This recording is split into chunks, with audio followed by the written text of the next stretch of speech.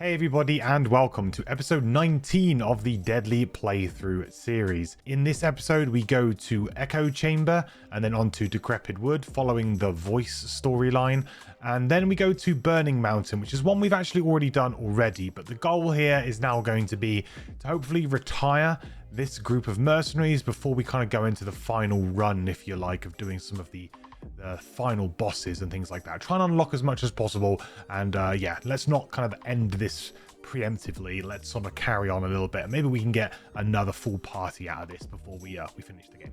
Okay, I will catch you on the other side. Let's get into this episode of the Deadly Playthrough. So what we'll do today is then we'll do side quests and we'll focus on retirements. That's definitely what we're going to do today. So let's have a look and see what we got on our characters. Shiroy, what do we got? Earn 15 perk points from completed battle goals. That's fine. We just need to make sure we win scenarios, and we will just have to really hyper focus on this. Could be done quite quickly if we do the double perk points. Always hard to do the double perk points though on this level of difficulty, because they usually require you to really hinder yourself. So we'll see, but certainly we can get this done over time. Shouldn't be too hard. If we can get 3 scenarios done today, let's aim for at least getting 3 perk points, maybe 4 perk points today. That'll be good. Kill 20 elite monsters, easy. We just need to continually focus on it. We don't actually unlock anything new here. We just get the quest and the prosperity, so nothing like crazy. But I think we should do this anyway. And then Claw Patrol is complete 1 quest in each area of the map. We've done Gloomhaven, we've done Dagger Forest, so we just need to do Lingering Swamp and Watcher Mountains, because we've done Copperneck Mountains and Misty Sea. Okay, so Lingering Swamp would be a good place to start today. What have we got? We've got 1 that we've already completed. That's a shame. I kind of wish we had one that we hadn't completed. And what was the other one? Copperneck Mountains. No, we just done one of those, right? Watcher Mountains. There isn't many quests in these areas, huh? All completed in here too. Maybe we should just do something else then, and maybe we can unlock something here. So we've got Vibrant Grotto we can do. We've got Underwater Lagoon we can do. Oozing Grove, Nightmare Peak, Echo Chamber. Echo Chamber's an interesting one, because we can actually complete this one fairly quickly if we play... like if we kind of cheese the scenario mechanics a little bit with our Claw Patrol. I think we can actually complete the scenario very quickly. So that would be a good way to get a quick perk point, and maybe like a quick kill an elite or a couple of elites or something on Orlando Doom. And then maybe we can open up something else. I know after Echo Chamber we get the whole voice storyline here, which might be quite good. So let's go do Echo Chamber, and then we can kind of go from there, I think. That's a good place to start.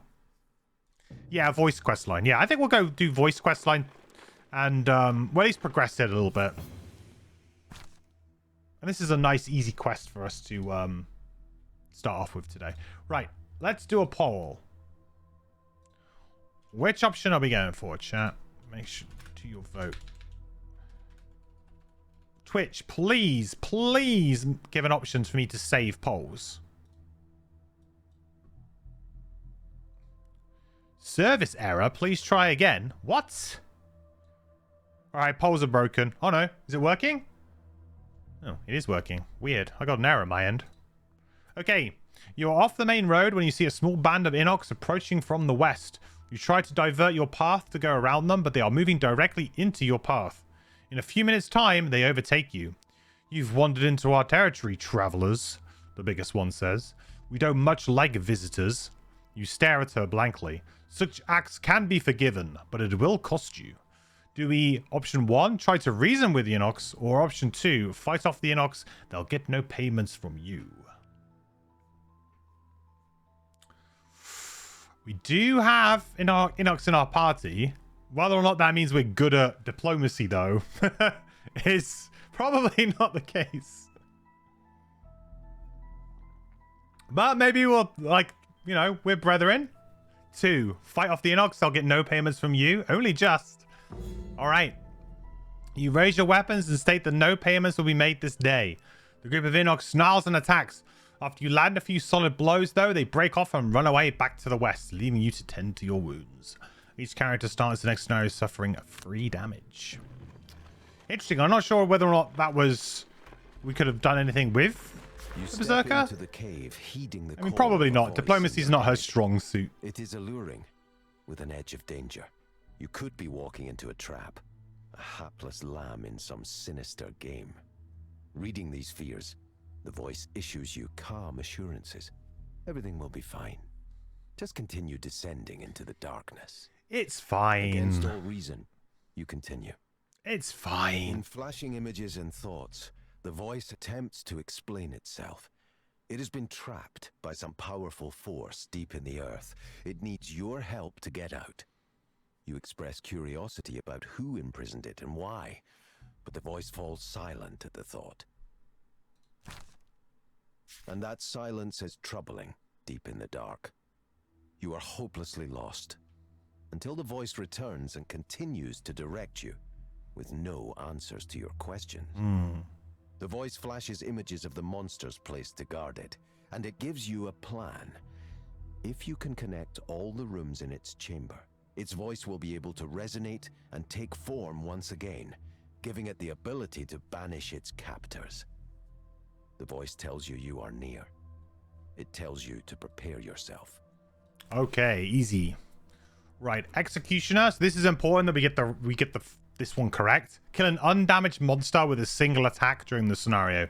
This is something we can do quite easily on this character, right? We bring in Resolute Stand or Glass Cannon. Should be quite easy. Be the first to kill a monster. Can be a bit awkward.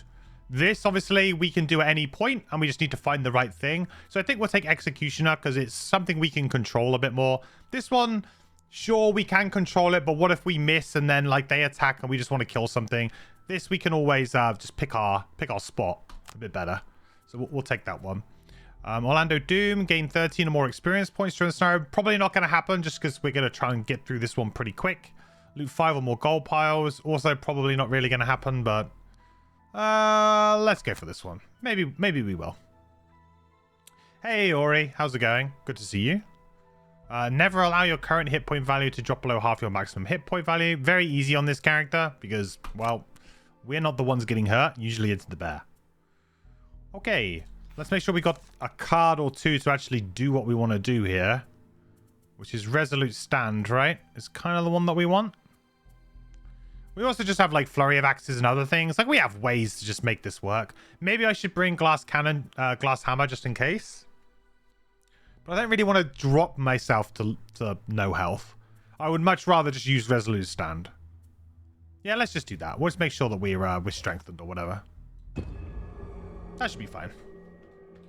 Blood Pact. I think we've cycled Blood Pact out now, right? Have we? We're getting to that point now where, like, we just don't really... I mean, we can use it, but I don't think we've been using it. We've been using, I've been experimenting a little bit more with, like, Fatal Fury and Spiked Armor a little bit more.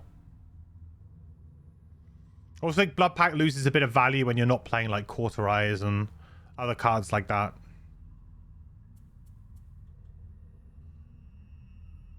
Right, so we got a good couple of elites here. So potentially some good fodder here for our Doomstalker. Let's focus on these. Let's focus on these guys.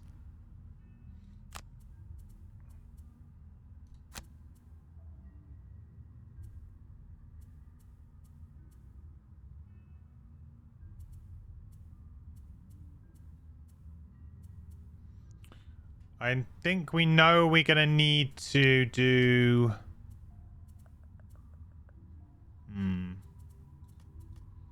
I know I'm going to need to Ancient Ward here. It's just whether or not I can kill something super quick or not. Generally, I tend to just play this particular room pretty honestly.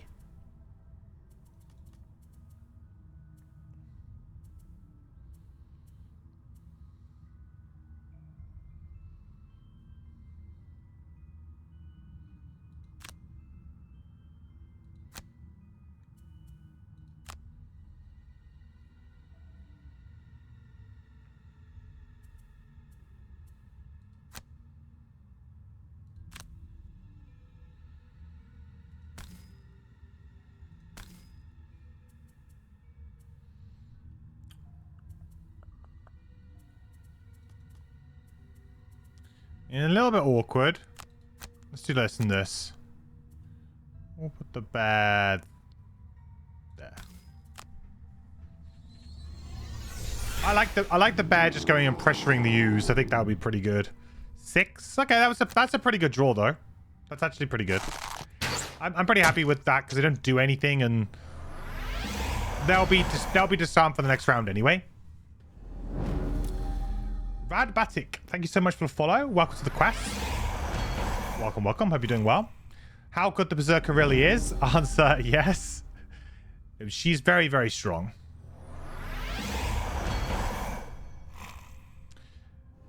She's a character that I really enjoy from levels up to like level 5. And then after that point, I actually find that she becomes a little bit less fun to play. Purely because she gets so strong. Like she gets like cards like this that are just really good value. Like ridiculously good value.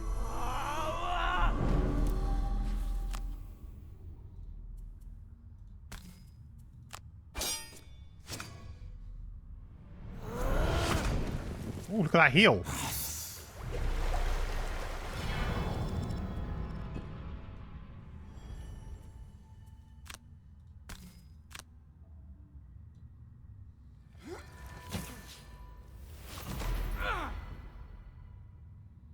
I'm gonna stay away from this guy too.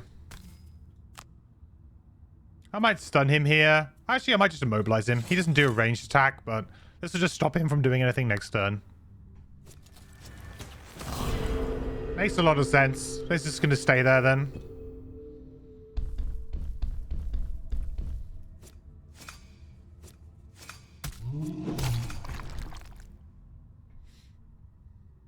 Now I kind of have to protect the bear a little bit here.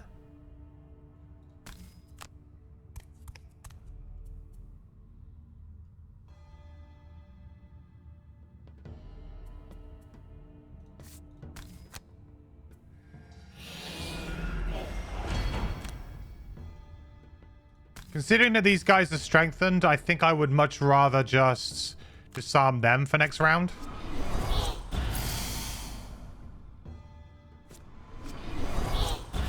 Like, potentially they could be incredibly scary.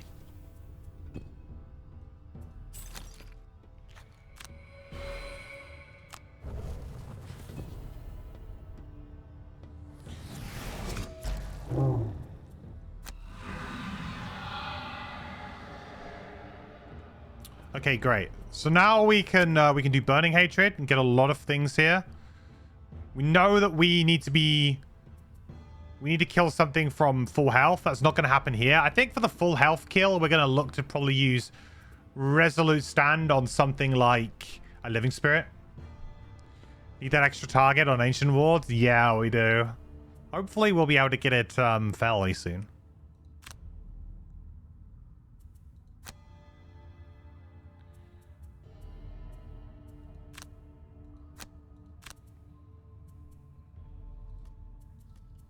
Okay, so then we got press the attack. And we're using pending end. We'll just keep trying to pin this guy back.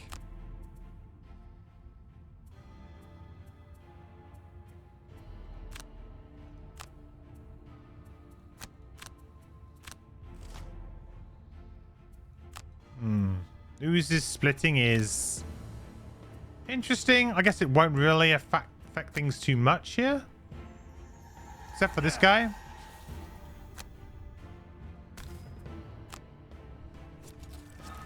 Boom! There it is. Oh. Oh, that's one. Chuck that one up. Jesus.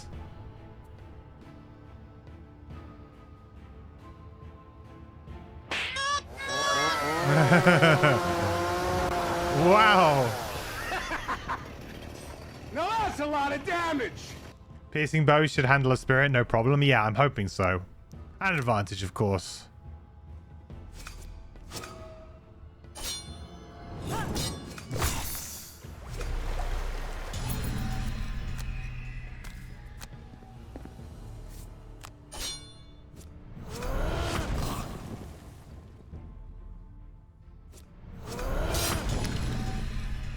No, I actually didn't want the stun there.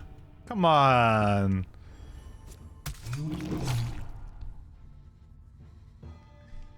Hey, Chuck Driving Gamer. How's it going, buddy? Good to see you.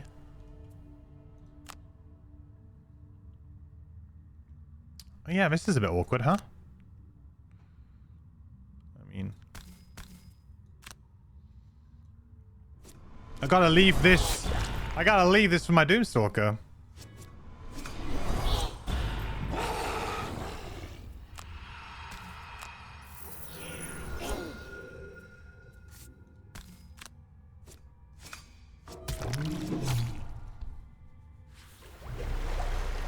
Alright, making nice light work of this room. We are going to get a split here, which is a little bit annoying, but I mean, we've handled everything else pretty well, haven't we?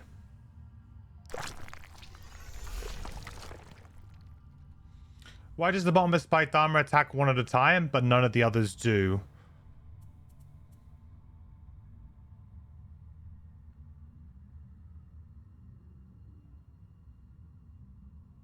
It's a good question.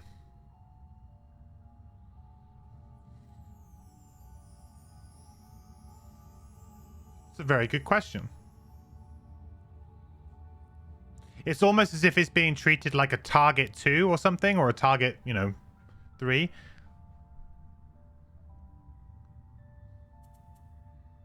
Versus, let's say this.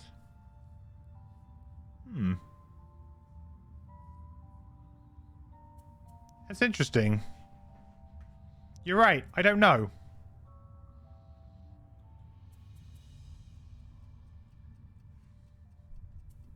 I don't really know. I mean, it's working as intended, I guess, but yeah. That's a fair point.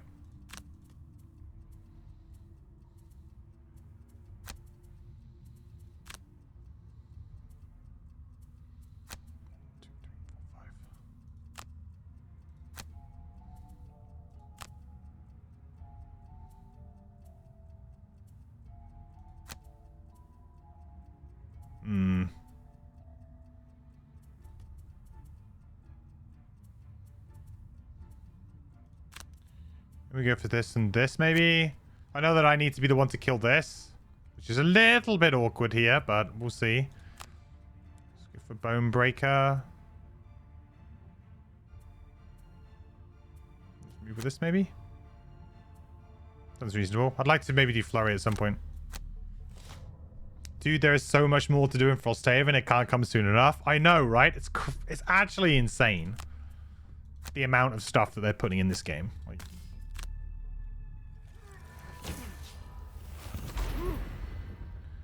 Like I said in my video, they are verging on like video game territory. They really are.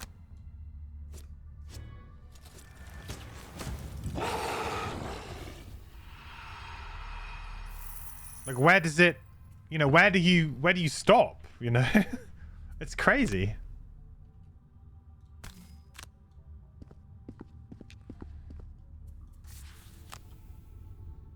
The only thing that I'm thinking now is that I hope that the game doesn't become too much, like just too much stuff.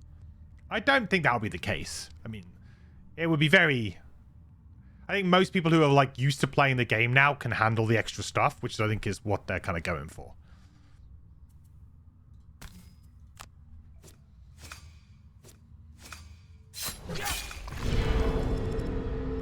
Yeah, that's a casual 10 damage right there.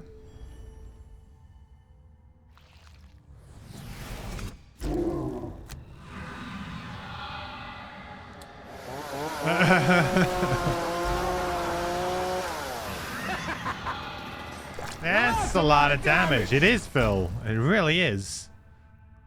Just from... Well, I say just from an attack 5, but... Yeah, it's still a lot.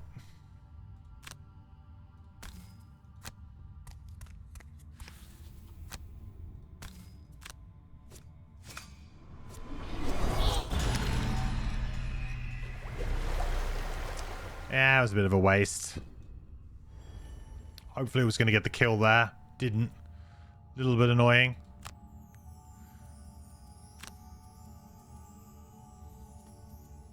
Right, I don't really care about any of these guys, right? There's none of these the guys that I really care about, so.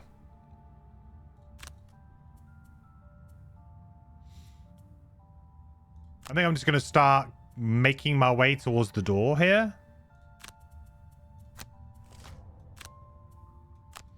Ooh, a split is a little bit nasty, or at least not really what I wanted to see there. Let's heal for 1 to remove that poison, and now we can attack these, both of these, and we get the full effect of the heals. Or maybe not. Didn't technically damage this one. Bugged.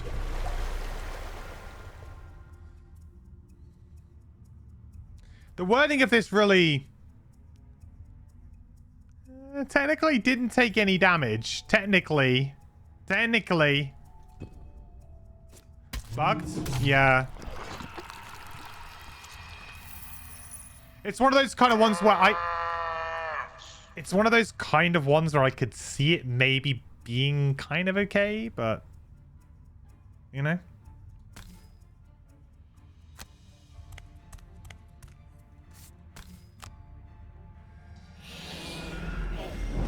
This thing's gonna split. There's nothing I can do about it.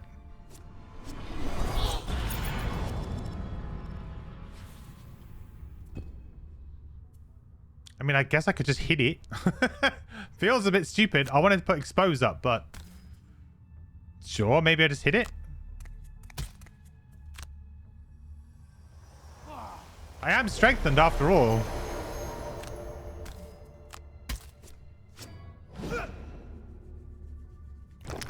Hey, it's lowering the health of the extra ooze, right?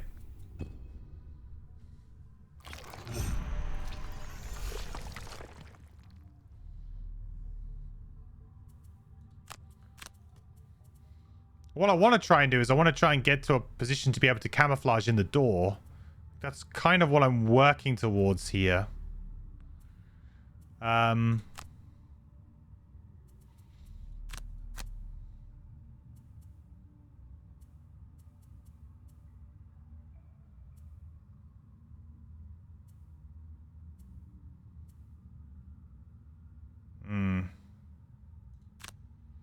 And I would love to use Darkened Skies at some point.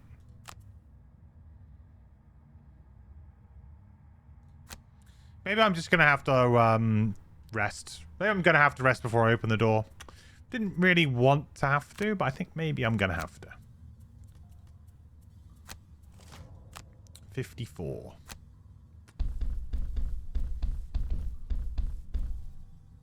Spawned as 6 health, but he has 8. What? It's 6.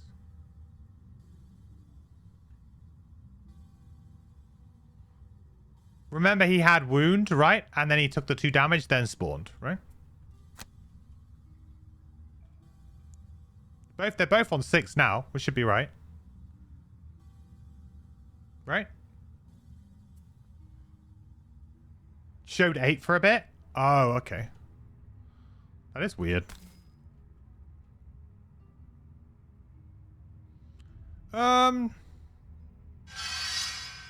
Sure, let's do this in this. Oh, it's target 3. I always forget this is target 3. And I should have done the bottom of this to remove the poison first. What an idiot. It's fine, whatever. Whatever. Hey, Andy, thank you so much for the Prime Gaming sub, dude. That's very kind of you. Welcome, welcome. Thank you for using your Bezos and bucks here. I really appreciate it. Thank you so much. Welcome to the Adventuring Party, my friend. Good to have you here with us. I really appreciate the support. Hey, Helgen. And Anarchy, welcome to the quest. Thank you so much for the follow. You've been having fun speculating on the unlockable classes based on their symbols. You're especially excited about the spiral cone-shaped jester, maybe? I haven't actually looked at them too much. Again, I don't want to... like, I just don't want to. Because I feel like... I mean, maybe the Gloomhaven ones were more obvious. I don't know. But I felt like I kind of got it last time. So...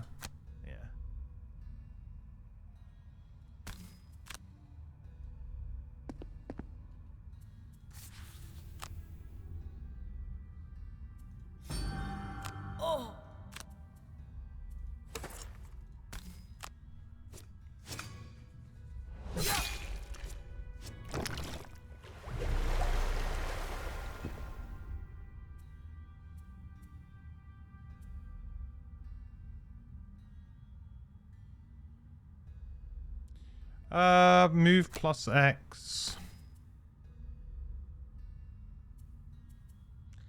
Well, it's either I let the bear attack for 2 or I attack for 2. Different, isn't it? Actually, I could make the bear attack here and then detonate, maybe? Hold up.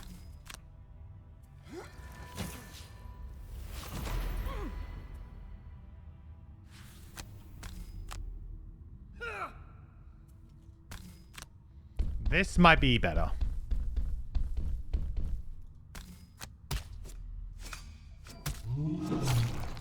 Yeah, there you go. That would sound alright.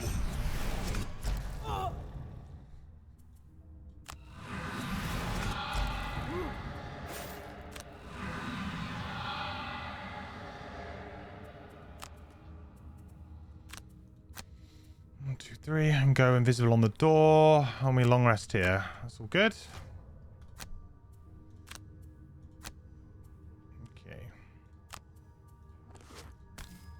Oh, I need to get all of this loot, don't I, as well? Yeah, they're these living spirits. Now, they do have flying. This does make this slightly more awkward. They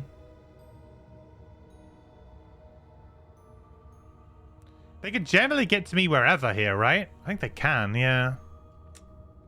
So I guess maybe I should try and split up the door? Where's the best place to go here?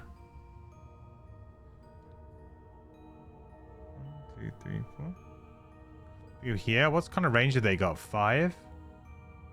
Oh man, this was a really bad one to open, huh? This was a terrible one to open. Let's go here.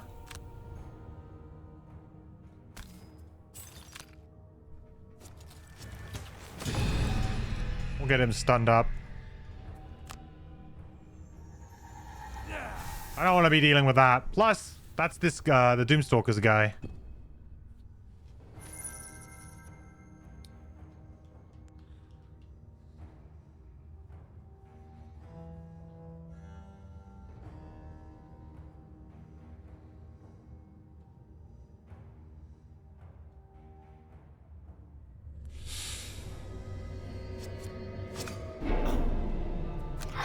Well, at least I'm going to have a decent resolute stand now, right?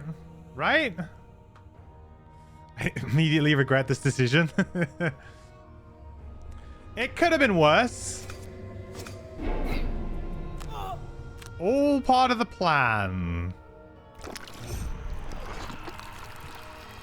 Right? All part of the plan. Am I doing this solo target build with Doomstalker? You started one and wanted to try out more AoE. Yeah, I am. I generally go for like the exposed build, which is generally single target. I did go back and take Darkened Skies though, so that we just have one kind of card for those situations where we do need to have a bit of AoE. I don't think the character has great AoE unless you go for the multi-Doom ones and the Dooms kind of just split out everywhere. I find that build to be, I don't know, a little bit weaker. I mean, it depends really on your party comp. I think Darkened Skies is a really good card. It's just sometimes a little bit hard to get it into the build because this character feels very focused. So just trying to squeeze in an extra card when you're leveling up feels really hard because the game gives you really bad options at level 1 in terms of attacks. So every time you're leveling up, you're just looking for better, more viable attacks. And taking a big burn AoE, it always feels a little bit weird. You take Crushing Wave as well, I think, at a higher level, like level 7 or something. That's another pretty good one. The early levels are so terrible. Yeah, definitely. It's a character that you can kind of tell that they wanted to give you all of your Dooms, or the majority of your Dooms at least, at level 1 and as X cards to just kind of give you a, like, these are all your tools that you've got, right? But ultimately, I felt like that ended up meaning that the character is very unfulfilling, like at level 1, 2, and maybe like level 3. So things start to get better, but yeah. The argument is that the character would probably never have been played at level 1 when it was initially designed, or never thought that it would be played much at level 1. Because it's going to be unlocked chances are you're going to have prosperity 2 or 3. Then you can give the character some extra cards. That's kind of like the reasoning around it. But I personally feel like all characters should be playable at level 1. Just so that players have that option. And Triangles is another character that suffers from that. Was kind of put into a position where they're not very good at level 1, but they can get better quite fast. But if you're playing Guildmaster mode, for example, now, or you just want to play at level 1, you have less options.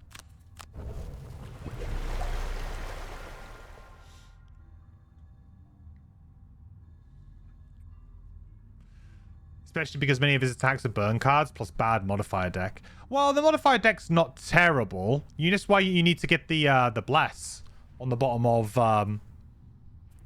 a Moment's Peace. This is why this build that I'm playing is very strong, is because you just use a Moment's Peace to heal up, get yourself a bless, and then with Expose having constant advantage, you just know that you're gonna be able to draw this bless like sooner rather than later. And that's why I think it kind of gets the nudge over maybe other builds for me. Because it's just very consistent. In my videos, my characters have 5k gold. How did I get so much? You often find yourself in need of gold. Well, that's my Guildmaster save. And I have played that save for probably about 1,000 hours. So that might be why. So you play 1,000 hours, you probably get 5,000k gold too.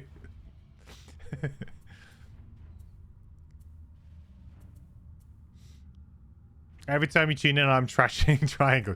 Well, it just makes it so easy, Phantom. I'm sorry, it's low-hanging fruit. Ugh.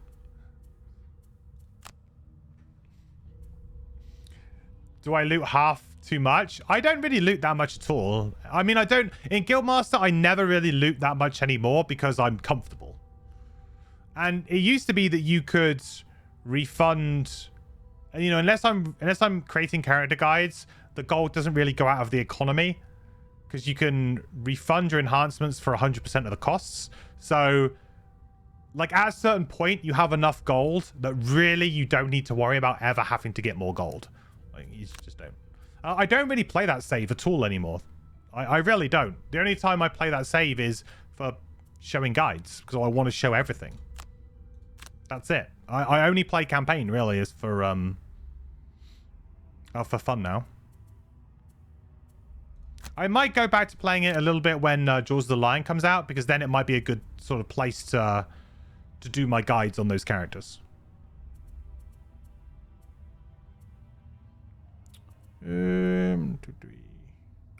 How do I deal with this room? I really want a flurry of axes, don't I? I mean, come on. Come on. We know.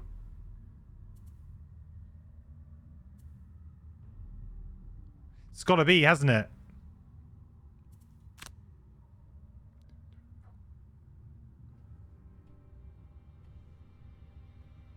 With this, it's just too good.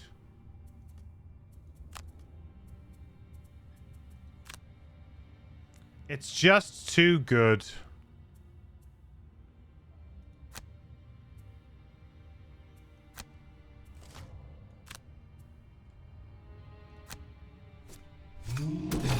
And hopefully they'll get our battle gold too.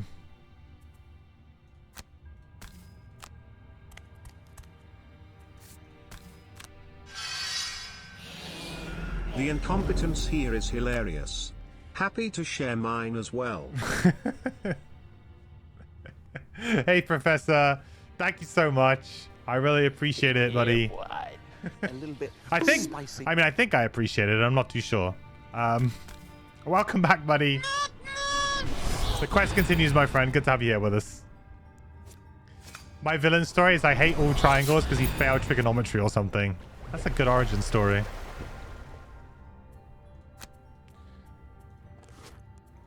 Also, they killed my family. My family was killed by triangles. It was a very messy affair. Oh, hang on. Is that what I want to do? 1, 2, 3, 4, 5, 4, 5, 6.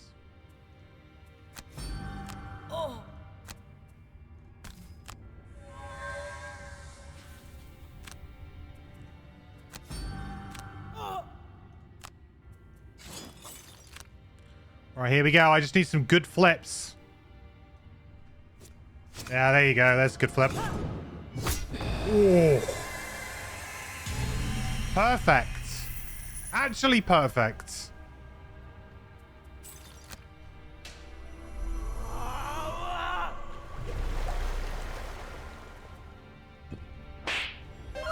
Wow. Triangle's easy fix. A little nail polish to paint over all those lost icons. Make them discards.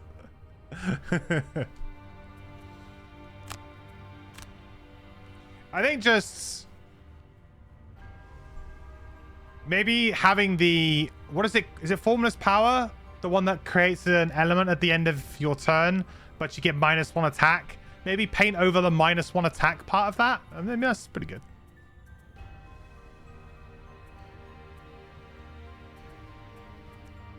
Just get rid of that bit there. That's fine.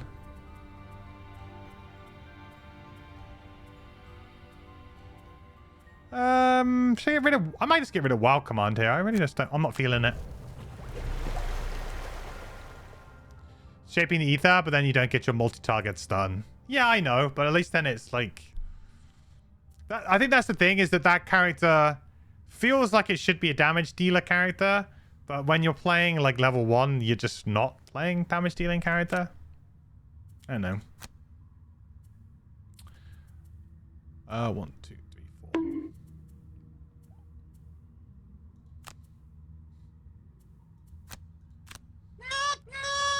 I guess I want to try and kill this before anything else happens.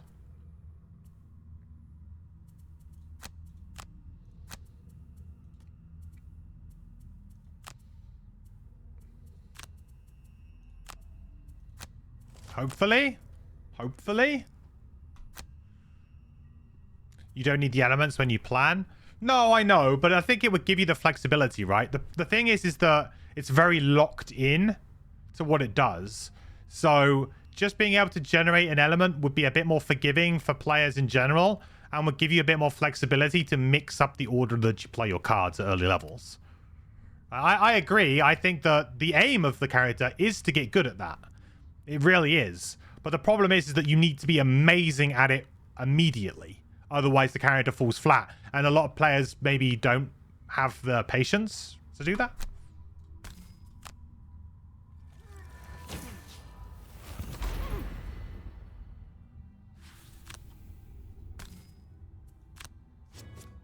Yeah. Oh, we are on fire. Battle goal done. 3 elites killed. We're getting it done. We are getting it done.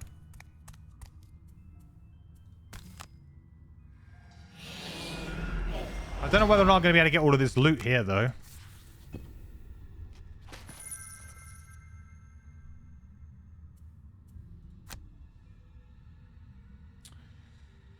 So this is always a weird one where we just kind of need to go really hard and open the doors and stuff.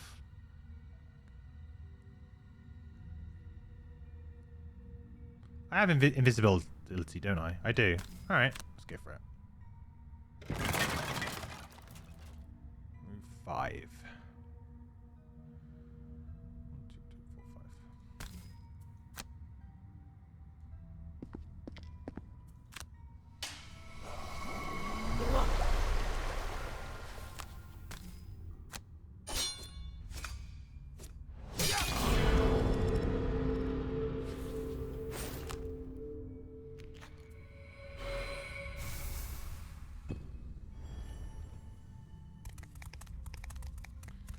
Gloomhaven versus Elden Ring, go. Well, I'm good at Gloomhaven, I think. Not so good at Elden Ring. This is... I mean, maybe not.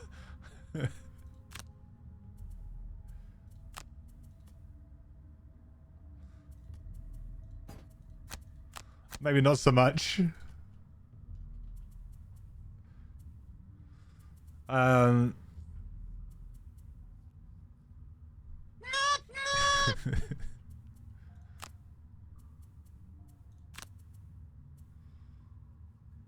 Something tells you I'm better at Gloomhaven, really? I'm offended.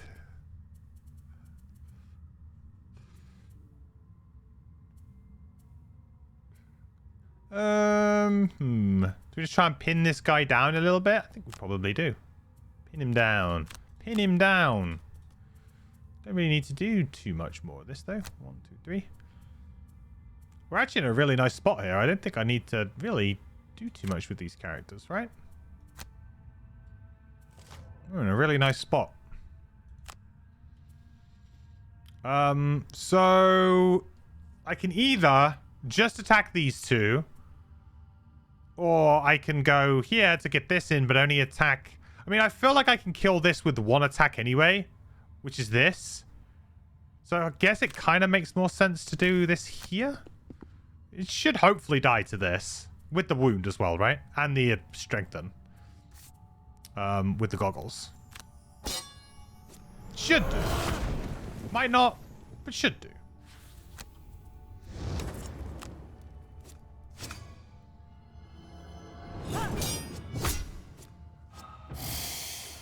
There we go. Just. Attack 6. That's a big attack, huh?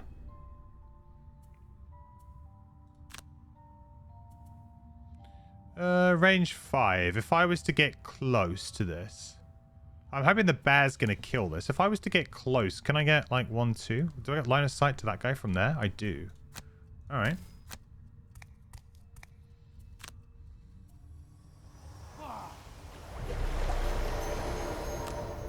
See if we can finish this guy off.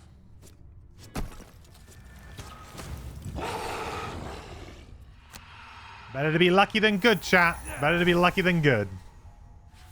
What's with the special rules in this one? The weak sections of cave walls function identically to doors. So it's door. Why the additional text? That's because technically here is a weak section of wall. I think there's like one wall and I think it's here. You're right. It's a bit weird. But it's because this is actually a bit of wall from the scenario book.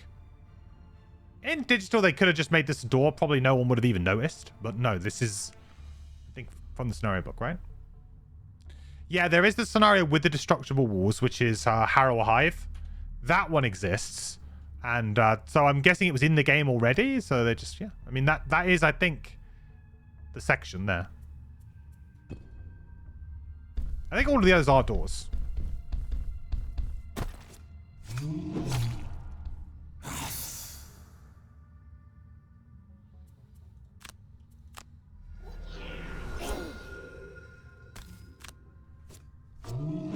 Oh, come on! This strengthen better get there.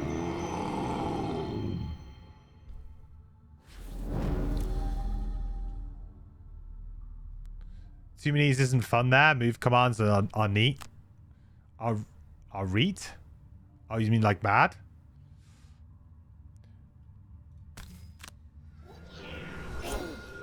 Yeah, that scenario does suck in digital because they haven't managed to errata it or anything. Like in the official rules for that scenario, it works very well, but I can see that in digital they're like it's really hard to program, so they didn't.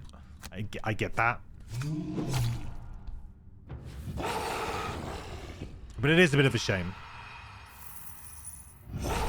Neat.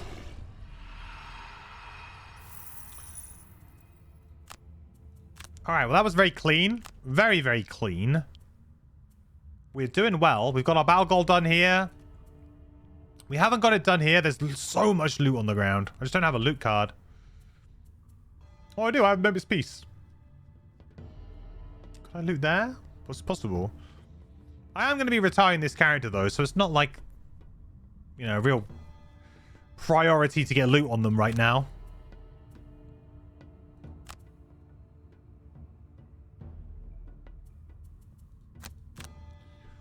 Really, I might go and open these doors, maybe?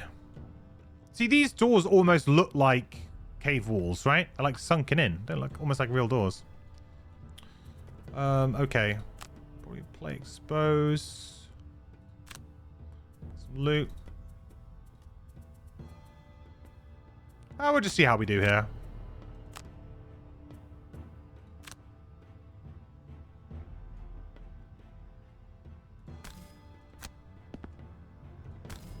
Yeah, I'm trying to retire them, so I'm not even going to worry about loot. I'm just going to make good move decisions here. Keep pushing forwards.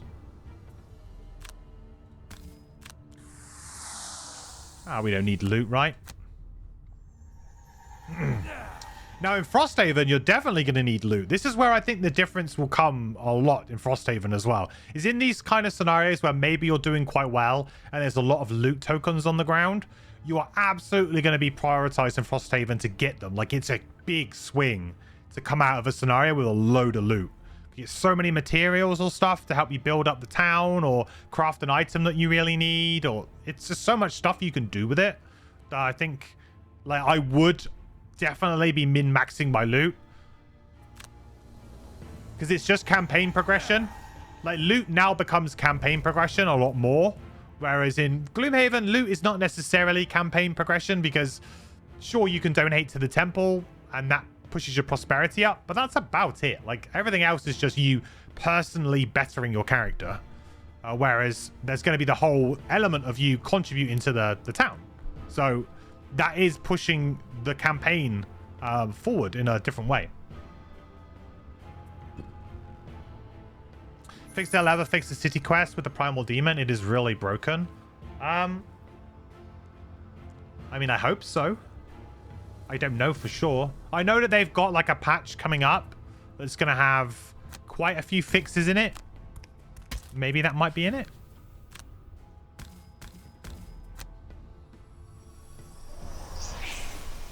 You're going to get filthy rich too, because after all the lieutenant cards are gone, every loot token is worth 3 coins X times scenario level. After every of the lieutenant cards? Not sure what you mean. Lieutenant cards. Is there something that I didn't read?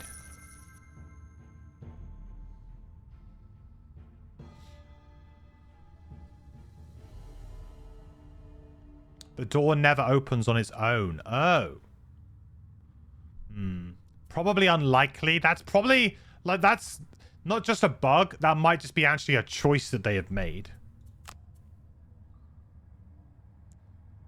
Oh, I thought like there was a new type of card called Lieutenant cards there for a minute. I was like, what the hell? What rulebook were you reading? I was like, I've certainly missed a section out somewhere in that book.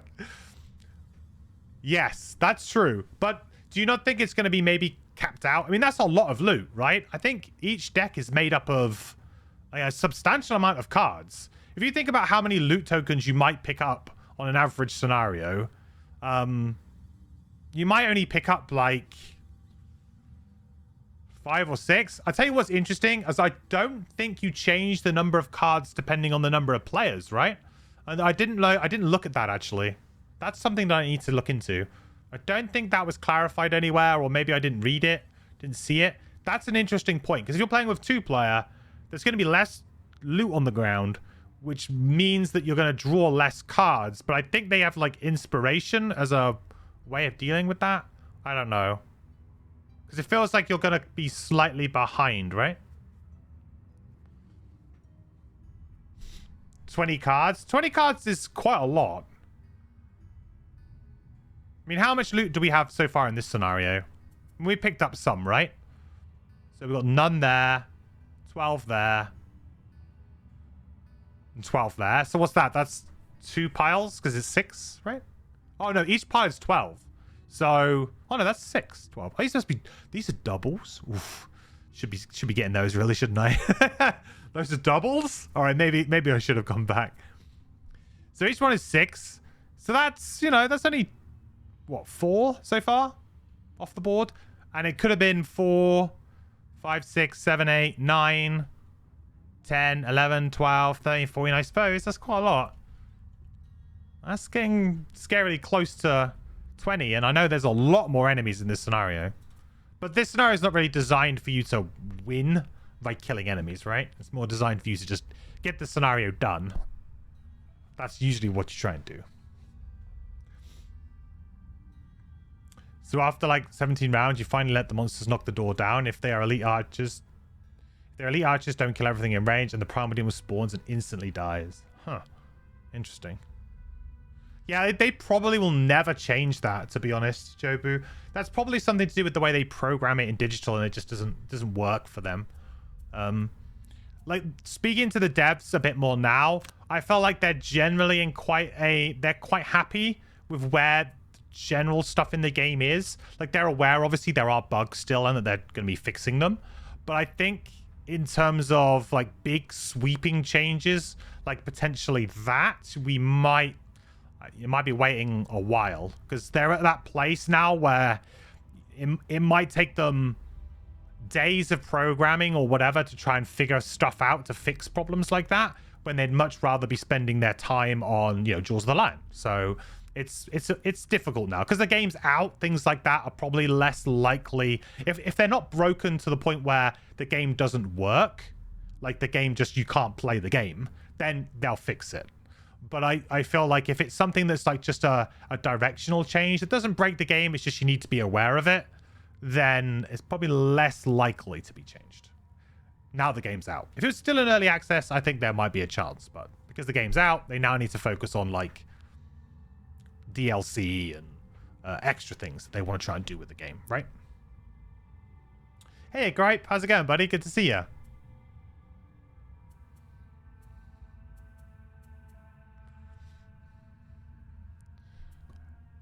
You had a nice, nice break with after your stream.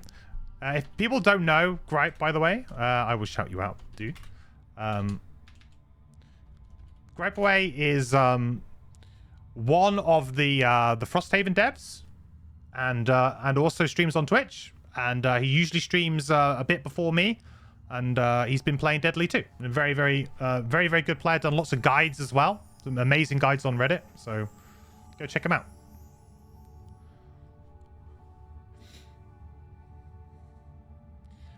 The bottom of black hole works approximately half of the time you use it. Do I expect that will be changed? That's a good... yeah.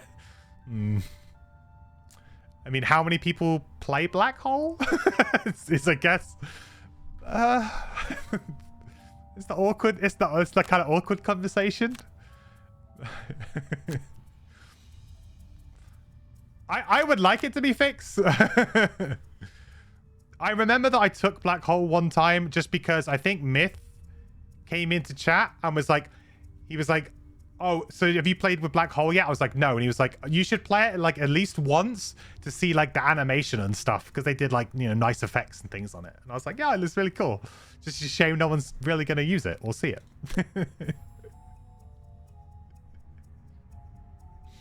Anybody know of an online vendor that is accepting Frosthaven pre-orders? I think if you go to the Kickstarter page, there is actually a link at the top saying like pre-order from a retailer. I noticed that appear the other day.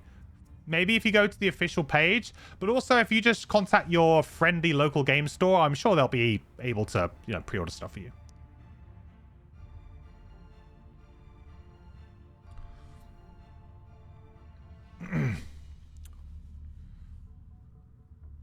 The animation is definitely excellent. Yeah, it's really good. It's just, I feel sorry for the animator who spent so much time on that card. They're like, wow, this is cool. Oh no, no one ever plays with it. I should have used my stamina potion here. I'd have a really good camouflage turn here if I actually had it in my hand, which I do not. Maybe I just go for camouflage next turn. But then I have a very do-nothing turn here. Very, very do-nothing turn. Yeah. Unless I kind of move 5 and just run back. I guess that's okay. And I could put... I mean, I guess I could put a trap there for fun. But then the bear's just going to walk through it. Like... Ugh. Damn you, bear. Also, this would probably be the better door to open, and then we surprise them this way. I mean, we're going to do the pincer movement. Get them in, and then bang! In we go. Flanked. Oh, I just changed batteries in my headset. That's for like nobody will ever pick Black Hole instead of Inferno. Just let it be bugs. I mean, possibly. I know it's like bad to think like that and to say that. Obviously, as someone who really enjoys the game in its correct and purest form, I would love everything to be as correct as it could be. And as functional as it could be. But, you know, the honest truth is there's bugs in many video games, you know. In Gloomhaven, it's harder for them because there's actually like something that we can reference to say it should be this way. Whereas, you know, if it was a normal video game, a lot of these problems, they could probably shrug off and just be like, oh, we meant it that way.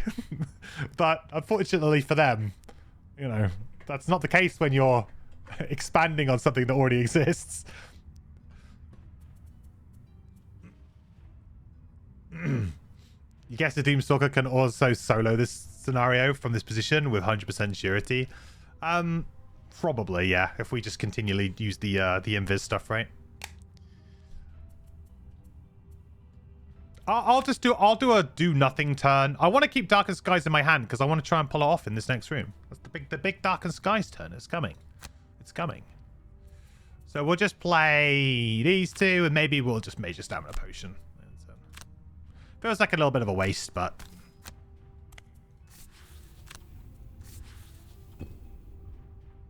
ooh, nearly didn't do it.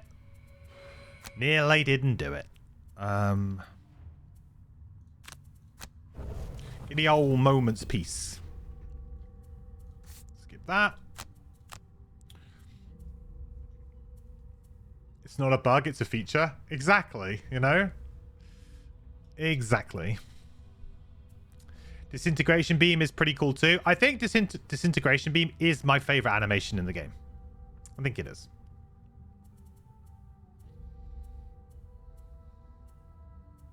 I do generally like the Doomstalker's animations though. I like the Doom animation.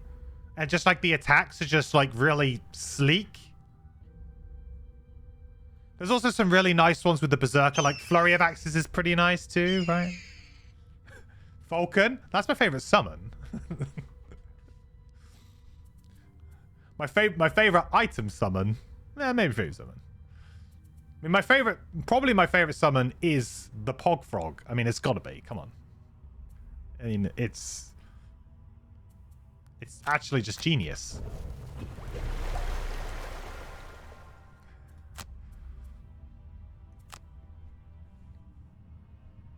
You've been playing a lot of Total War Warhammer 3 lately, and honestly, you don't know what a bugged game is until you've touched that. Is it that bad? I've seen a lot of people playing it. I was watching Core Maker play it actually the other day, and it's a game that I've always been interested in, but always just put off by I think just the level that it takes to get into it.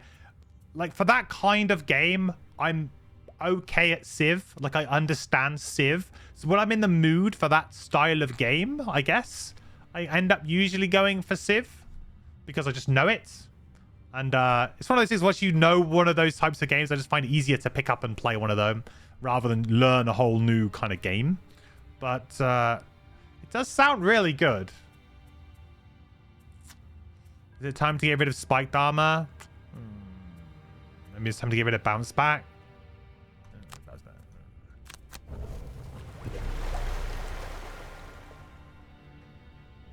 Rat King?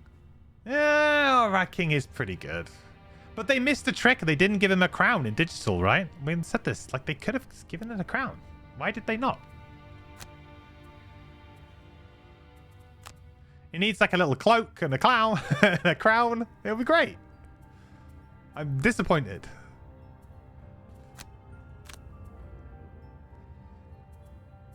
Right, so how are we doing this? I think we're going to open here.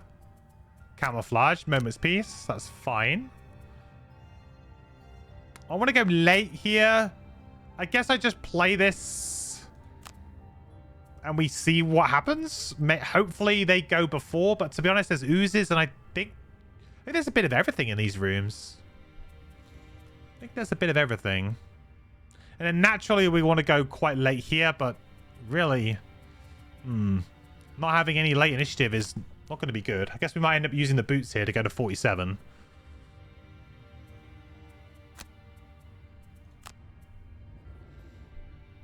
Yeah, let's go 47. Preempt.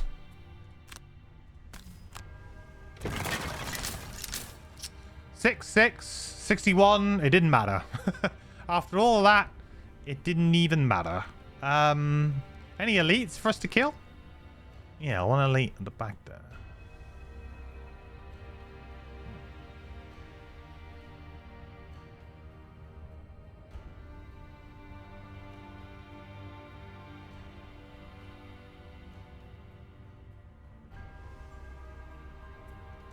I guess I'll stay here.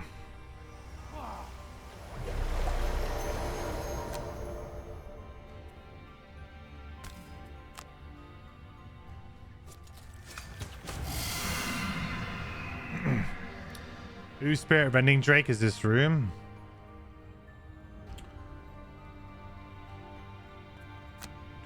This one's like all losers, I think, right? Or one of these is all Drakes, and one of them is all losers. I don't think I've ever got this chest on deadly difficulty. Ever. I might not have even done it on the one step lower. I think I've always just completed the scenario and just forgot it. I'm going to have a look and see what it is. I'm taking a look. Cheating, not cheating. Maybe something I can go get. Do. Campaign chest list. What's the scenario called? Echo Chamber. Oh, it's definitely one we should get. It's definitely one we should get because we're trying to retire stuff. We might get a decent. It's a side scenario, so we might be able to get a side scenario that's in either the swamp or the Watcher Mountains. So we should definitely do it.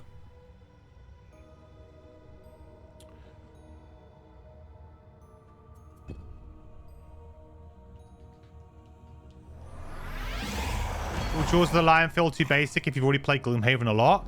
I would say no, because I actually think that at times the scenario design in Jaws is better than Gloomhaven, and the story is much more concise and like condensed. Like Gloomhaven is very sprawling, whereas Jaws is very tight, and it feels tight and good. So, like, don't get me wrong, like, Gloomhaven is like the fun of building all the different characters and mixing them up is like a lot of the fun of the game. It's a huge fun of the game. But in terms of like a story-driven like experience with just good scenarios, Jaws is like really good. You know, Gloomhaven has those odd scenarios that are just sort of like, whatever, or maybe not so enjoyable. I felt like Jaws was just every scenario was like interesting. I don't know. Has consistently better scenario design than Gloomhaven for sure. Yeah, I mean it's also like when they were creating it, obviously it was much more like they did the book so they could do different things with the book than they could do with the tiles. The system itself was already sort of designed, if that makes sense. So, you know, when the campaign for Gloomhaven and all of this was created, it was all created together. Whereas Jaws, they were like, oh, we don't have to worry about, you know, the mechanics of the game. We've got that down. We can just worry about interesting, you know, characters and interesting story design and scenario design. So they didn't have to worry about, oh, we now need to design a whole game system. It was there. It was done. This is a pretty big attack.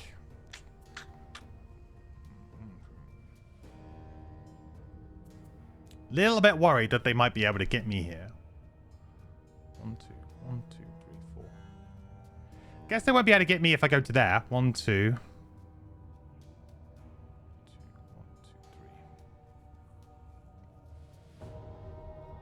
3. Yeah.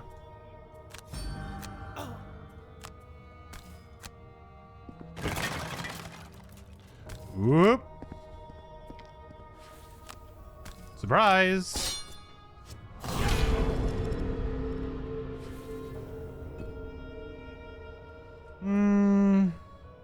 I think I'm going to do Spiked Armor, Burning Hatred next turn, so I don't think I need to get anything back.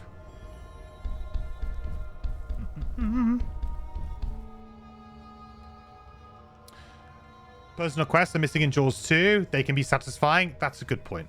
Yeah. I mean, that's like what Gloomhaven does really well, right? The progression and getting those characters. I do feel like Jaws, you kind of like, you only get to play that one character, right? So you do miss out a little bit on that kind of discovery and fun that you do get from like, oh, this is a brand new character. Like, for me, that's a lot of the fun of the game. Like, Jaws is not very replayable within itself, but bringing the characters into Gloomhaven will obviously add that variety in, because then you can start playing those characters with everything. So that's why it's going to work so well as a DLC, right? Rather than like a standalone game. Because I feel like if you play like Jaws just as itself once, yeah, you can replay the scenarios and everything. I don't know. I feel like it's pretty much done at that point. Like, which is fine because there's still a lot of entertainment in the box. You know, for what you pay, it's great. Still really good value. I stand by the fact that I think Gloomhaven is the best value board game ever. Like, it's actually ridiculous. You know, I always like liken it to stuff like the Fantasy Flight and Cool Mini or Not put out, where they put out like half the amount of content and charge double the price of Gloomhaven. Like, it's actually stupid.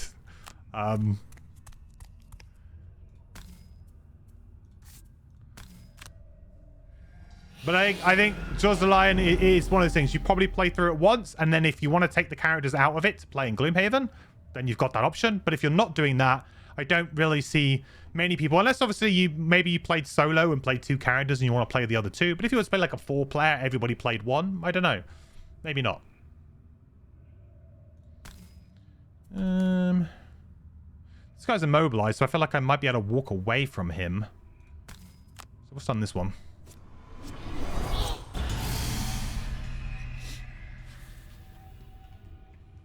Hey Feralid, first time being able to catch a stream. Hype for the new Frosthaven rulebook. You read through the campaign stuff last night after my video. If Gloomhaven is sprawling, what's Frosthaven going to be like? Yeah. Well, the funny thing is that the I guess like the outside scenario phase of Gloomhaven was fairly brief. Like what we used to do is I would play we'd play like one scenario. And then we would maybe do some stuff in town, like individually, like you want to go to the shop or whatever. So everyone would just kind of do their own thing. And then we would resolve, you know, city events and everything together. That was quite a quick process where I felt like in Frosthaven, there's going to be a lot more kind of like talking between us about what we want to do. Because like before it was like, oh yeah, I've got some gold. I'm going to go to the shop and I'm going to buy this item. You know, the only other thing would be, oh, are you going to donate? Like, okay, yeah, might donate. And that's really it. Like most of the time you had your own resources and you spent them on yourself. Whereas now it's going to be like, hey guys, if we can get this amount of wood or whatever, we can go do this thing. Or like, I think that's really cool. So it's going to be quite a lot of game outside of the game. And some people will really like that. Some people might not like it so much. I think I'm going to really like it because I think it just expands a lot on it. So it's going to be interesting to see how that goes down because it's going to make game nights longer a little bit because you're going to have more to do in those times outside of scenarios. But then I guess maybe if scenarios are maybe a bit shorter, I don't know. Maybe then it all pans out. Really don't know. It's like wild speculation, really. Jaws has the benefits and negatives of being self-contained. Yes. Yeah.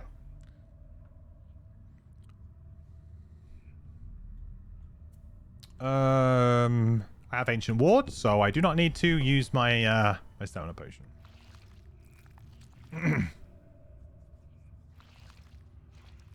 It's a great way to put it. Thanks, Jonathan. No problem. It's really exciting. I'm really excited for it. I'm gonna do a video about the campaign stuff, but I didn't have a chance to really digest it properly and kind of write my notes. Like I could have made a video yesterday. Well, I could have attempted to, but I wouldn't have got it out. But I could have tried to make a video that was like an hour long and went through a lot more stuff. I tried to keep the video under 20 minutes and failed. It still went a little bit over 20 minutes, I think. That was what I was shooting for. I was like, I want to make a video that's digestible for now, and then maybe we'll crack into some of the more like complex elements of it in future videos. Don't want to try and have to do it all in one go. Because I've only read through the rulebook once, and I don't think that it all sunk in, so I'd like to read it again.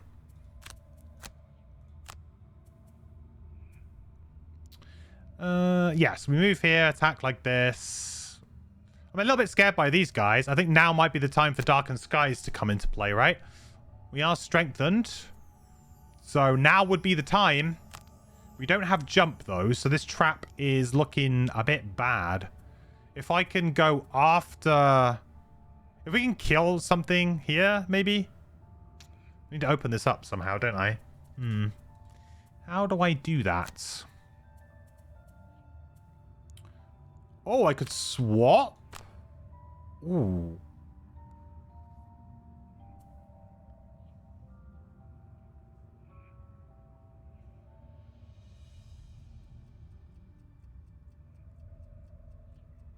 Swap?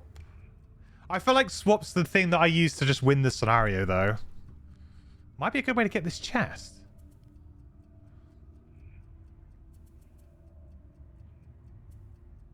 But then I don't get Ancient Ward off. Then I don't get Ancient Ward off. It's spicy, chat, but I think it's too risky. It's spicy, but I think it's too risky. Let's hope that the bear helps kill one of these, maybe.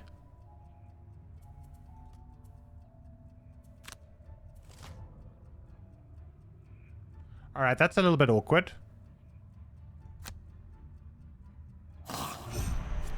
Yeah, boy. A little bit spicy. A little bit spicy.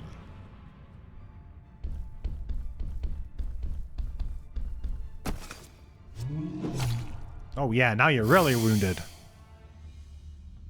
Super wounded. Okay. What's the range on this? 4. Attack 4.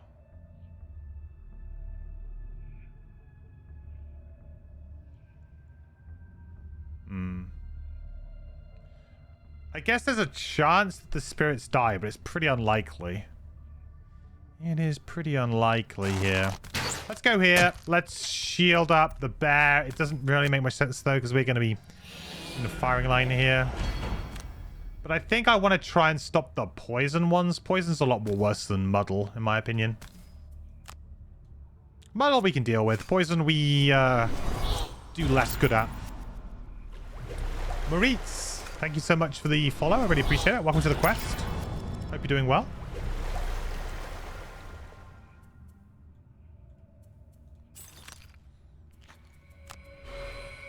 And we get Natural Remedy for another strengthen on somebody.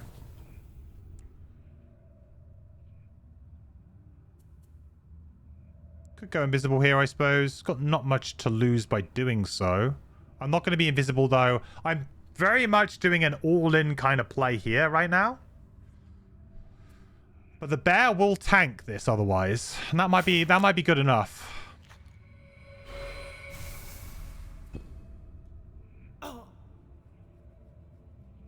I could still swap with Ring. Yeah, I could, couldn't I?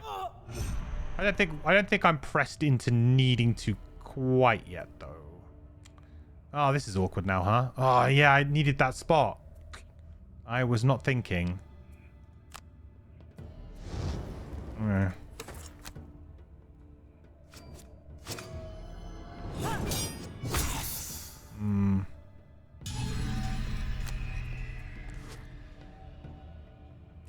There's no benefit for me to going there now. I guess I just sit here. I knew there was a reason why I wanted that spot. Kill it, please. Ugh. That's a bit awkward. That is a little bit awkward.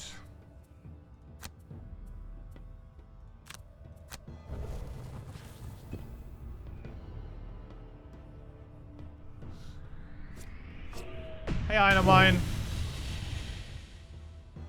Then I always play all in. True. It's kind of true. But now I'm kind of screwed because I can't do what I really wanted to do.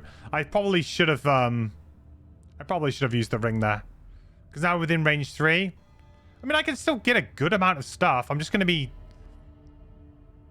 disadvantaged against these two. I'm still hitting a good amount of things.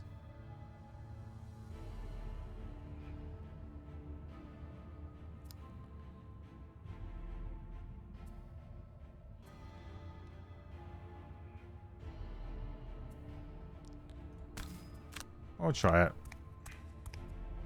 You can eat the trap. I would love to, but it's unfortunately a stun trap. That wouldn't go so well for me. So, this seems to... So this is one of those weird ones where it extends the range. I mean, I don't technically have line of sight anyway.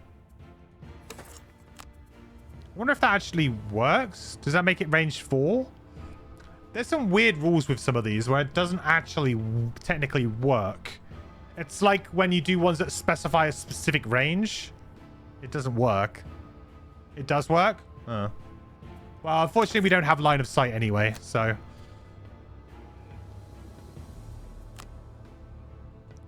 Unfortunately...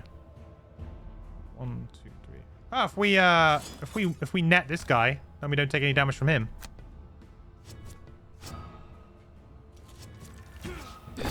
Ooh. Oh no, of course we do. We're going to be visible. I'm not permanently invisible. Wow. I mean, I guess I could be if I wanted to. No, I can't. I've only got race to the grave. Up.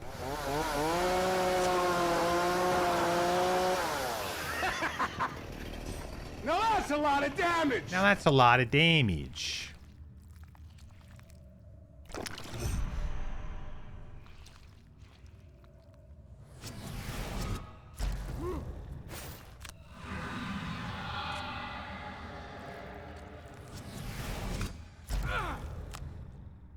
Ouch. Okay, we're okay. We're okay. We're all good. We're all good. Not panic stations quite yet. We should be able to hopefully kill this. Gonna ancient ward these. Probably this and maybe this. I feel like there's a really good detonate here. If I can get it. Let's do short rest. Ooh, that's a good one. A very good one. But I guess...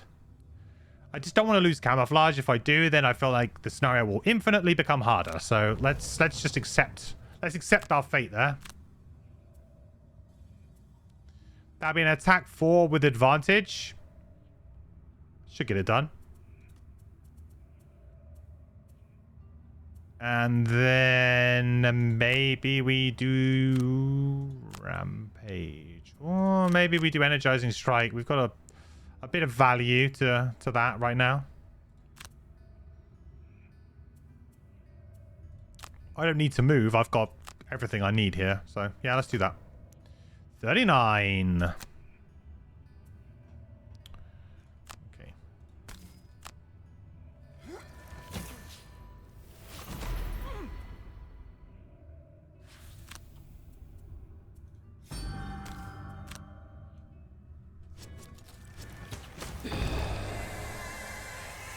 Not bad, not bad. Now might be a good time to use the ring. Just to either get a doom off on something else. Or to play camouflage. Or just to run away. To play like a moment's peace and run away. Yeah, sure.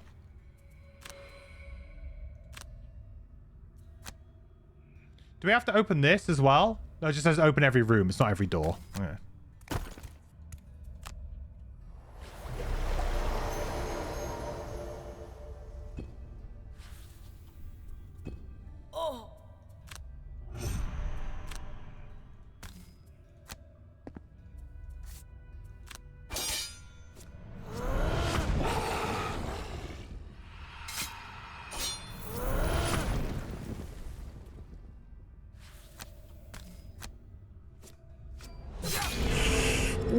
That's a bad miss. Ooh, that's a bad miss. Did the adjacent oozes take damage? They did, yes. It doesn't really show anything. They just kind of take the damage immediately when it dies.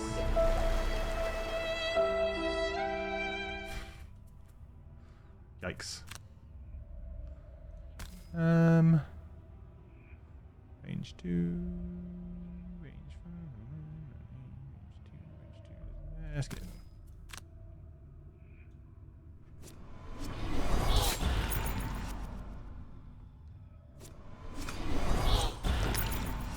think I'd rather not take all of that damage.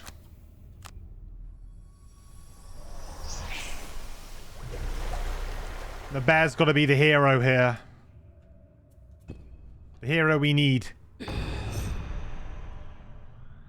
Gonna tank for a little bit. Okay. Not going so well.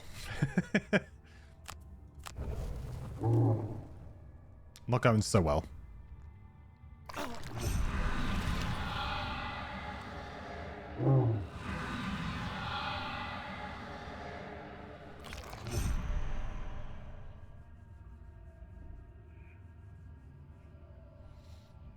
Okay.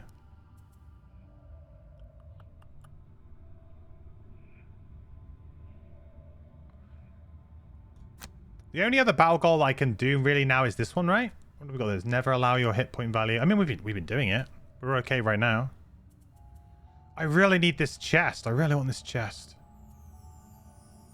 Oh, man, that trap is in such an annoying position. I really wish I could just walk onto it and use more of madness. It's so good right now.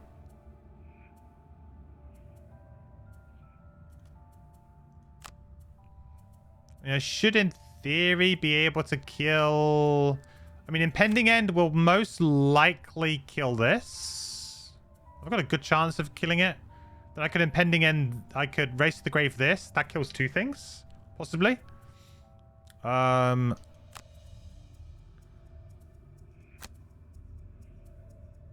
we go on the rampage. Is it time? Oh, God. They're splitting. Oh, God.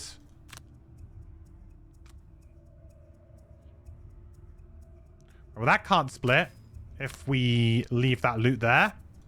Frosthaven rules aren't in effect quite yet, boys. Not quite yet.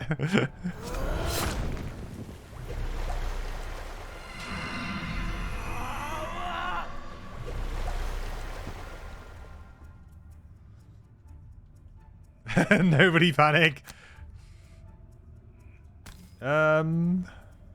Yeah. Oh. Die. This one's now going to die anyway, so I don't have to worry about it. Guess I just chuck it up on him.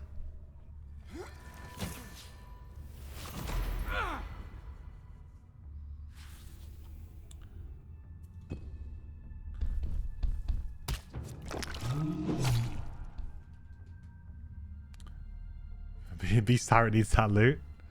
That's true. So I can... I mean, this one's not summoning anyway, I guess.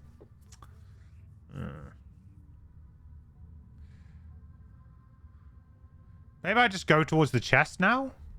It's a move 4.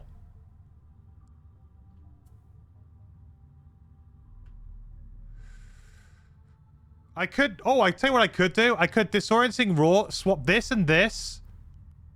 And I could go there.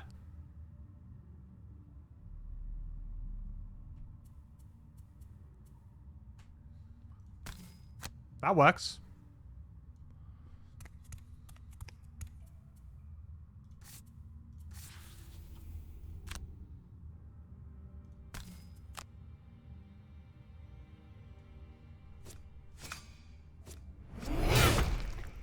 All right, nice try.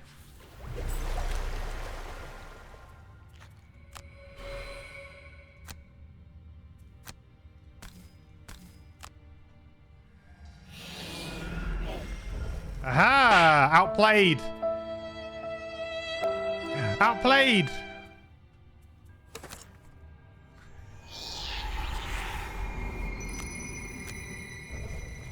Yeah, boy. A little bit. Is this a side scenario or part of the main quest? I think this is technically a core quest, but it's kind of like its own little branching tree.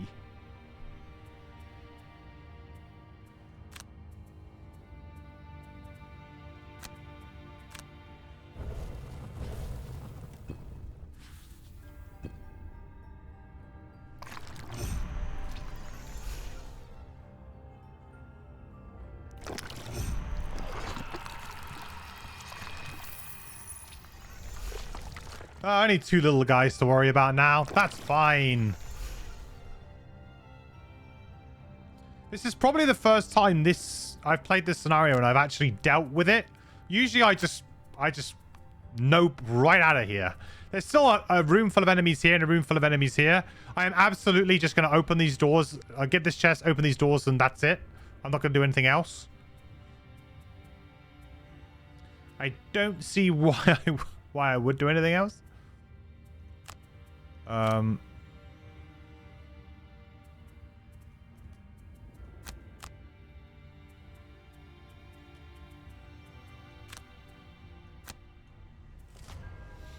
Oh, beautiful.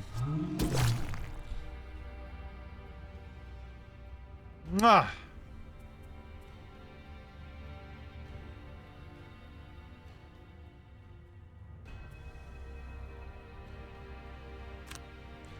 Although awkwardly, I kind of have to stay here now. A little bit awkward.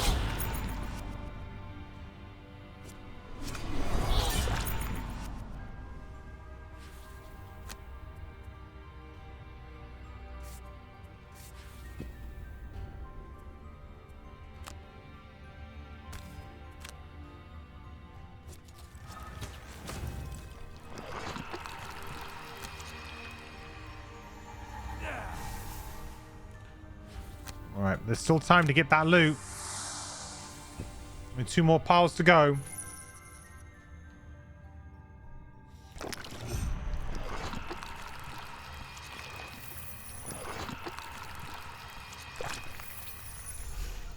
One to lose, all on your own. Okay, what should we get rid of? I guess probably just spiked armor now. A little bit concerned about getting rid of too many good kind of low value cards though. Maybe Strength and Agony. But then how else am I going to move if I don't have Strength and Agony? That's the only problem. I guess I don't really need to move much anymore. Hey, Bone Break is still pretty good. Burning Hatred and Bone Break obviously go hand in hand. I mean, I don't really need to move much more, do I? I'll be able to get away with just moving like 2 for the rest of the scenario. Sure. Sure.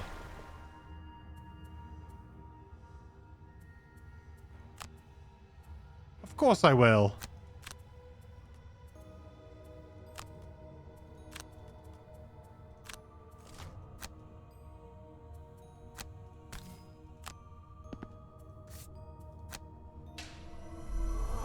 You beat using Grove yesterday. RN Jesus was with you. Your first split card didn't happen until round 6. That definitely is pretty lucky. Is that that's like the latest possible point. You drew every... No, you drew it in round 6. So there was 1 more card I guess you could have drawn that wasn't the split. That's still very impressive.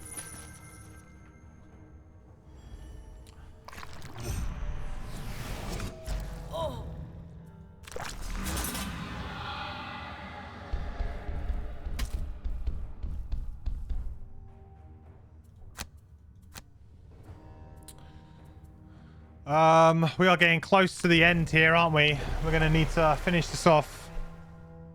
Get that loot.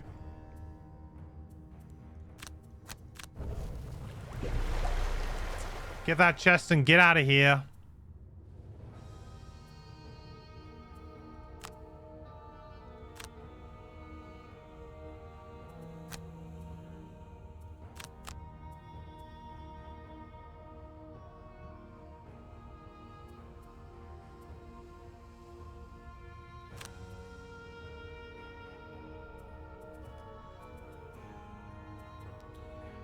Right, where's...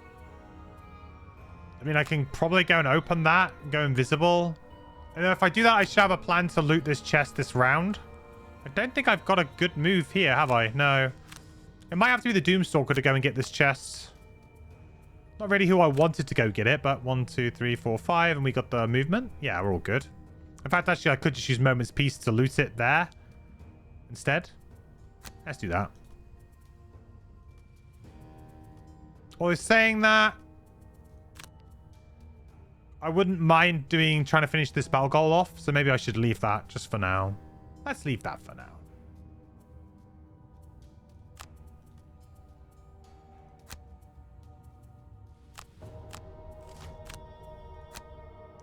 We don't have to do anything crazy here.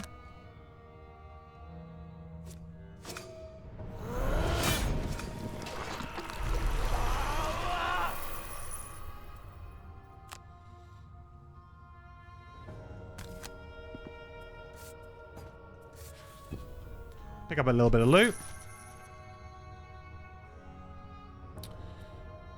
And we will use the boots.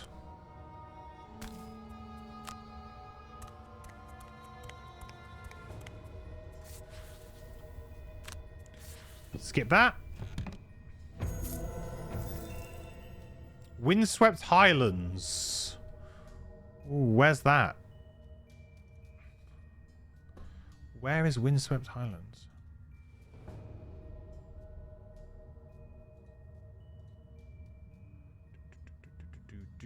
Please be in swamp. K5. That doesn't sound very swampy. Oh no, maybe it is. Sounds like Scotland. It's in Scotland. Okay. It's on K5 apparently.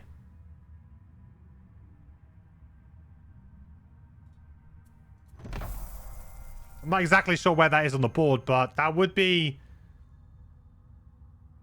kind of maybe just to the side of Gloomhaven and down. That could just be in between. And 5 down. I don't think that's going to be near the crypts or something like that. That isn't going to be either in the swamp or in the like the mountains in the south, because 5 is not a high enough number for that. Skip. That does not matter. Go. Go like here. Just wasting a bit of time here. It's beside the river, right above the swamp. Damn it. Why couldn't it be in the swamp?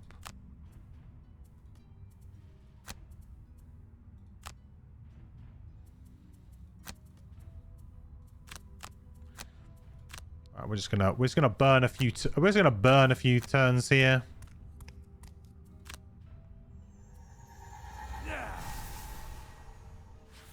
We know we only have to open these 2 doors. Makes sense for us to just make sure we complete our battle goal and... Yes, confirm. Winning. We'll just go to here. Maybe I didn't want to do that because now the now he's on that loot pile. Quite an annoying scenario with the bear. Interesting. Does that means there must be some sort of objective or something we need to attack.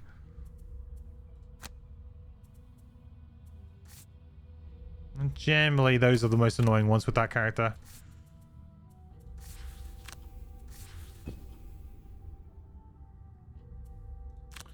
A long rest.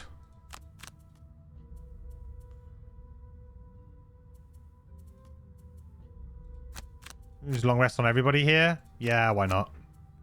Doesn't really make a difference. Force.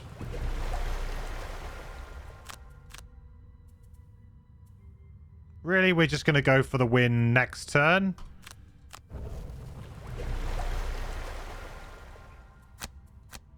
And as long as one of our characters survives, it really doesn't matter. And as we know, we've got the Doomstalker here. That should be very easy for us to do. So we'll just go on here. We'll go invisible. Job done.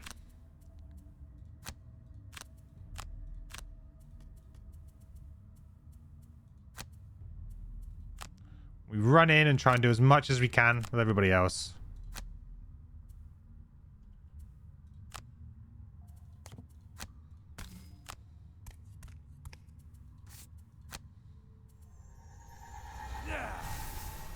Should end with the bear rampaging in the last room. If we can get it to work, sure. Loot 3 chests. We 2-manned it on the Scoundrel and Tinker a few weeks ago as it was one of the first we unlocked. Ah. Well, it's a random one, so yeah, it could be Any of the ones from the random scenario deck. Alright, get poisoned. Oozes. Yeah, I feel like this is the only, like, weak section of the cave, technically, but they're all listed as doors. It's very weird. Because they're shown as doors. But I think in the actual scenario book, originally, a lot of these were sections of cave. Well, this one was, at least. In a blaze of glory.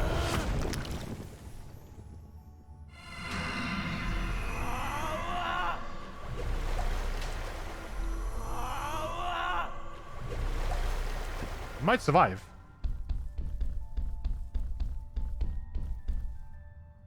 Actually might survive.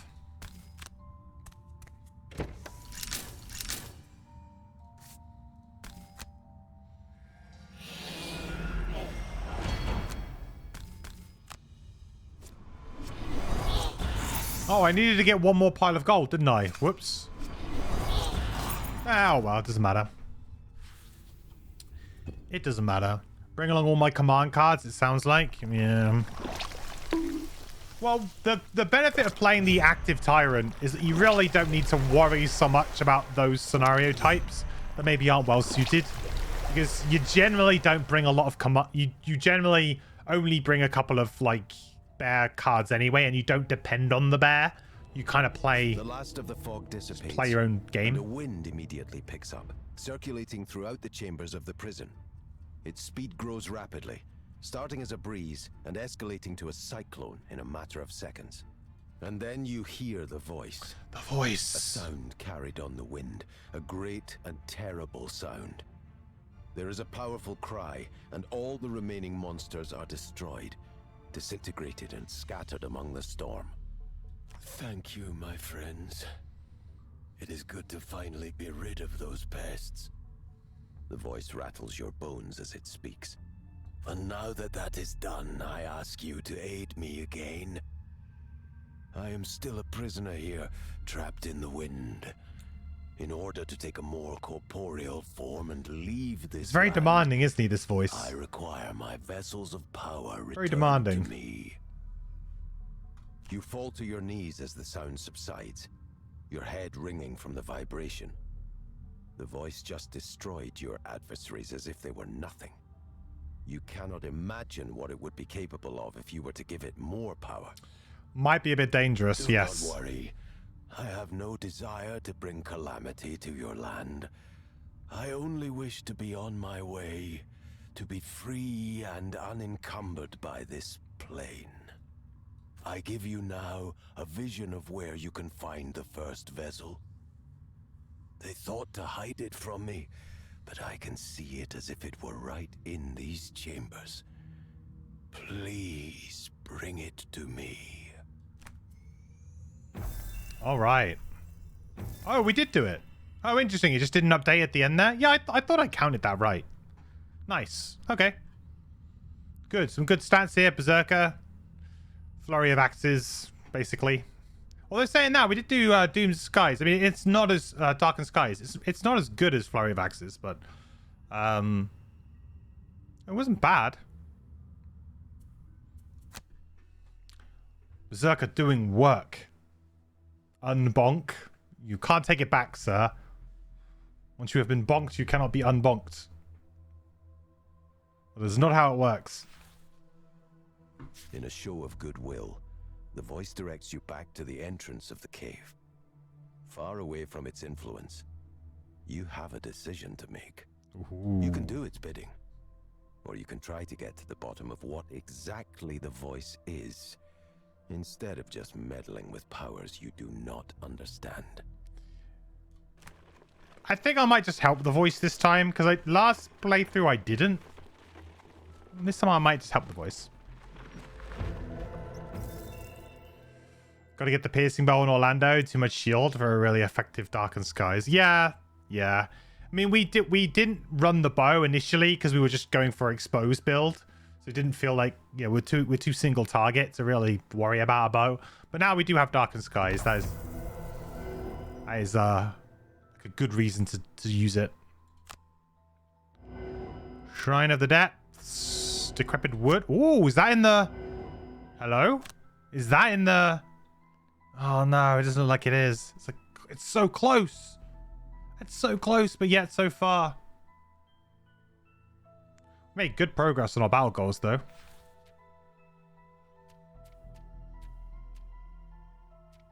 No, it is! It's in the swamp! Yes! Alright. We're definitely going to do Decrepit Wood. Definitely, definitely, definitely. A rolling wound. Don't mind if I do.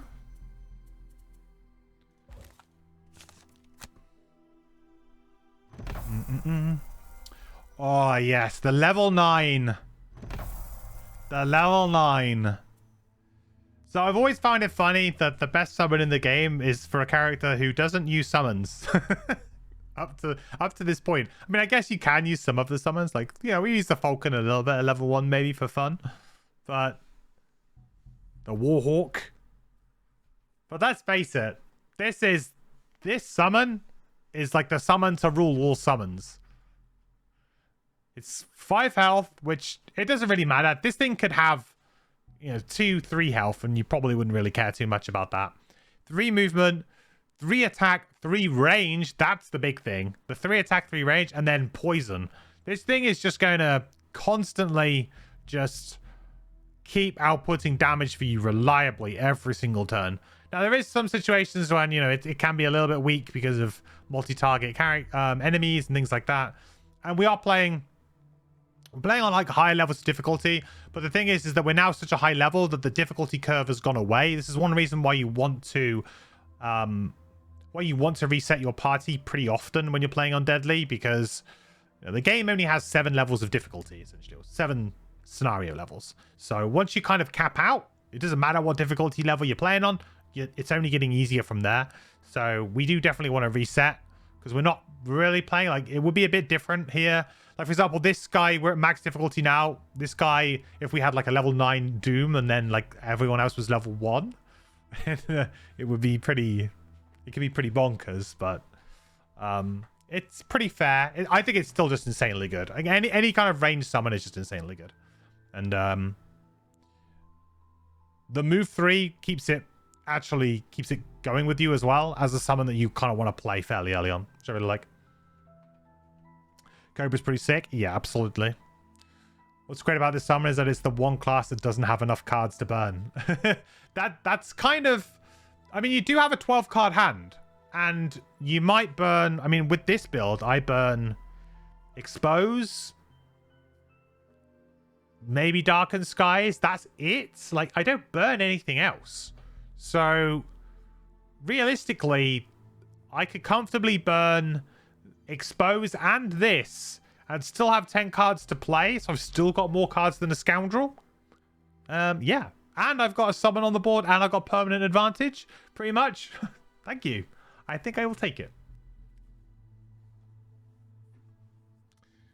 That Doom is also really good with other ranged allies. Yeah, I found this one to be a little bit too cute, though. Like, I like the idea of it, but I find, like, when you have Dooms like this, it's like trying to find the perfect time to play it. I always find, like, a little bit awkward.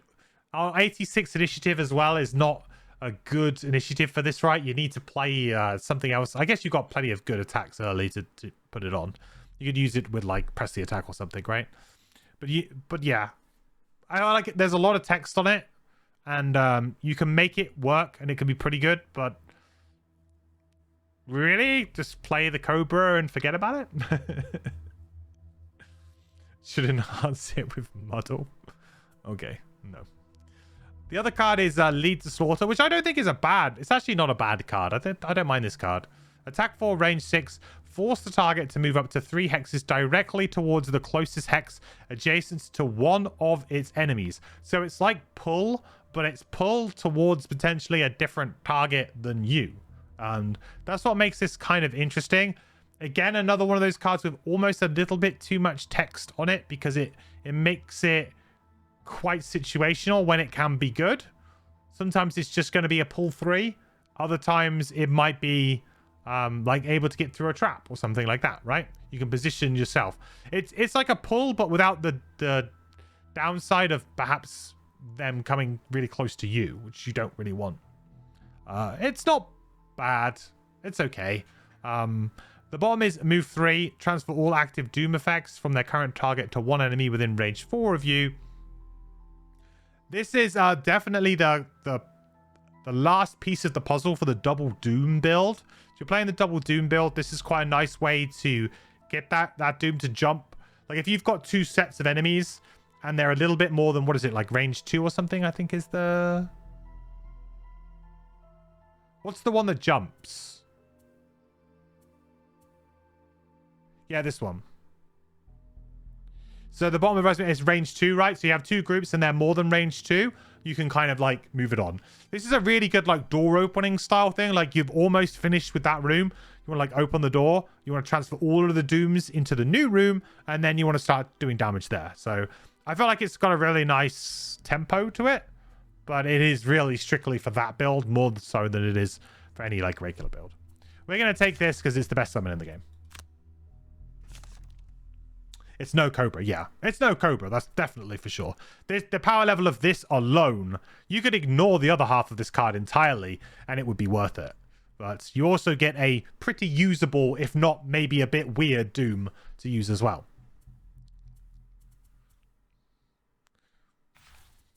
Let's go for a +1. Let's go for a stun. Let's go for a stun. I mean, it'd be great if the snake draws a stun.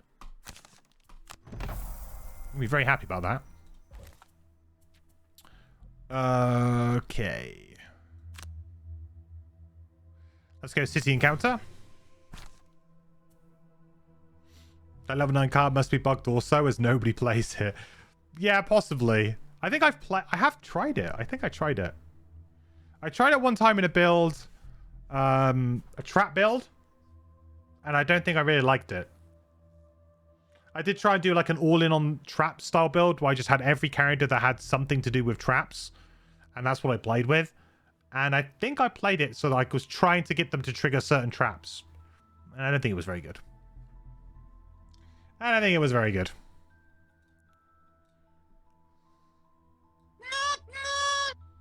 Alright, chat. Vote. Which option are we going with? Welcome to the marvelous and magic techno circus. The quattro with the top hat you met on the road greets you as you enter the circus tent. We always welcome our friends to come and see the wondrous sights. You wander around the pavilion for a while, looking at all signs for all manner of improbable creatures. Ultimately, you have to decide on what to see first. Do we go watch the dancing bear, option 1, or visit the famed fortune teller, option 2? Ooh. If the snake draws a stun, is it a toad? It is channeling the spirit of the toad. Does the beast tyrant bear dance? I mean, no, but it does kind of like, you know, kill things on command, which is, you know, arguably more useful.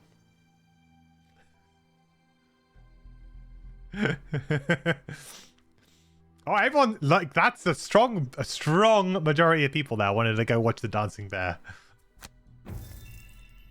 You enter a smaller tent off the main one and come face to face with what is indeed a dancing bear. And Craig do a little dance with him. Its handler stands to the side, prodding it on occasion, while the bear stands on its hind 2 legs and shuffles back and forth. It is amusing until the handler prods the bear one too many times, and the bear becomes enraged and attacks. You quickly jump into action and subdue the bear, saving the handler from getting mauled to death. +1 rep. I mean, maybe he deserved it. Are we maxed out rep at this point in time? I think we are, right? Rep 20?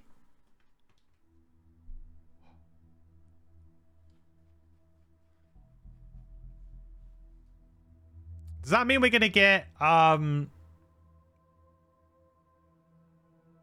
We should have the event now, right? Ooh, we should get the event added. Where can you tuck some 20? Jesus. Okay, moving on. Moving on.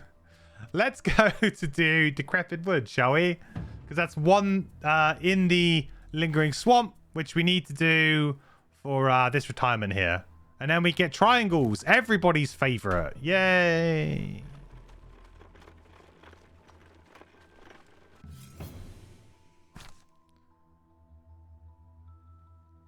Put Cobra into cards, thank you. Manley, I'll remember to do that, thank you. I'll do that when we get there. Right, new poll. Which option are we going with this time? No dancing bear, I'm afraid. I mean, I guess one of the two results could have a dancing bear. You reach a crossroads and decide to rest for a bit. As you eat some of your rations, something sticking up out of the ground in the distance catches your attention. You move closer, and what you thought was a signpost turned out to be a human skull impaled on a spike. There is something sticking out of the skull's mouth. To be option 1, investigate further, or option 2, arm yourself and make a defensive retreat from the area. Pick something in the skull's mouth. What could possibly go wrong? I mean, yeah. Clearly it was meant for us. Nothing bad has ever come out of meddling around with skulls. Ever. Nothing at all.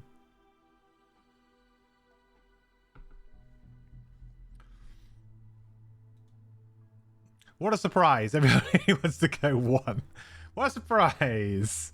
Investigate further. Ooh. You get closer to the pike. The skull looks pretty fresh. There are still bits of decayed flesh attached to the bone, and flies buzz around it. You can see there is a small paper card stuck in its mouth. So you carefully reach in and pull it out. The card is black and depicts a skull with blades running through it. Come to think of it, you remember rumors of an assassin's guild that has been known to use the same imagery. You get out of the area as quick as you can. Ooh, black card. I mean, so this item is worth a lot of gold.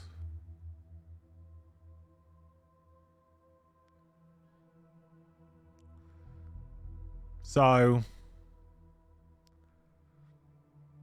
there's that. Yeah, we could talk a little bit about how black card is not particularly great. There's a couple of reasons why it's not great. The first one being it says choose one adjacent normal or elite enemy.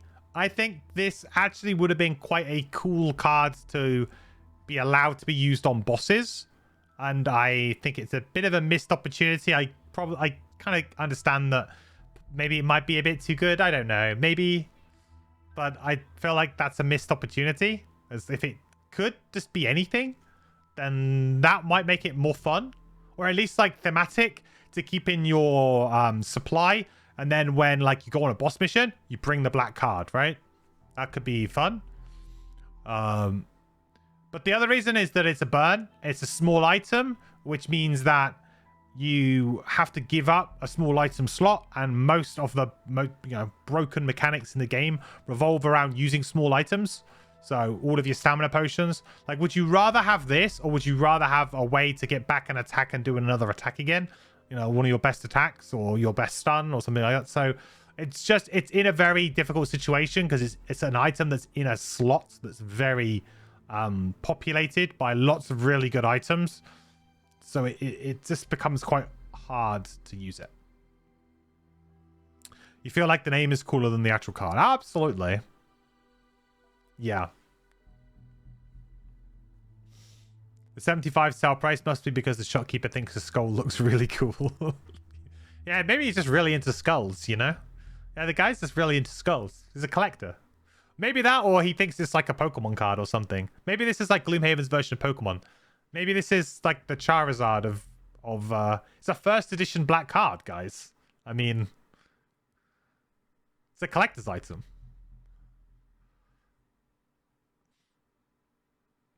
It's a permanent, persistent, personal power potion. Well, that's a lot of P's. Testing my pop filter right there. My plosives.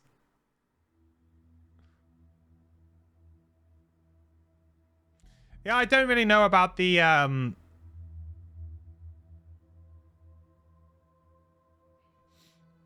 At first you thought it was that thing for Nando's. Oh yeah, the Nando's black card. You get free Nando's for life, right? I think you have one of those. Beast Tyrant needs gold. Yeah, that could actually, that's a good point. We give it to the Beast Tyrant and then we can get the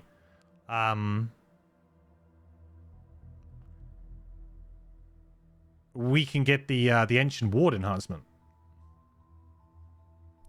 It's just unfortunate. Again, like there's these little items in Gloomhaven that have really cool ideas. I think are like thematic and you know pretty neat. But because certain items kind of warp the balance of the game, other items kind of fail. Like this could in theory be quite a fair item. Like in theory it could be. And maybe just all of the other items in the small items are unfair and just too good. I don't know. But it's just there's not a...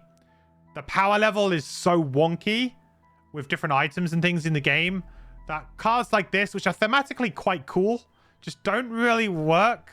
Or items like this, they just don't really work because there's better things that you can spend that money on than it's worth to carry that item.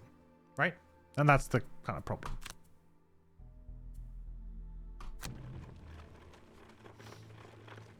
Does the bear get the benefit of the item just out of interest? It shouldn't do. The wood recedes It as you shouldn't close do. in on the location of the first vessel of the voice. Through the trees, you see a decaying wooden structure with collapsed walls and a rot that seems to be seeping into the Could have surrounding spent the area. money on the bear down. The trees and plants around the building are equally forlorn and decayed. The voice claims the place is home to a sect of militaristic harrowers, highly aggressive and territorial. No one would dare get close to this area unless they had an extreme death wish.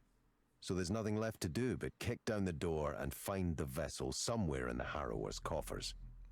Alternately, you've scouted a side entrance that could let you avoid some confrontation, but may lead to other dangers.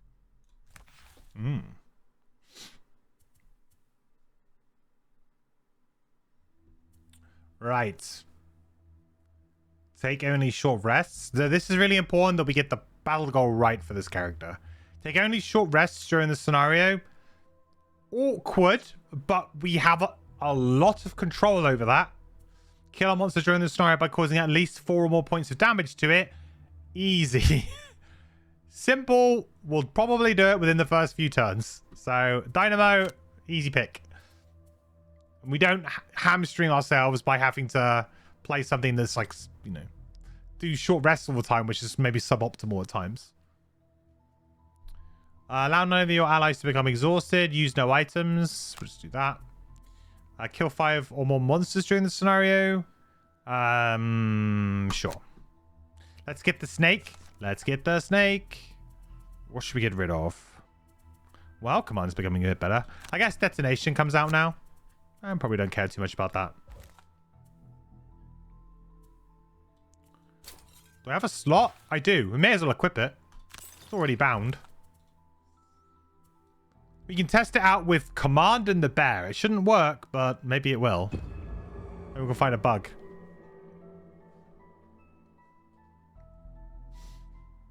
You wanted to spend your channel points for the bear dance, but didn't find the option. Well, maybe if we could like green screen it in. I need to do some new channel point rewards at some point. I haven't had the time recently, but there's a couple in the queue that people have requested that are quite good.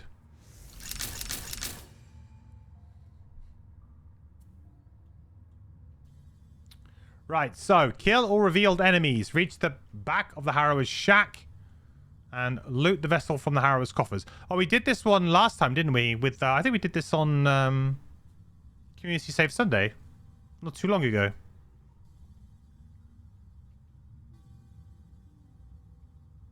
In fact, if I remember rightly, we absolutely bossed it. It was a fairly straightforward scenario for us. Right, we got 1 elite, 2 elites. If we can get both elites with the Doomstalker, that would be great.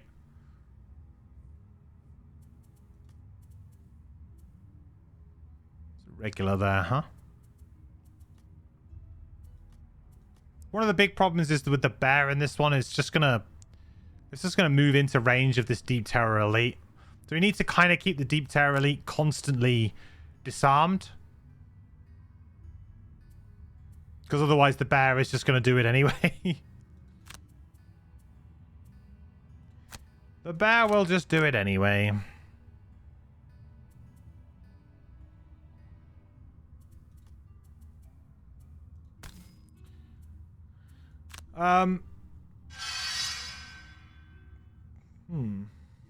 Could do this. Hey, Fuming Moss. Thank you so much, dude, for the resub. 15 months. That is a long time, dude. Thank you so much for all of the support. I really, really appreciate it. Thank you so much, dude. Welcome back. The quest continues, my friend. Good to have you here with us. Command and the bear. Dance for me, bear.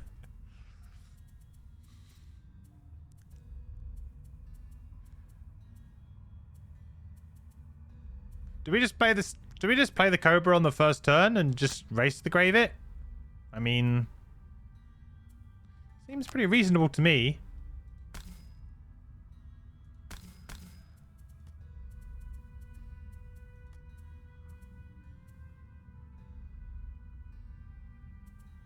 And honestly, I could just Flurry of Axes on the first turn just to kind of speed things up. You know, I need to kill a monster with at least 4 or more points of damage to it than necessary. These are the kinds of monsters to attack. I want to draw a ×2 on a lowly snake.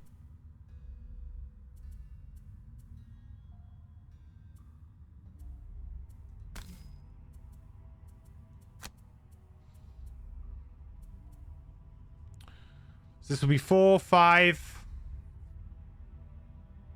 I think we've also got imps coming up. Imps, I think. I'm just going to go for it.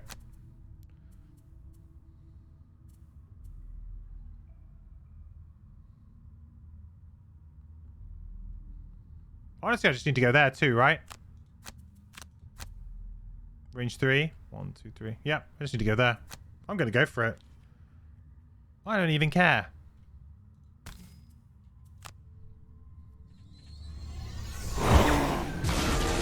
Craig wants to play this room. I'll give it a go. This looks like a job for me. Oh. Oh. There you go, I don't know what that was about.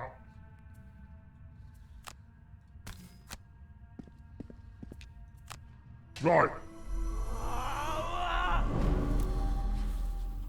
I think I know how this one goes.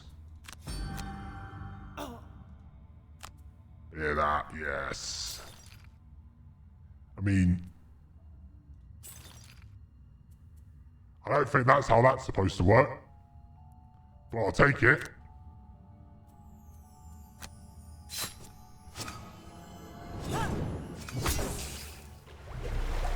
Oh no!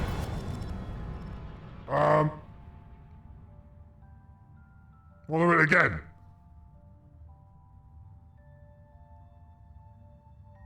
That wasn't quite right. Oh.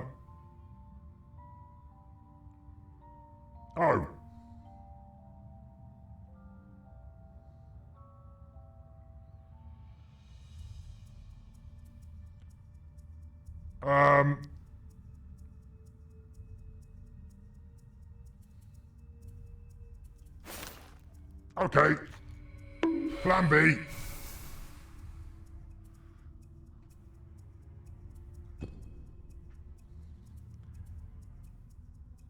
Wasn't quite what I was expecting.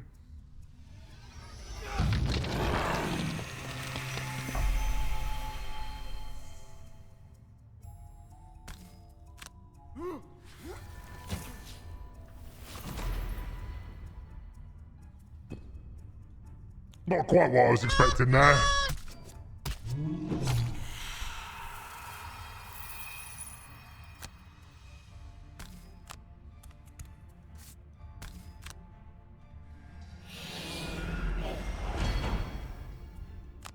Brought me in to get off to a good start. I like your thinking. It could have been a little bit better, but that's not my fault. I don't control the cards.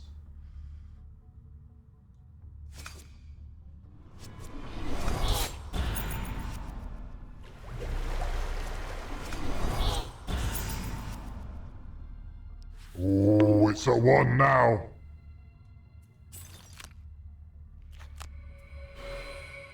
Stop bonking me. Is it true that my only weakness is paper? Ha ha. Very funny. No, actually.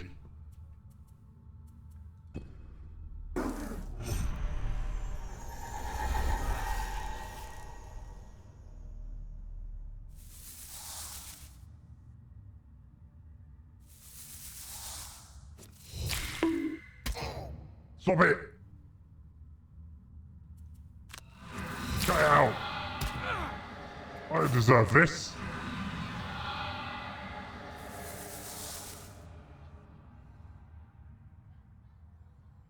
Supposed to save it for him, not me. Ugh. Oi!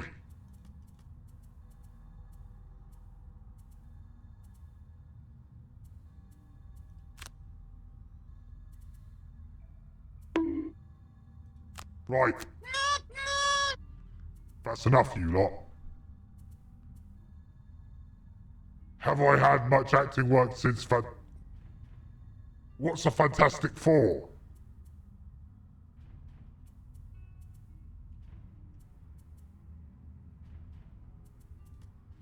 What's a Fantastic Four? I don't understand the question. Lucky these aren't Warhammers. Wow, I'm resistant. I've become used to the Warhammer ways.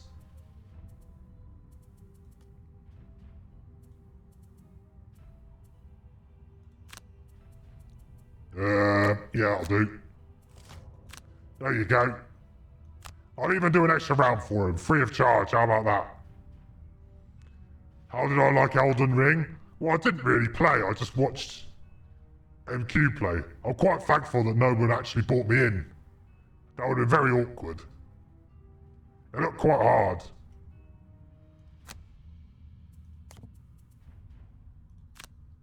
I was quite happy about that.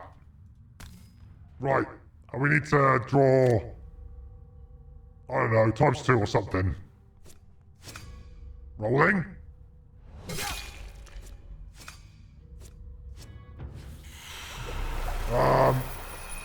No, that didn't do it.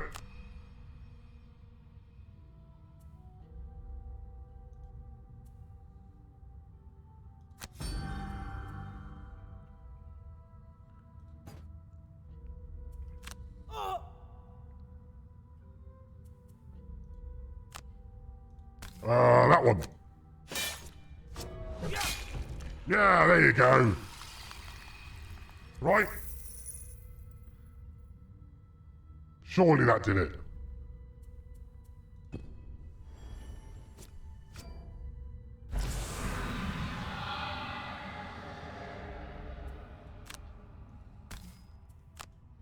I'll kill you.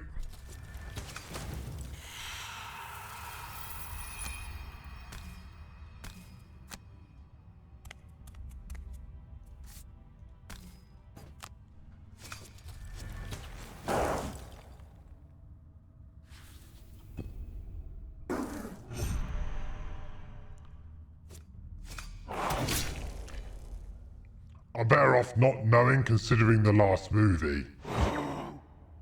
What, Fantastic Four's a movie?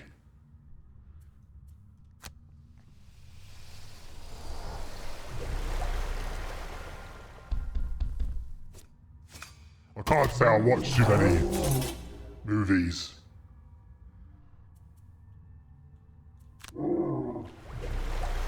Although, the last movie I was in was great, Jumanji.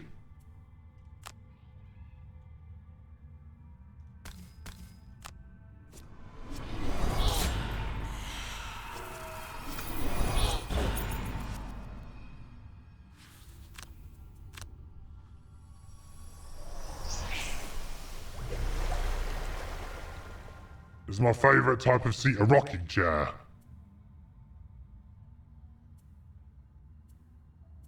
Really? Really? I mean, honestly, I do actually find it quite a struggle to sit down. I prefer one of those,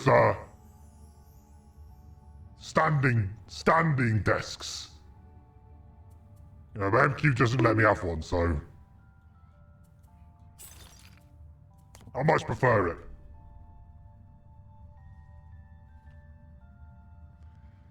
How does it feel knowing Sean Connery and Nick Cage made a film about me? Oh, very good. I mean, I've not seen it. Is it good? If it's good, fine. If it's not good, well, not so fine.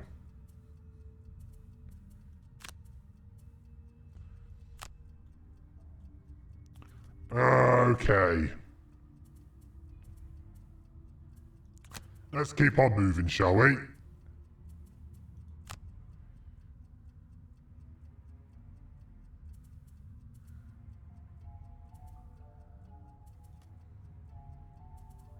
We want to kill this thing. Right. Let's see, I'm going to pick the cards, then he's got to come back. Surely he can't mess this up. No way he can mess this up. Right, there you go. Done. Done. There he goes.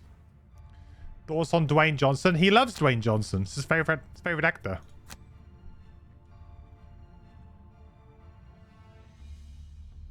He's Dwayne Johnson's stunt double. Yeah.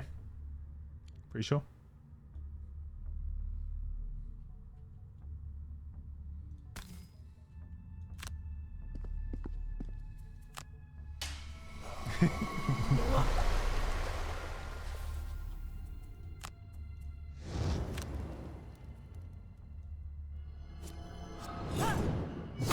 Oh, now I draw the times two.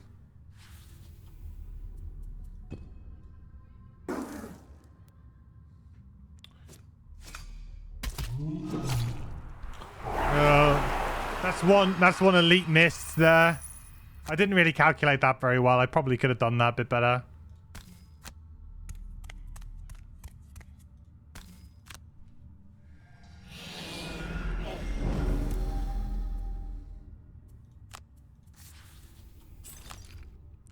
Let's keep pressing on, shall we?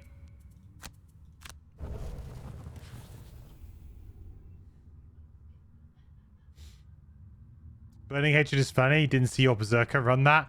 Burning Hatred is, well, it's a non-burn unstable upheaval. What's not to like? You thought unstable upheaval was good. Yeah. You show him. Snake.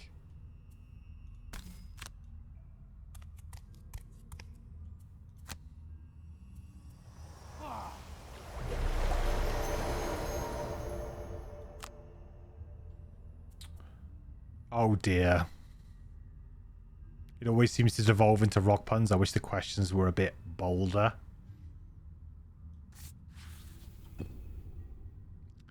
What surprises me is that you guys come up with new ones every single time. That's the surprising thing. Like, I would have thought by now you would have run out. But no, you just kind of keep on coming.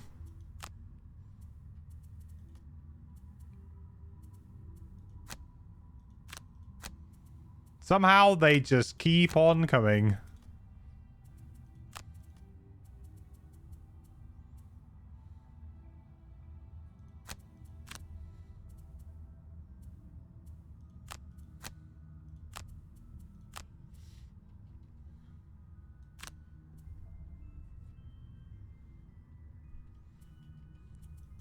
That loot one I just passed through? Yeah, I mean, I just don't need the gold, though. That's the thing.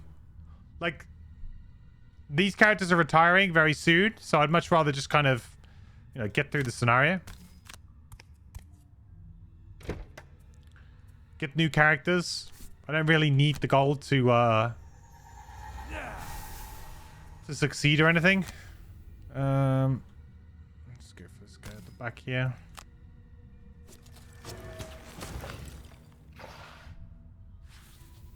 Disadvantage? That is, isn't it?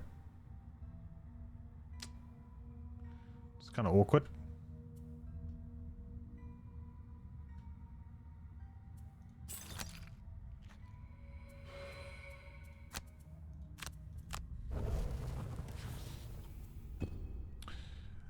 I said in Frosthaven, I would absolutely at this point in time be looting for dear life. But in Gloomhaven, you kind of get to a point where you're comfortable and you just really need to loot anymore.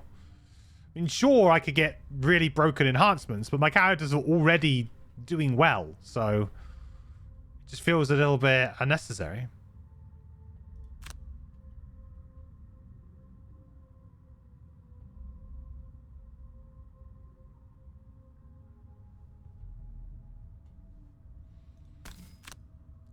Go in here.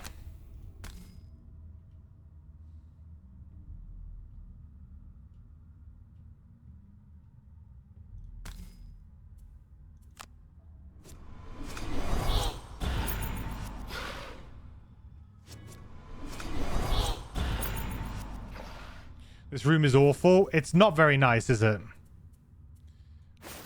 I'd say it is not very nice. It's a very scary room. Realistically, the Black Imps are a lot worse than they would first appear. Like, you'd think that the Harrowers would be the main concern, but really, the concern here is, I think, these guys. Because they can get a lot of cursing going on you as well. It's a real pain. We'll just make the scenario much harder for you. Do I want to do anything more here? And I guess I should probably get back Ancient Ward. We can play fairly aggressively here and just use all of our items early. Don't feel too bad about that. Oh, I see. We had the Scroll of Power here and it allowed us to use it. Oh. I was wondering why, like, we had a Scroll of Power on our Berserker, but it was really... It shows as our item, but it wasn't. It was the Beast Tyrant's item. That's a weird way of showing that. Probably go late again. Next turn.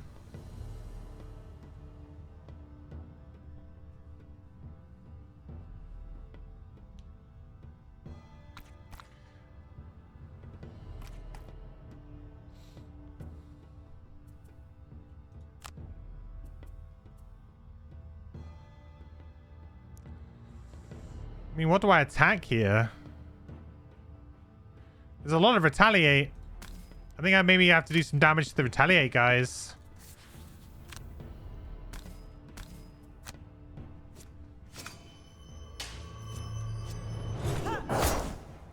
Get some damage in on them. Fire?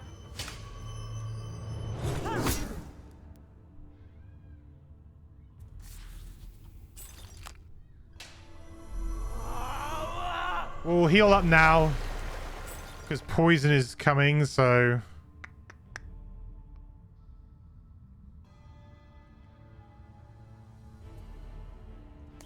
That's not a bad move. But it's so much retaliate. What is it like? That's 8 retaliate I'll take next turn. That's crazy. I don't want to take 8 retaliate. Oh, maybe I'll use break the chains again next turn then.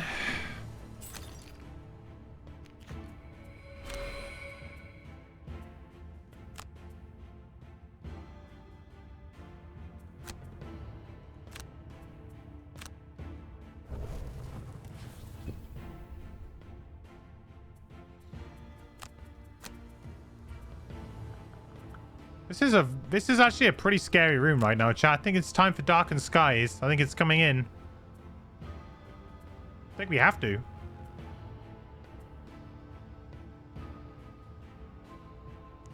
Here's a pretty good spot, right? Or here's a pretty good spot.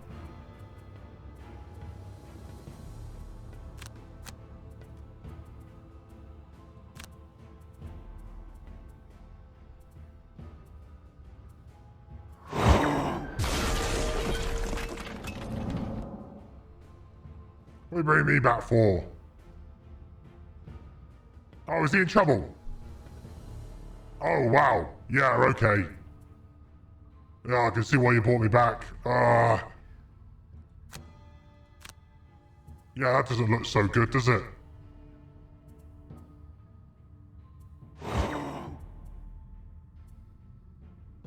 Yes.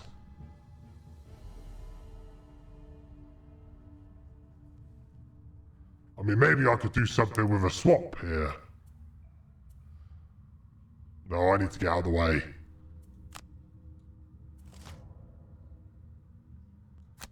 Oh dear. Well, can't do much about that. I guess that's gonna happen. Would digging a pit be useful here? Well, digging a pit's always useful. Break some stuff? Well, there's plenty of things for smashing. Plenty of things for smashing.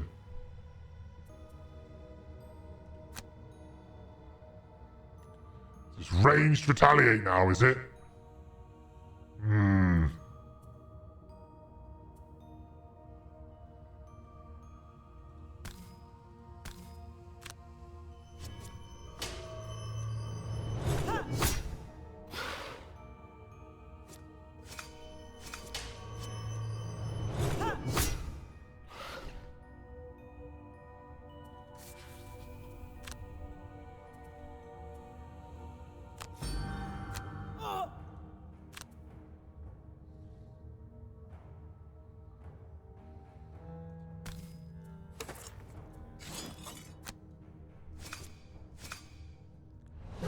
Have some of that. There we go.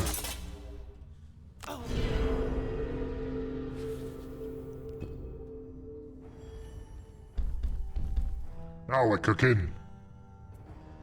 Right, we get you, we get you.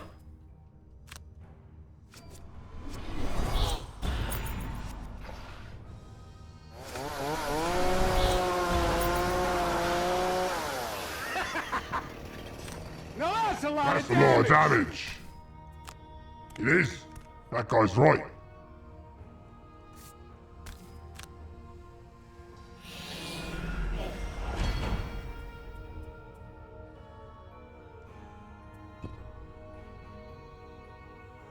Come on then, Cobra. Hasn't done a lot, really, is it?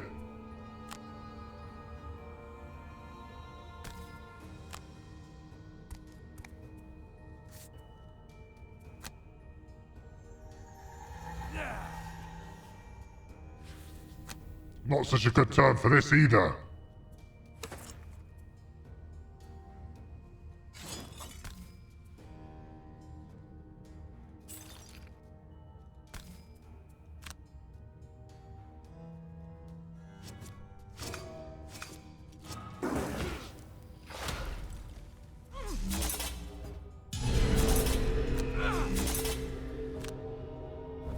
Ow. Ow. Loving the content and exciting times ahead. Cheers, MQ. Ah. Thank you. Although that should say Craig. Thank you very much.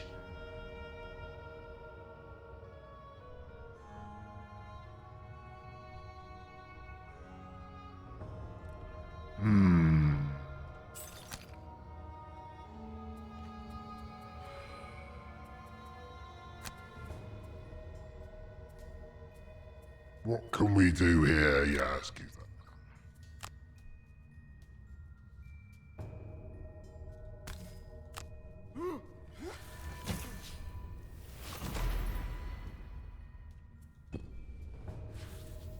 Good.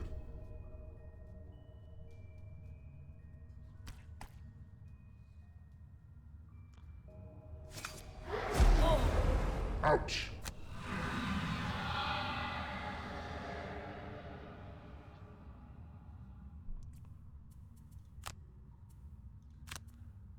Well, I don't really like dealing with this retaliate, but this will be very good. Right, I'll give him one more turn. We'll do this.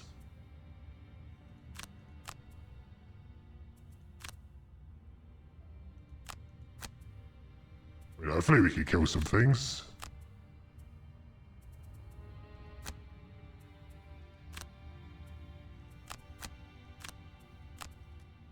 should work.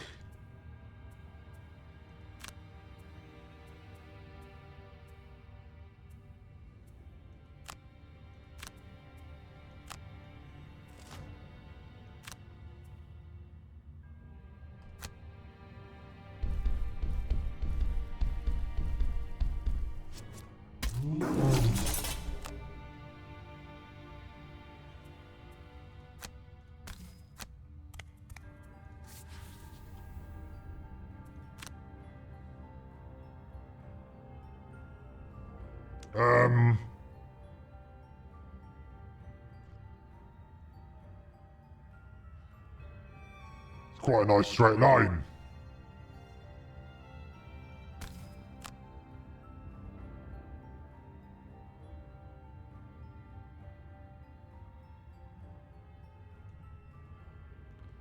Five, four.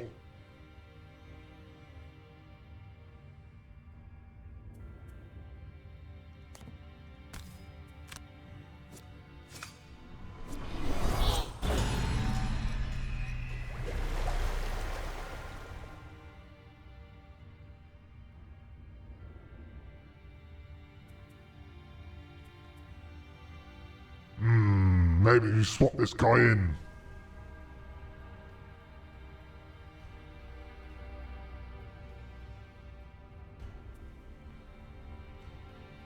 Him and him? No.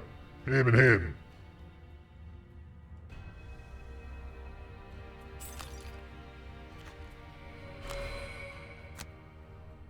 A very tactical swap. Look at this.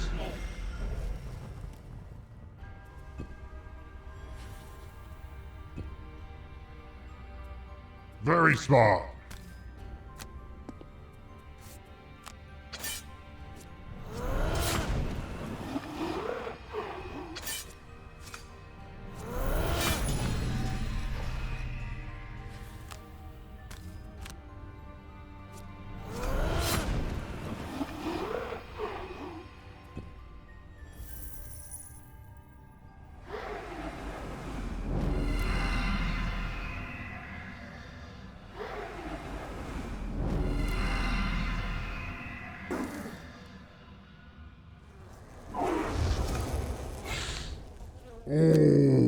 Oh, no, not so good. Okay, that's not my fault. Can't blame that on me.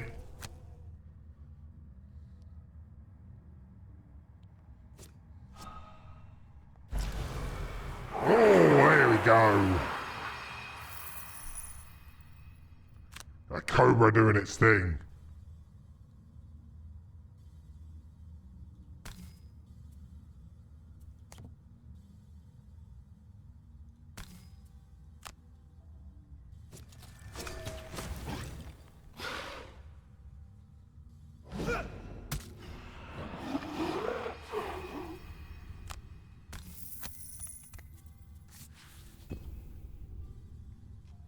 Good, right.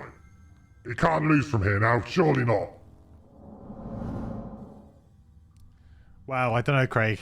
I have lost from better positions before. Barbe, thank you so much for the resub. 2 months. I really appreciate the support. Thank you so much. I know you meant for me, not for Craig. Thank you, dude. I really appreciate it. The quest continues, my friend. Good to have you here with us. Right. Right.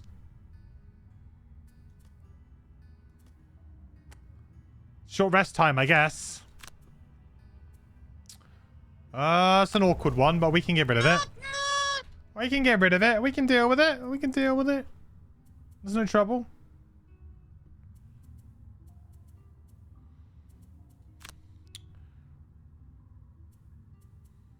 Ooh, we've got it. We've got it. Maybe we try and... Oh, no, I don't want to kill... I want to kill this with the, I want to kill both this and this with the Doomstalker, don't I? I guess I can just do some damage here.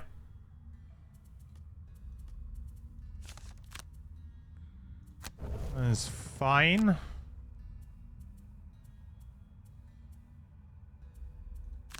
Do I not have any dooms anymore? Literally only have one doom. That is a bit awkward. I don't know how I've managed to do that. But I now only have one doom. That's kind of awkward.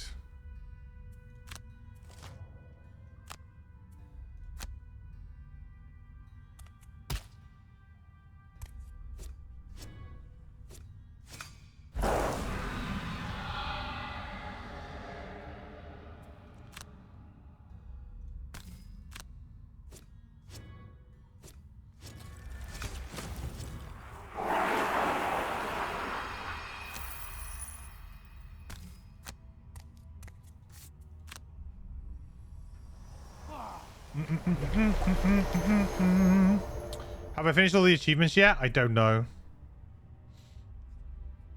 Why not with the Beastmaster? Who needs it for the Battle Guile? Oh, it's because I'm trying to do the personal quests. So Doomstalker's doing kill 20 elite monsters. I'm trying to just focus on retirement. I don't care so much about the battle goals. And the only character that I care a lot is this one because that is actually our retirement. So yeah, no, I'm only doing that because of that.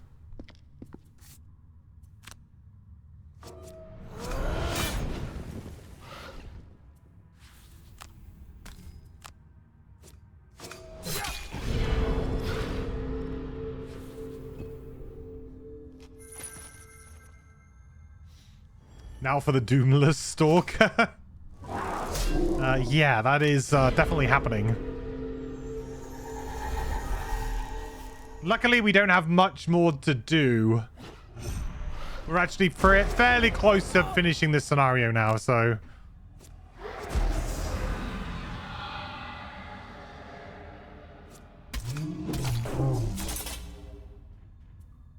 yeah.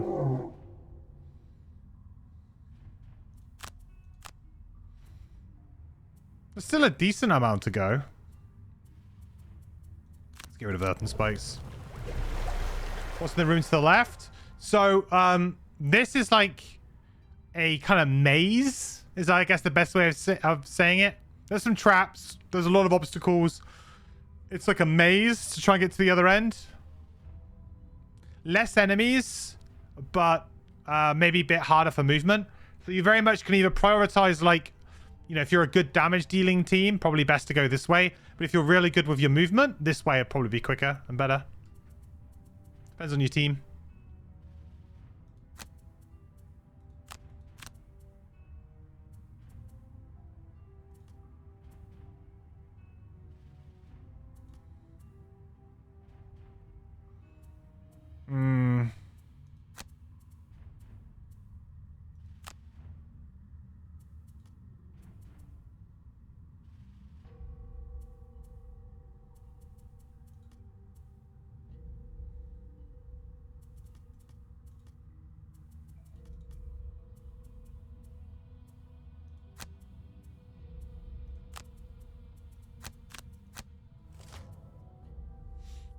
Less enemies, but they include more deep terrors. Yeah, a bit more of a, like a puzzle room, I guess. That's the way of describing it, maybe.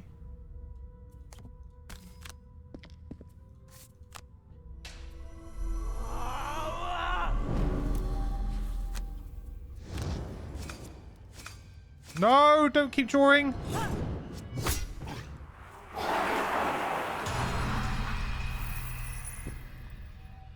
Just as I planned. Perfect. No! Oh, hang on. No, this counts, right? This should count? No.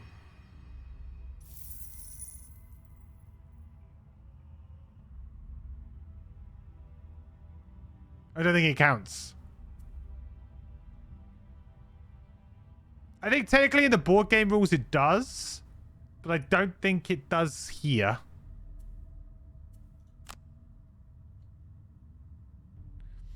It should count, yeah, but whether or not it would? I hope so. Boy, do I hope so.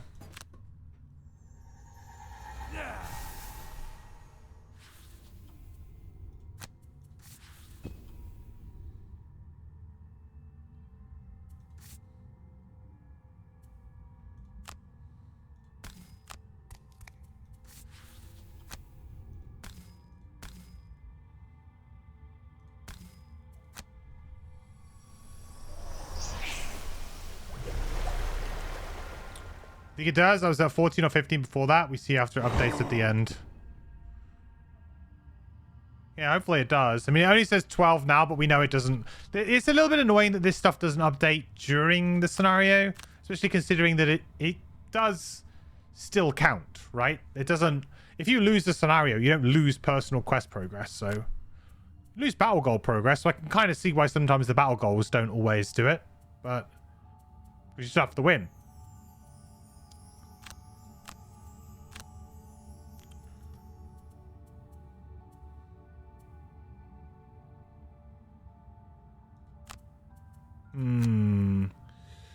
What's the best thing to do here? We are running out a little bit. I am a bit concerned with our health right now. It's not looking super good.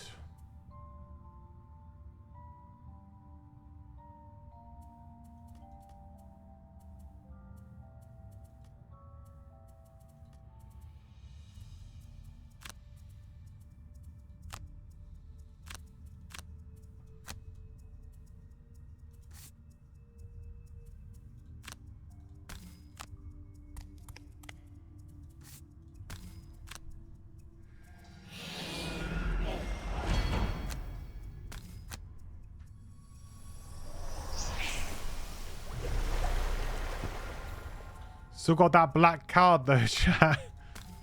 Hanging on.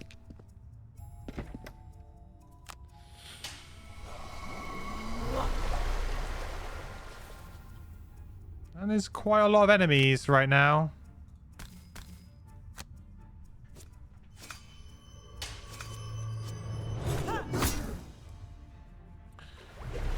We might struggle here. That early flurry of axes has really hurt us, because now we could really do with that.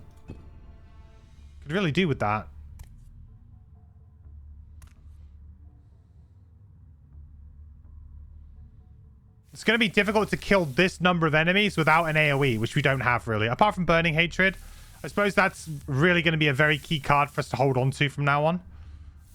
It's going to be all about the Burning Hatred.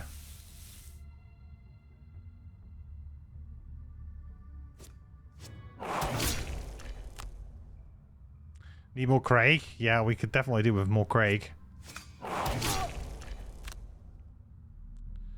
We have like a good team for just sort of focusing things down, so I don't feel too bad about it. The problem is here is if things get on top of us, we're gonna struggle a lot.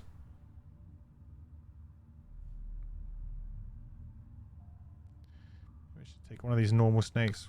Where do I have line of sight of from there? Range 4. Guess just go here.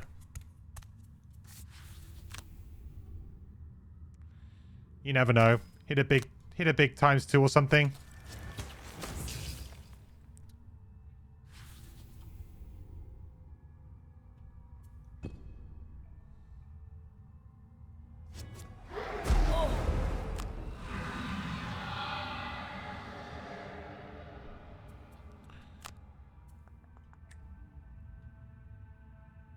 I could do a big Maw of Madness here, which would be kind of interesting.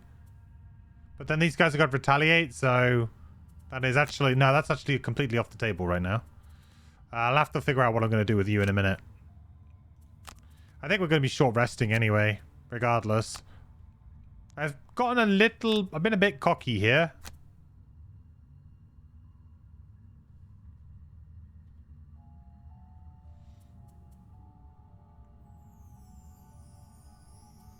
I mean, the good thing is that if I can block these hexes up, at least then it's less likely that the snakes are going to get me. These two at the front is really awkward. Would much rather be dealing with the snakes right now. But maybe this is just what I'm going to have to deal with. I'm going to have to prioritize getting Race to the Grave up, right? I mean, it's so important.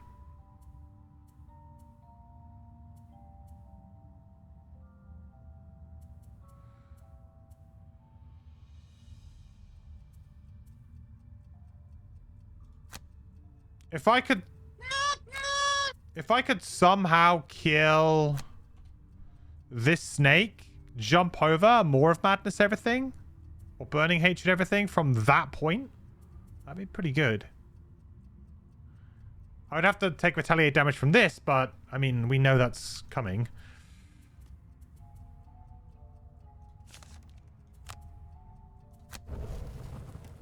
The only other thing is to just go crazy with Resolute Stand right now. I think, to be honest, I'd rather get the... I think I would rather get the Strengthen here and put ourselves in just a good position to do something like this. Probably run away a little bit here. Run away. We're going to prep. We'll prep for it. Oh, I'm not having any move, chat. I'm not having any move.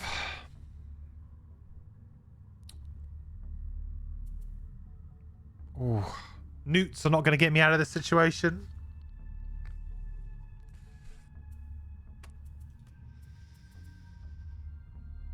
Race to the grave. This, maybe this. There's also fine. There's also pretty good.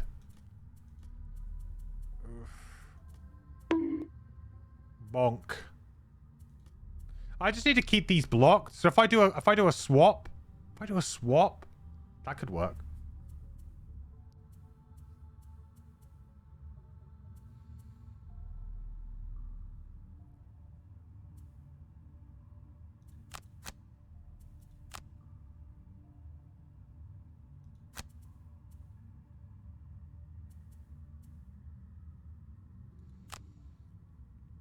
Could go for the door block.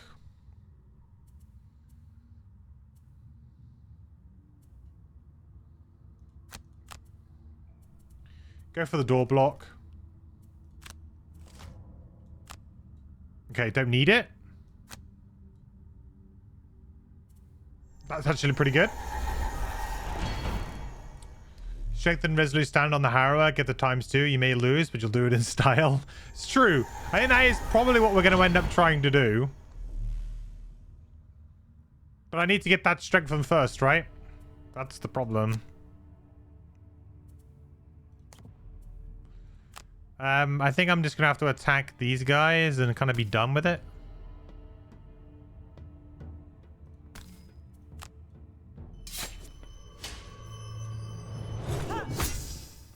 More of these little ones that I can get, the better. Pretty good.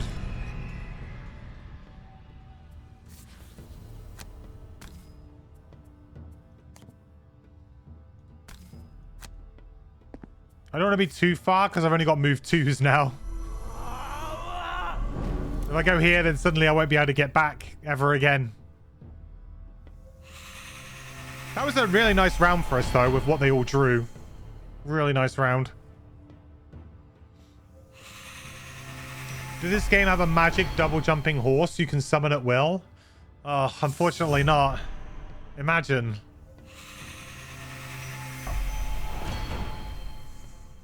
There's an amazing Joel Havers YouTube video, which I would thoroughly recommend people to watch.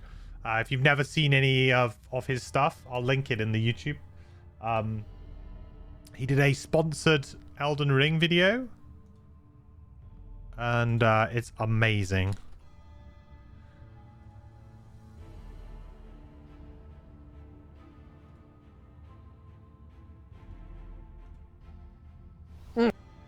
We won't watch it on stream, but I'll just link it for you guys.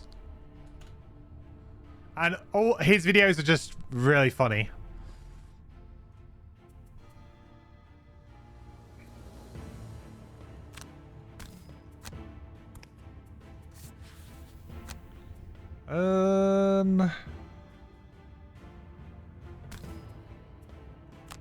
Pow, let's get this guy. Nice. There you go. And chest high walls just don't do the job anymore. I know, exactly.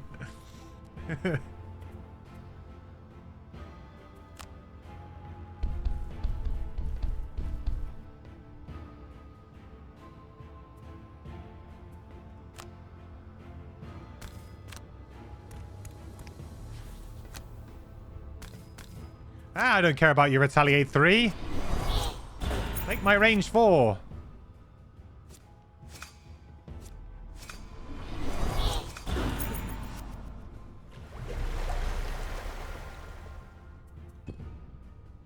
Probably should actually use this black card at some point.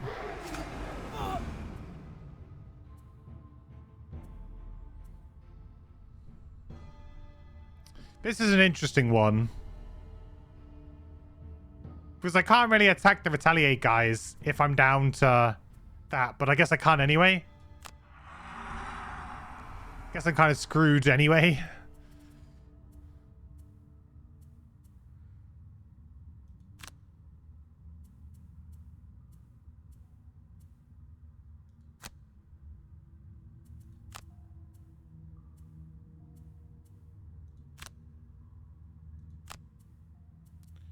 Could use the back of Bone Breaker, or I could use the bottom of More Madness. Nothing can fly anyway, so I guess it doesn't really matter, but the range 4 might be more useful here than the range 3. We gotta do that short rest. That is fine, I think.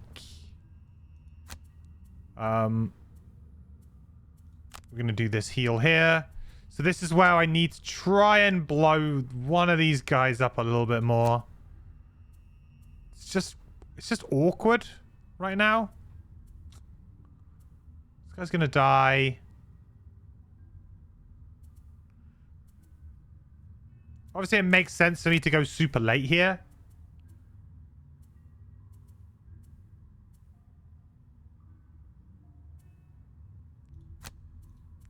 I'm invis on the door. Unless these guys play jump, which they didn't. Who's going to miss this tactic in Frosthaven, guys? Who's going to miss it?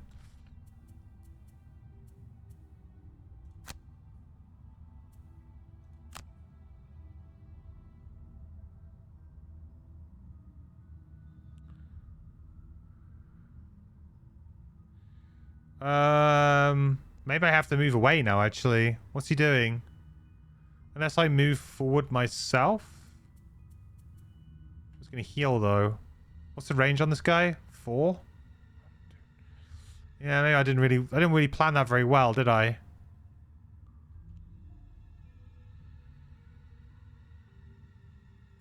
Unless I move forward instead of healing, but even then, I'm going to get targeted because of my lower initiative. Dang it!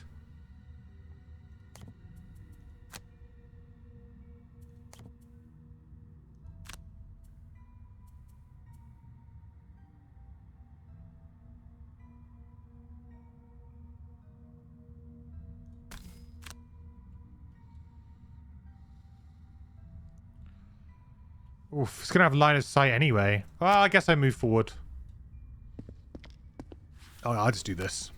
It's fine.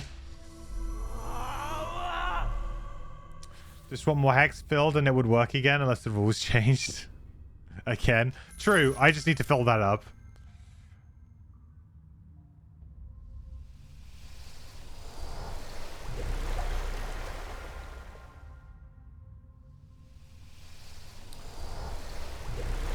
It's gonna mean a lot less like running forward.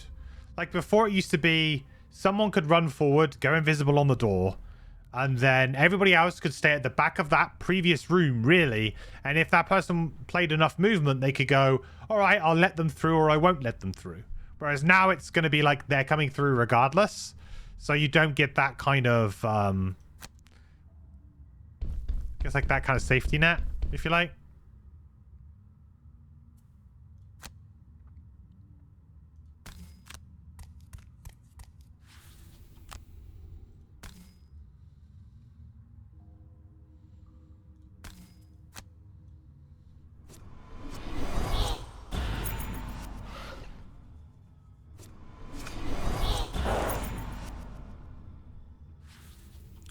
I could have disarmed there. I mean, I'm not playing great there. I forgot that I was disarming as well. So actually, I could have just done that attack and stayed where I was. Oh, no, I couldn't because this guy's moving forward. No, I would have been disarmed anyway. I'm really confusing myself right now. Should be simple. Should be simple.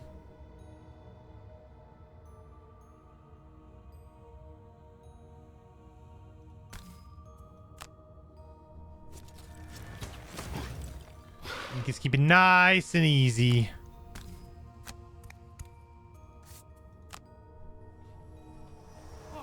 They're all getting pretty low, or at least these guys are getting pretty low.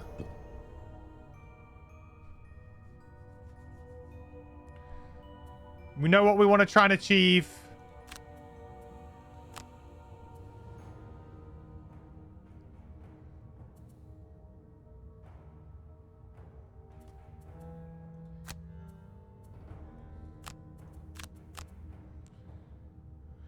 Do I have line of sight of this elite? No.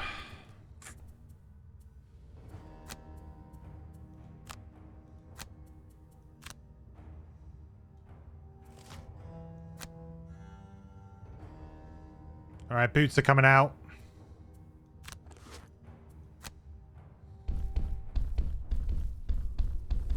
Bear's gonna kill himself. I think I'm okay with that. Sacrificial bear. Oh, he's jumping. Nightmare. Maybe we just let sacrificial bear.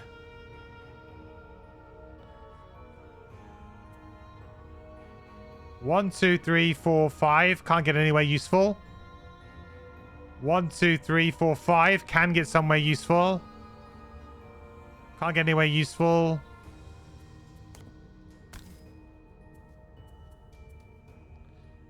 I think we just have to let the bear die. Then this guy's going to go to here and attack us for 2. That's fine.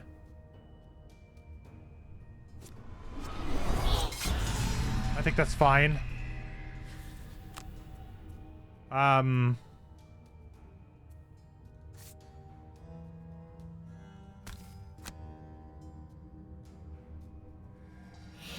Bring it on, Viper versus Cobra. I just don't really like my my odds here.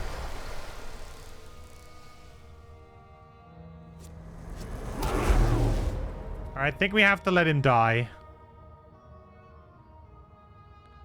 I mean, or we don't, and then he just takes one more hit, but then he's going to die from this. It's like, how do I let him die? He's not going to be very good in this room, let's face it. Like, he's not.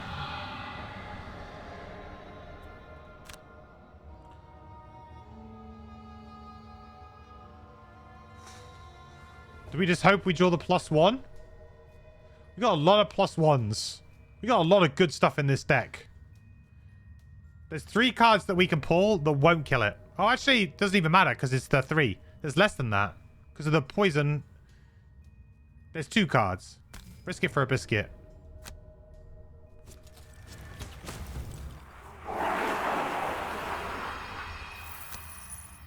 And then boom.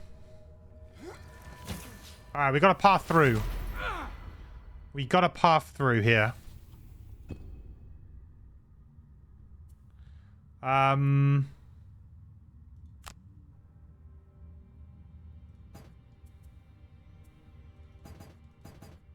Oh, interesting. I don't have line of sight, but for some reason it highlights.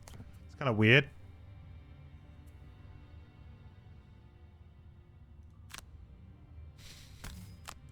Be a berserker right now. I'm helping.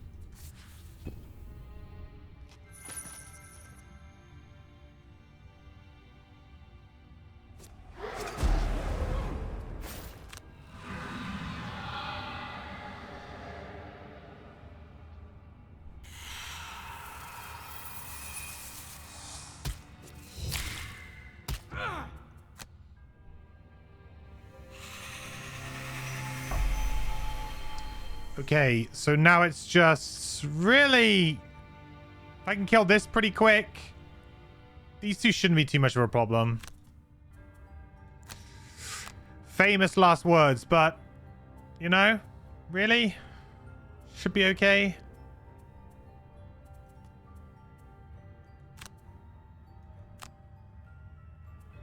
We can do a double... We can attack a bunch on this Cobra right now.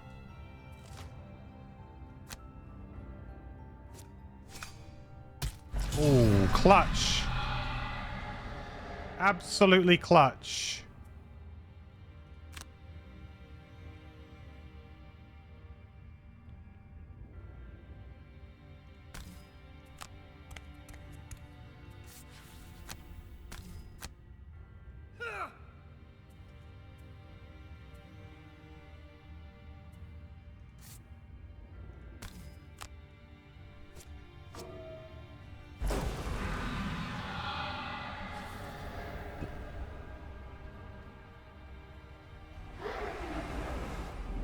I hate losing strength and agony. Having move 7 was so handy. It would be, but I wouldn't be able to use it for that right now.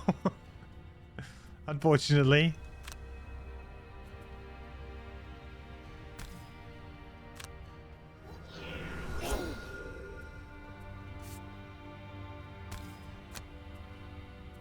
Oh, extra target.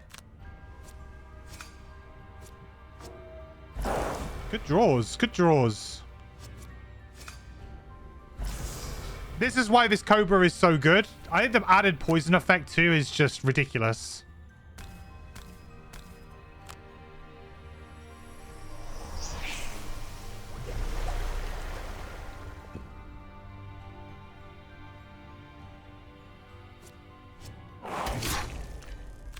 Gotta believe.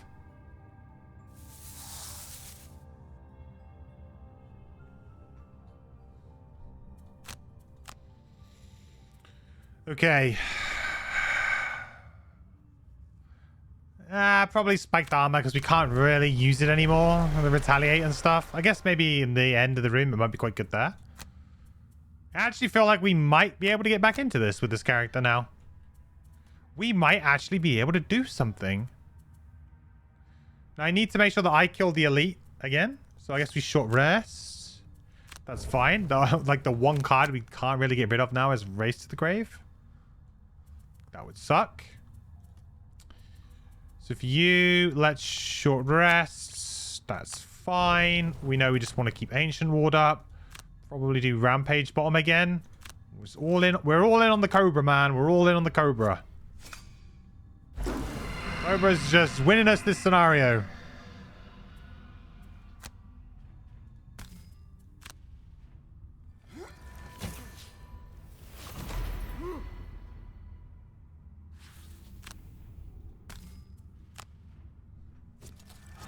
Boom! Oh my word.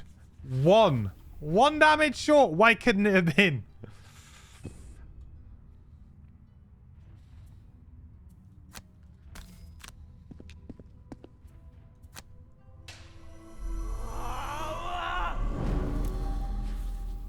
That's going to die to the Race to the Grave, though, which is nice. We'll use this. Why not? Nothing to lose.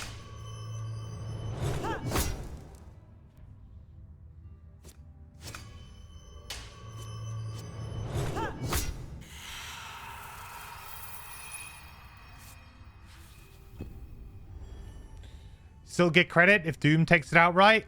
I would hope so. But again, it's maybe bugged slightly in this version. I don't know.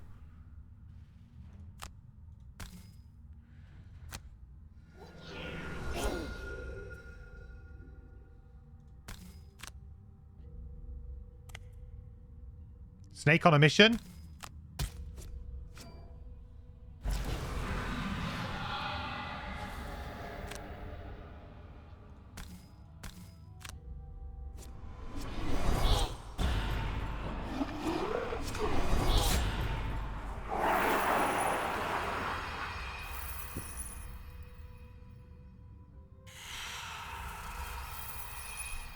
You would think so because it's more specific than wound, but I don't know how this game is particularly coded. That was a great round. We absolutely just destroyed in that round. Now we're going to do some looting. Now we got ourselves some loot ones. Got boots too, right? Yeah, we do. Oh, this is a loot one and we can get the chest at the same time.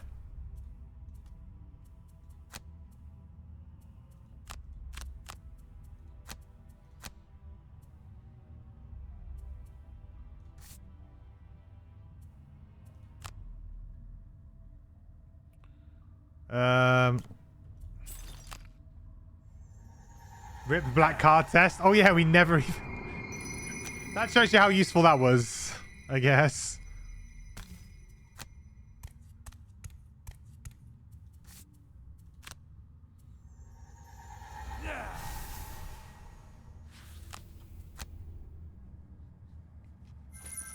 A casual 30 gold there in one turn. Not too bad, eh, chat? Not too bad.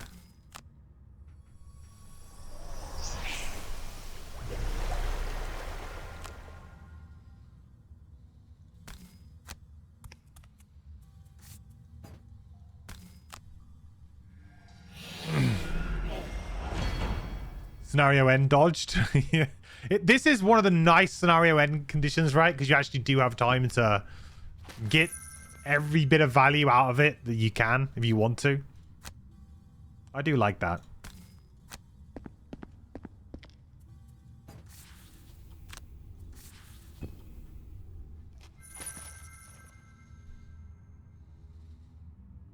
Not that we really care again about loot. We don't, because we know that we've already kind of done it, right?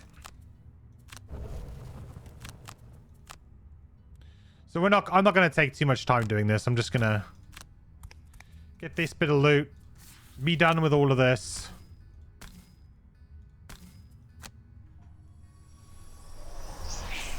That Cobra was the MVP towards the end of that scenario. MVP.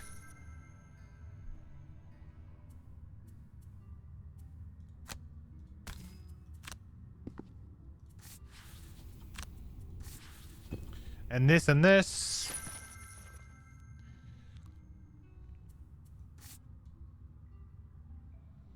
Skip that. We don't need it. And we get the chest.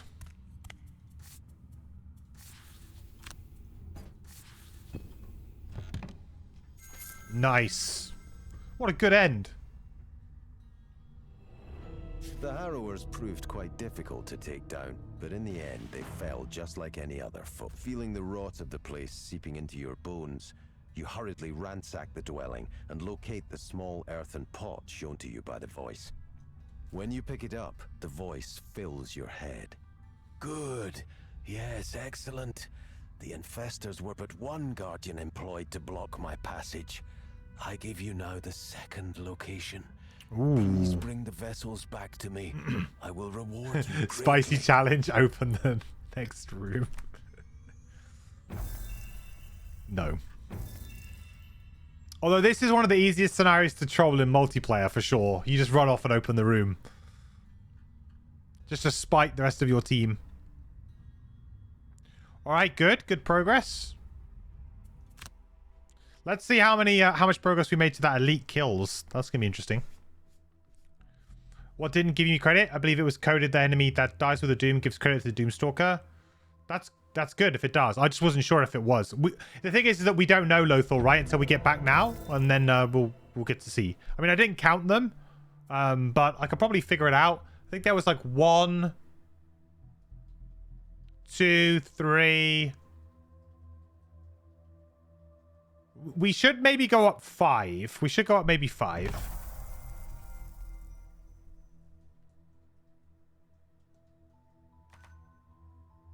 That looks kind of like 5. Yeah. That looks pretty good to me.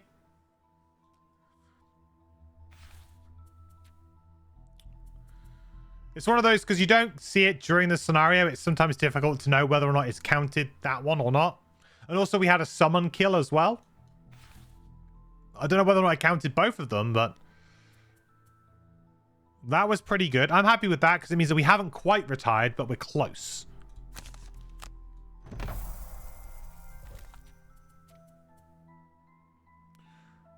Right, city encounter time. Time for a vote.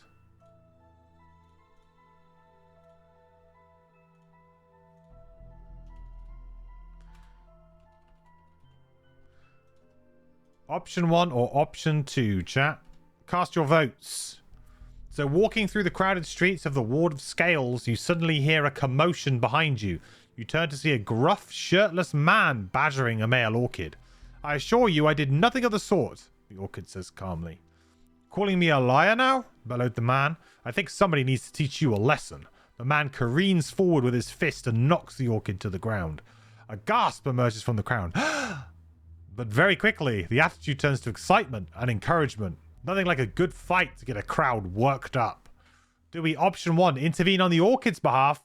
Or option 2, watch the fight with the crowd? Is the Doomstalker going to step in?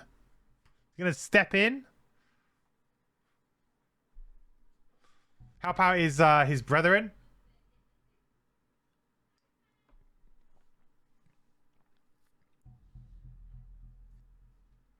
If detonation kills an adjacent enemy, you probably don't get credit for that additional kill. Oh, interesting. Ooh, 1, but only just. Only just. The orchid on the ground puts up no defense, but your group is a different matter. The man quickly backs down at the sight of a powerful orchid ready to attack, and the crowd disperses, muttering disappointment. -1 rep, but +1 prosperity. Nice. That reminds me, actually, let's do some donating while we're here.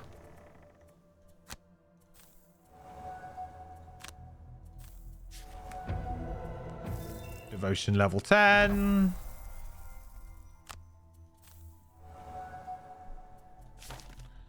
We were going to sell some stuff, right? Get rid of that. Come on.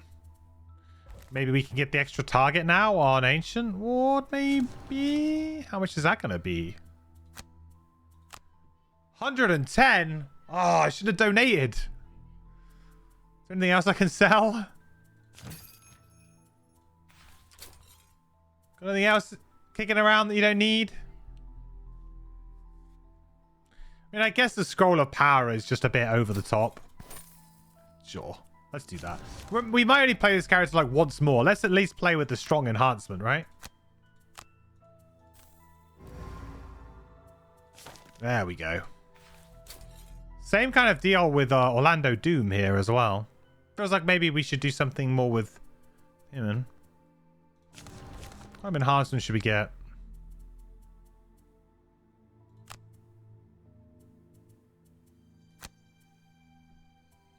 Feels like plus range is quite nice on some of these.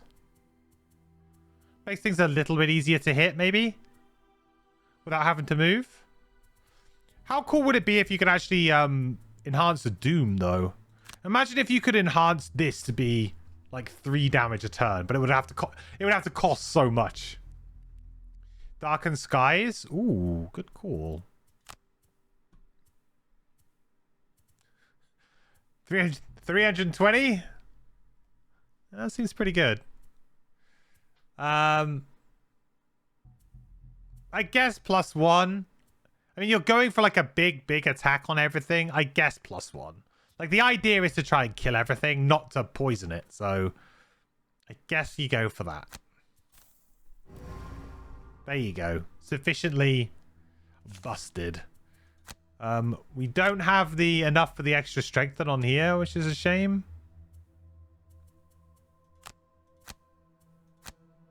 Anything on that? No. Oh, do we have the jump? We do! Awesome. So now that means that I can actually sell my jump boots as well. And we can now get potentially something better.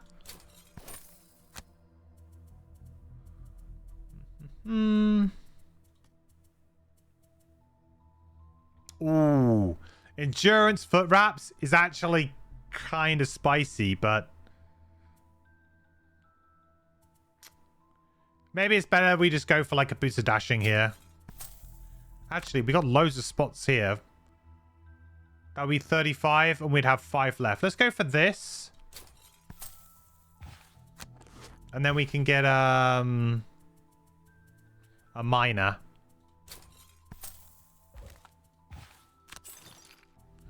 And then maybe Resonant Crystal. Moon Earring's pretty good. Let's get Moon Earring. Alright, we're all stacked out on our characters now. That's for sure. Okay.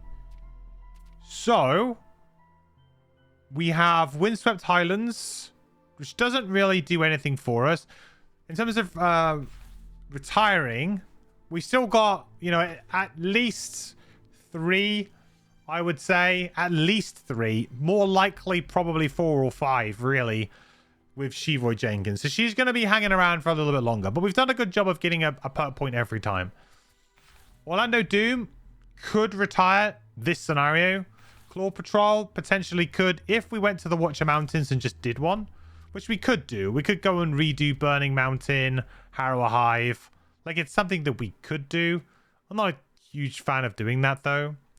Maybe we just... If we retire Orlando Doom, though, the thing is we don't get to pick a new character. Like, we don't get a new unlock, sorry. It is just a prosperity. So who would we be able to pick from that we haven't played yet? We haven't played Circles. I wonder why. I don't really want to be playing Circles going into the final leg of the game. I want to make it interesting, not necessarily unwinnable. I guess we can make another Sunkeeper, but that feels kind of a bit meh. Scoundrel? Scoundrel's not a bad idea. I haven't played Scoundrel yet. Hey, Kieran. You finally beat Gloomhaven the other day. Final party being 3 Spears, Sword, Triforce, and Mind Thief. That's a good party right there. Circles or Scoundrel? I think Circles or Scoundrel is... Yeah, it's not a bad idea. Or Spellweaver, potentially. We haven't played Spellweaver. Spellweaver would fit. Scoundrel wouldn't be a bad one to take into the final boss either. You know, lots of good single target damage. Just good value attacks.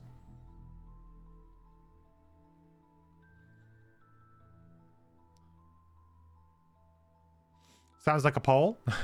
I guess we'll cross that bridge when we come to it. But yeah, does sound like a poll. Then, when we retire you, we get triangles, and we can play triangles a bit control-y. So if I had like triangle, scoundrel...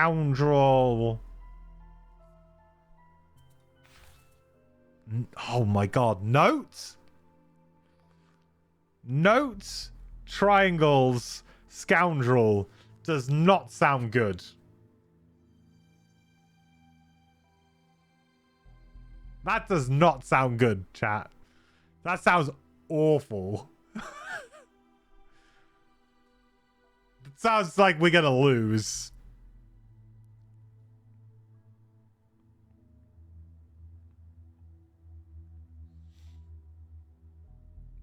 Notes. I mean, yeah. I mean, it is a bit Resident Sleeper. Note damage build. Do we have the items?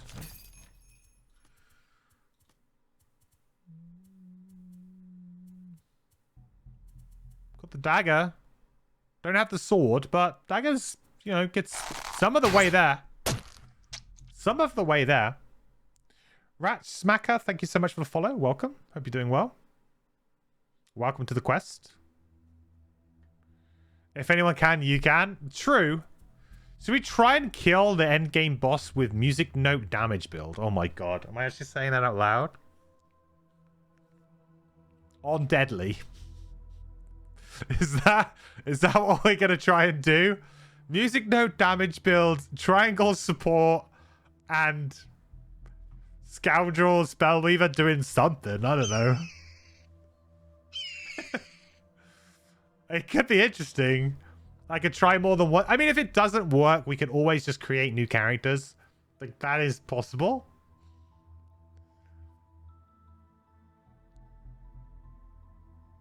All right. So do we want to play... I have to work out how I'm going to do this now. So do I want to retire Claw Patrol right now? And Orlando Doom together. So then my party would be Bolt, Scoundrel, Triangles. Which is not bad. That actually works okay. I don't think I want to do Harrow Hive.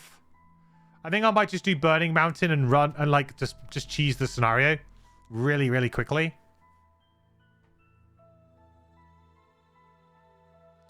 No triangle Spellweaver for ultimate shenanigans.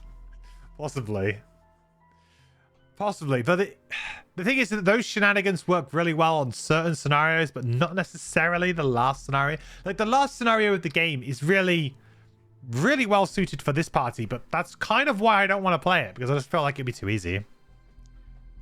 Start with the weakest possible composition and go up a notch each failure. Well, maybe. Recently started Gloomhaven, both board and video game, and have been following a lot of my guides. Finally able to catch a stream. Well, awesome, dude. Well, welcome. Thank you so much for the follow. Hope you're doing well. All right, let's do it. If we just go to Burning Mountain, we do it super quick. We just cheese our way through it really, really fast, which is not hard to do. Just to get the completed mark, we'll try and kill 2 elites while we're at it with the Doomstalker. We'll try and also just get a very easy battle goal here, so we at least making progress. And then we'll have Scoundrel triangles, and then we'll get music note. We'll go damage build music note, and we'll just see how we do. I can't believe I'm even going to be attempting this.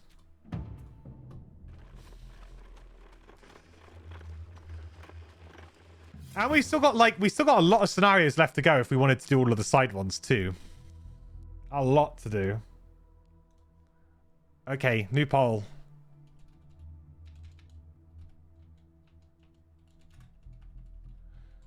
Doing option 1 or are we doing option 2?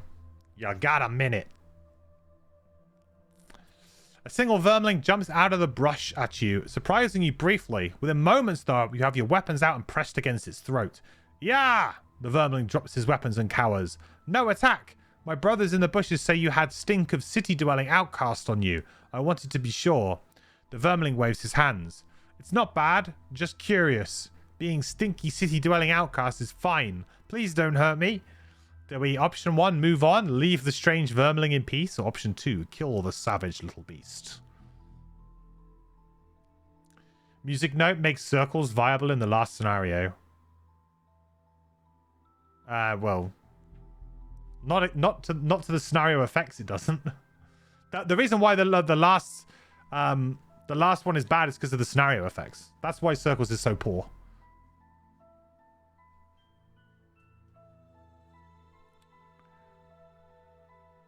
Option 1, move on. All right. Stink very faint. The vermling continues as you walk on. Outcast no longer with you, but I still smell it. He then jumps back into the brush. Vermlings are very odd creatures. You smelling the Mind Thief on us? Yeah, my feeling with that last scenario is that circles just cannot play summons, which is if you've built your character to not play summons, it's not terrible, but directly behind it. that is a significantly weaker build. Stone road, seemingly untouched, as it winds its way up the scorched terrain. And oh yeah, we've already done all of this. you find Yada yada yada. Yep. Thanks, Alex. We appreciate it.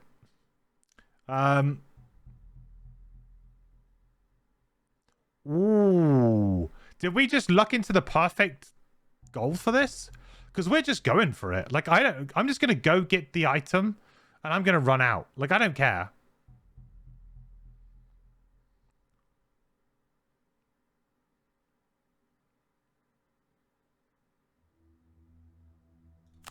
We could have just lucked into the perfect one.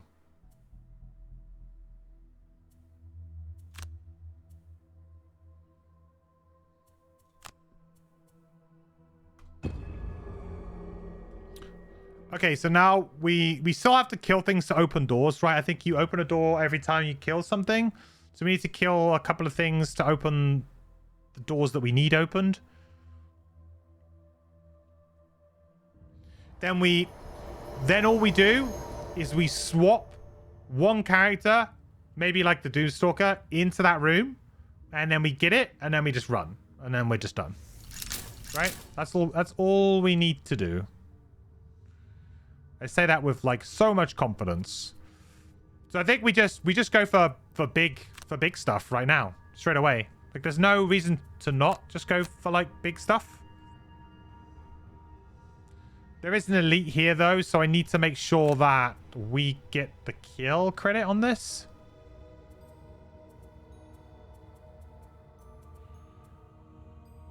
And there's only PS2. So it'll be 5. Yeah, there's not much chance of that.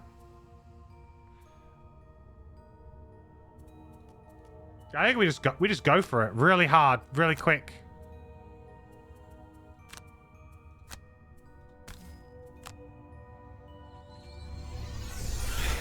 character who picks that goal have to survive to the end? No.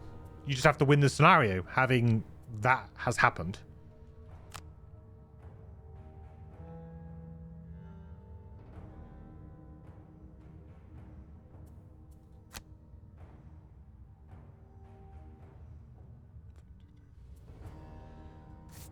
So if I just stay here...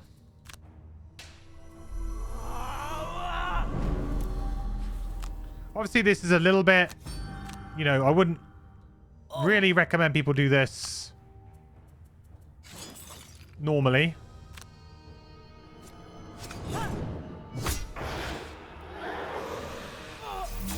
I probably should have played Impending End. Just try and think that we get to 2 there. Hopefully that won't matter.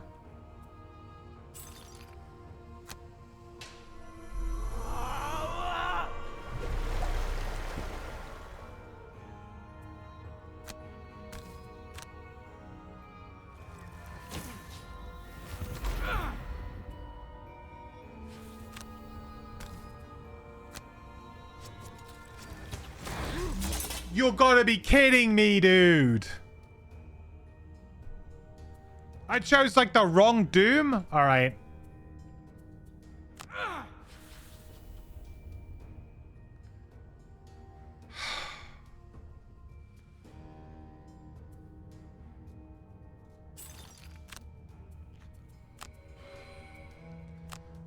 Well, good job we had this.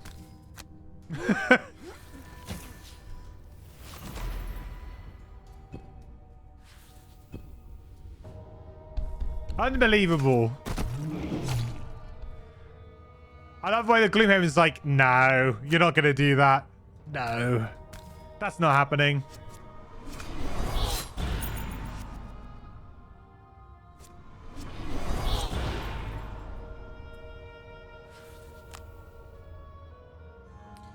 You thought that was happening. It's not happening.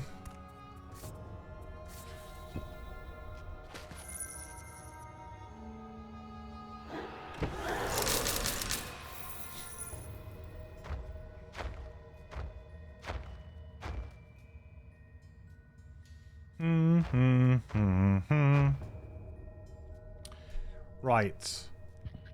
Now we just kill, I guess, the Demon Elite.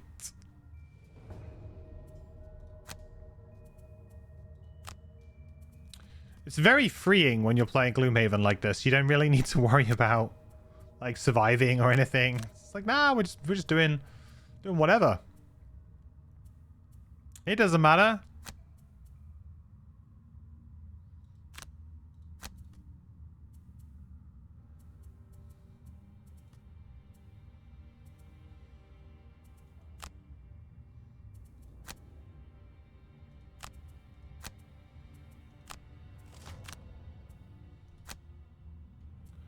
Okay, let's go for this to you.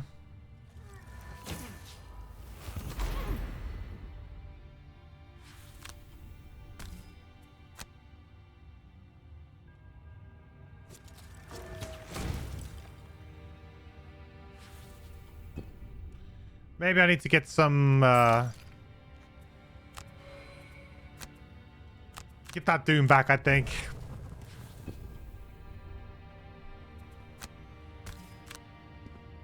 We'll go here. We'll heal up. 1 point back. Hit him with the old bone breaker.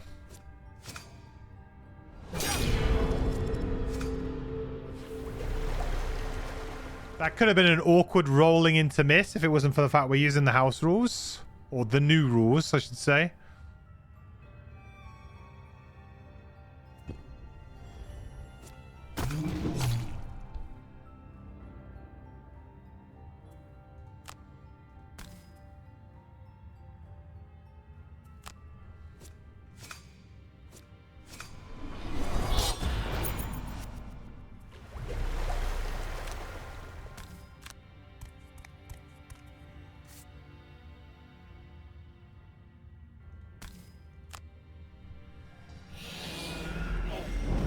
Oh, Doom's still going to try and hit that 2.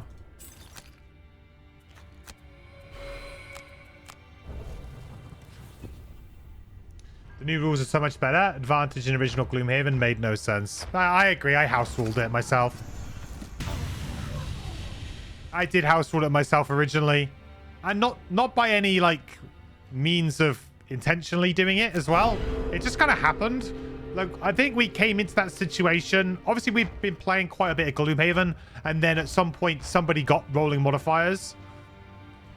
So we'd played a fair amount at that point. So we had a pretty good understanding of the rules of the game at that point in time when it came up. And it was just like, well, it just makes sense to play this way. And we just didn't double think it. We didn't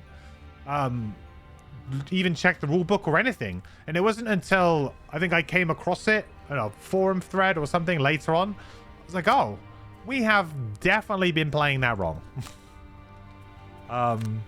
But I kind of prefer the way that we're playing it. So we kept it.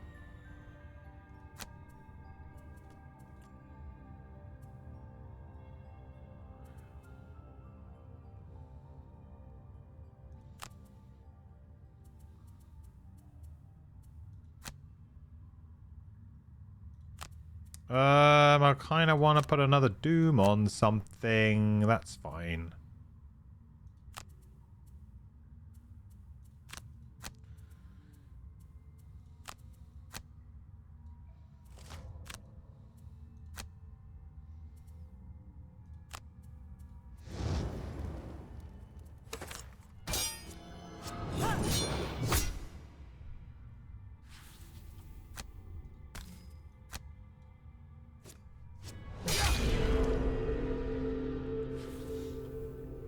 You beat the game before you realize that the reduced randomness variant doesn't cancel out the shuffle icon, so you only play with the correct rules in Forgotten Circles. I see. The new loot deck in Frosthaven is going to change the way you play the game. You've never been too interested in getting gold, but now you want to know what's under each loot. Yeah, definitely. I like the little surprises you're going to get, right? And if there's one item in the entire deck, then you're going to be like digging through it. I feel like the Drifter's perk to be able to you know, like draw two, choose one, I think is what it is. Whenever you get loot, is going to be super impactful. Actually, really, really strong. It's not going to help you win more scenarios, but it's going to just get you everything that you want or everything that your party needs, and will accelerate that rate of growth in the town, maybe. It's going to be there's going to be some really interesting kind of things in the economy of this game, like how to judge it.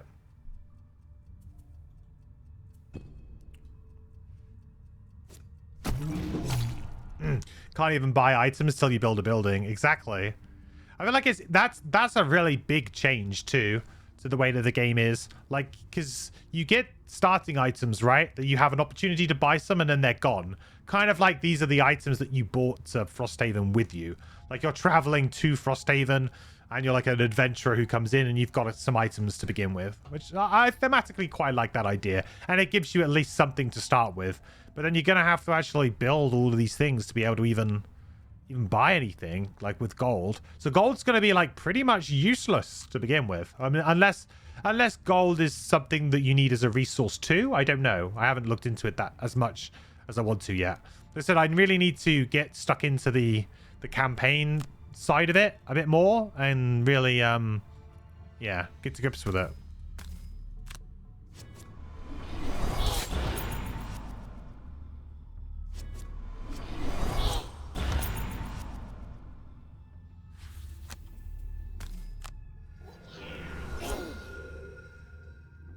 I feel like bringing each character's loot card is a bit more impactful. I think it's almost necessary, in my opinion. Like before, I've always been the person who said, don't bother with loot. You can kind of do looting naturally. Don't worry about it. Gold, you know, makes the game easier. And I think, though, in Frosthaven, it's going to be so important to just get some loot value here and there. And also, they've changed the loot cards to not just be loots, thank God, which I'm so happy about. Because my problem with a lot of loot cards was that your choice was you give up a turn to go loot or you go do something. And now they're saying, no, actually the loot cards, they're going to do a little thing as well. Like I think You know, each of the characters has a very... It's like a minor effect. It's not like huge, but it just does a little something else as well to kind of keep your characters ticking over, which I really like.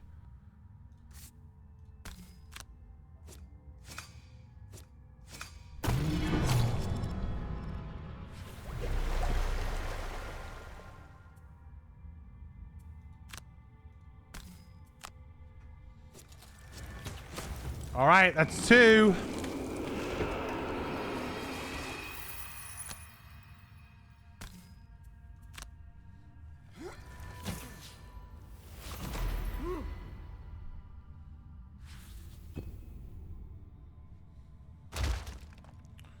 Or removing the loot. Yeah, I'll remove the loot. One of the few items you get from Gloomhaven is the Loot 2 helm. You think Isaac knows how important loot is. It is, but... So... The thing with Thief's Hood, though, is it's a single-use item and it turns the Loot 1 into a Loot 2. Now, I think as a team, depending obviously on how big the scenario is in certain instances, it's going to be a lot more of a cooperative looting experience. So Gloomhaven's been selfish with loot, right? It's a selfish looting game because the loot before only directly influenced what was happening to your character. So certain characters were better at looting. They maybe got richer. They got better items. They got enhancements, whatever it may be. But it was a selfish looting experience. And loot 2 is something that you need maybe in those more selfish moments because... You know, the other characters are trying to get it and you see a really good spot, you move in, you get everything, awesome, I'm rich. But now, if it's not going to matter as much as who picks up the loot, does loot 2 become less of a priority? Because in theory, as long as somebody picks it up, it's not so much of a problem. And if everybody brings a loot card because you make it a big deal, then really by moving, you know, carefully through the scenario, planning your movements, using your loot when appropriate, you should be able to pick up the majority of loot between yourselves. And yeah, there's no rush for loot. I don't know. That's the way that I'm sort of feeling a little bit about it at the moment, about that item.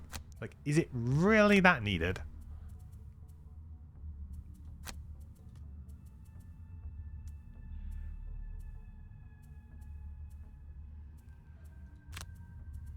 We're in that weird place now where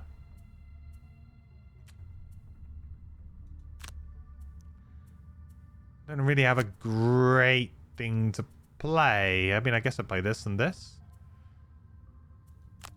Or I play the bottom of this and I play the top of camouflage, maybe?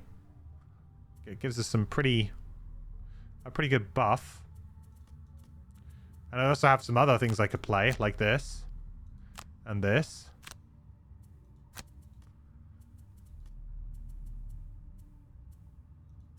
And this. And this. Not bad.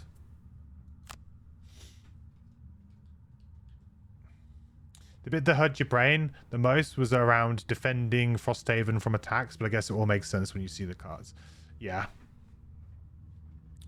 Like I said, I'm going to be doing a video on that kind of stuff eventually. I'll probably spend a good amount of tomorrow rereading that section, getting a general script together of how stuff's going to work and what the flow is, and then I will do a follow-up video probably towards the end of this week to do with that, to just do with all of the mechanics.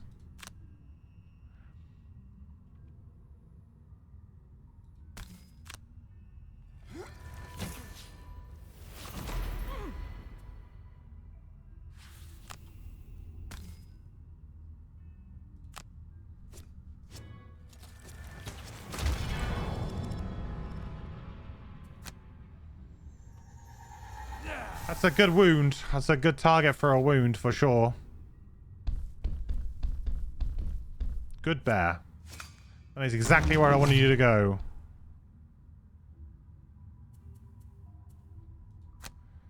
One, two, three, right? I think we will strengthen you up.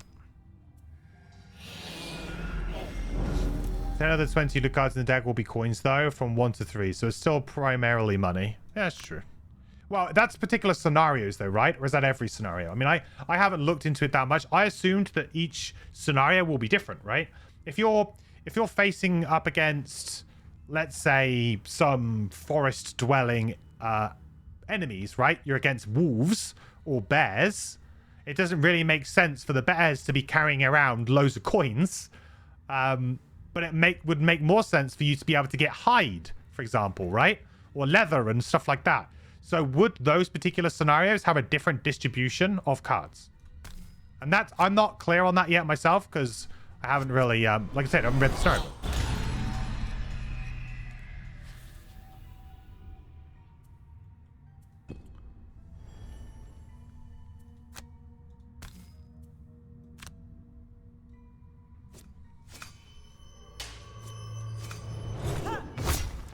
Wow, that didn't do hardly anything. I was expecting it to do at least something there. Like,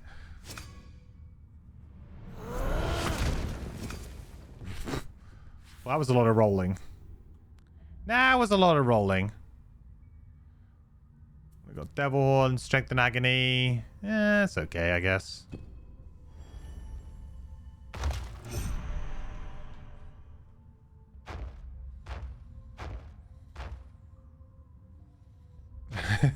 It could be anything. Mystery box, mystery box, mystery box. Would you like the boat or the mystery box? Mystery box, mystery box. It might even be a boat.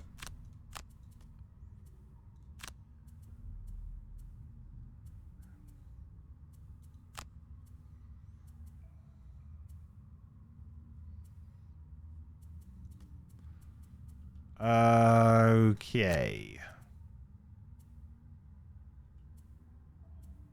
I think I just want to... Oh, I really want to immobilize this guy, but I don't think I have enough movement. Nope.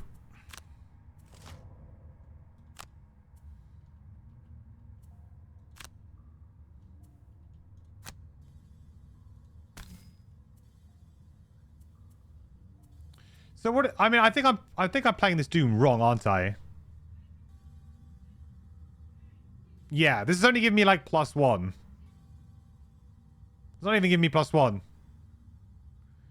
some reason, I thought it was the other way around. It was giving me bonus for range. It's actually the other way around.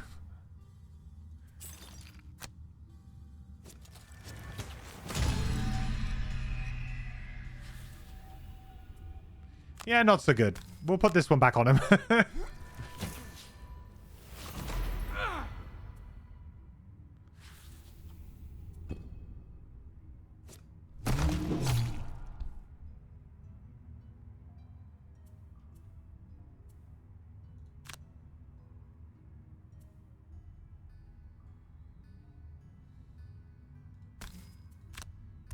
Oh, no, I don't want to do that.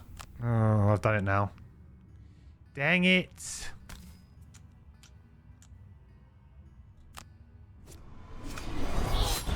I guess the bear's getting hit. I guess the bear's getting hit.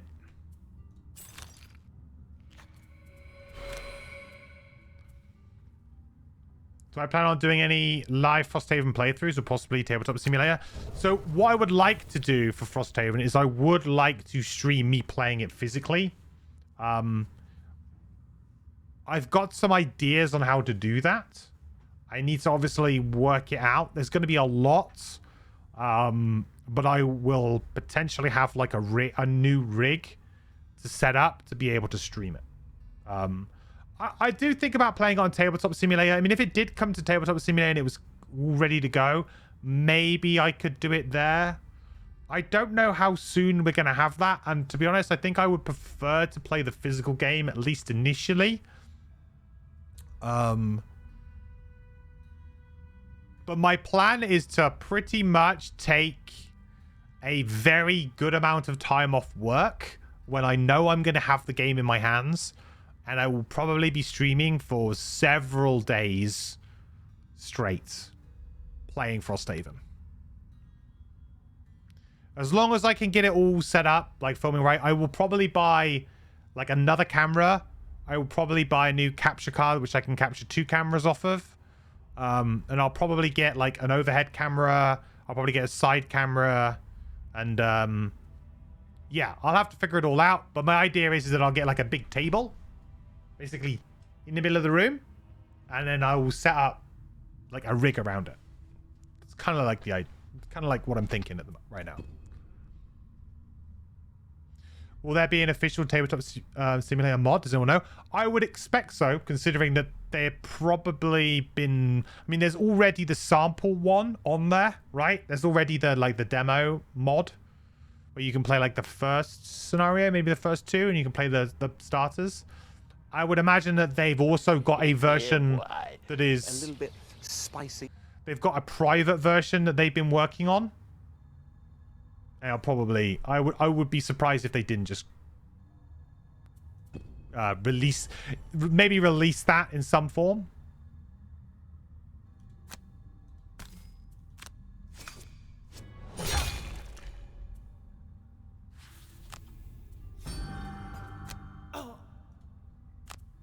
These guys are hard to kill, huh?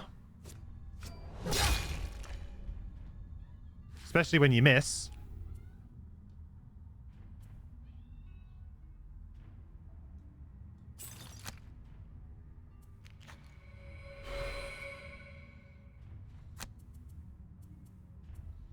I'm guessing more of Madness could be a really good way to just attack it.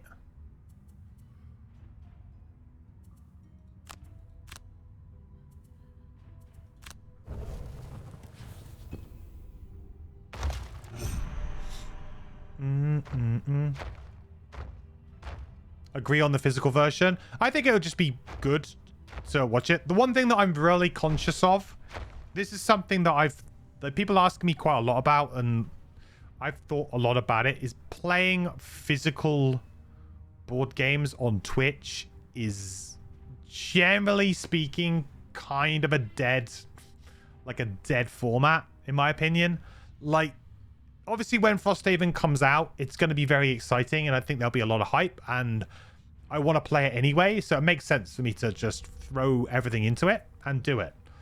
But it is not a good platform for playing board games, in my opinion. Like, the thing is that you come onto a platform like Twitch, there's lots of shiny things going on. I don't think a lot of people go to the board game channel. I think it's mostly driven by streamers who maybe are already, they've got fans from other places that bring them maybe to that category. I think it's very hard. I also don't feel like the medium is particularly engaging unless it's something that people are very much interested in. So, for example, for Frosthaven, I would think that to begin with, people will be very interested, but there'll be a point where everyone will go, cool, I don't want to spoil this for myself anymore. I'm not going to watch anymore. Like, there will be a point of that. And if I get the game and I say, like, I'm going to play it hardcore for a week and try and get as much done as I can and try and play as many scenarios and get as much of an understanding of the game as I can, there's going to be a point where a lot of people are just going to say, I can't watch because I want to play the game. And that's fine. I expect people to do it. I would be exactly the same. I feel like video games are a little bit different. People are more likely to jump in and they don't care so much about that stuff. And yeah, I think it's a very hard medium to get people excited about watching. It's a very hard medium for people to understand what's going on as well, because it's very difficult to show a board state and give everybody the information that is needed to understand like what is going on right now. It's difficult.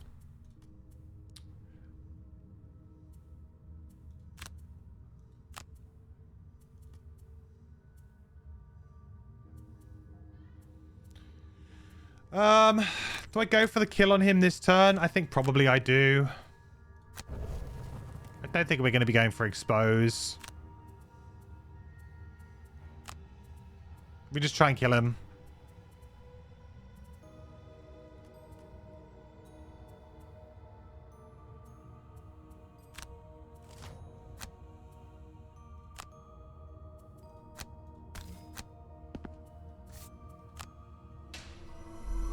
You had a nerf demon walk into 2 traps, same turn in this scenario in digital, even though it didn't have to walk into the second trap.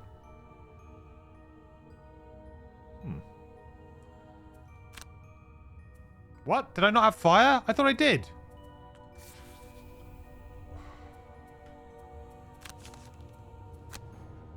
I'll just attack it then move away. Or just stay put and attack it. Just need to do a little bit of damage to help my Doomstalker kill it, that's all. I don't even need my Doomstalker to kill it. That isn't even necessary. I'd be really surprised if there isn't a tabletop simulator version of Frosthaven, though. I would be very surprised. But it's whether or not that will come sooner rather than later. I don't actually know when the official Gloomhaven 1 came out. I don't know when that was. I don't know if the game had been out for a long time or what. I really don't know.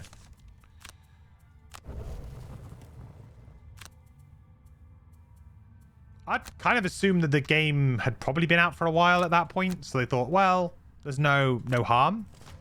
You know, at this point in time, most people have bought the game, or the people who haven't, you know, aren't. You know, it's so let's just let people play with it. And also, they released all of the files for the community to play with anyway. Oh, why didn't I just... No, I don't know. I can't be bothered to redo that again. It's Burning Mountain. Shouldn't fire be strong every round? Oh, you'd think so, but I don't think that's in the scenario rules, unfortunately.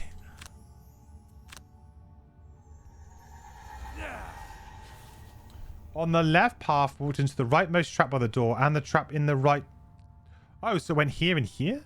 Interesting. Even though there was a path? Was it possible that they would have had to have walked through this trap? So would it have been, because I've seen this before, where there's like a trap here. Let's say that it's going to have to walk through this trap or this trap and this trap. And what the AI of the game has done before for me has kind of just told the guy, I need to walk through 2 traps. So he walks through like this one and this one. Like, so there'd be multiple traps that he could walk through. But there's only like, these are the required ones. And it just chooses like a different one. I've had that happen before. Maybe it's that? Oh, the ordering of this. I guess it doesn't matter. We just need it dead. The Savas gathered in this back chamber as their last stand. A throw scored.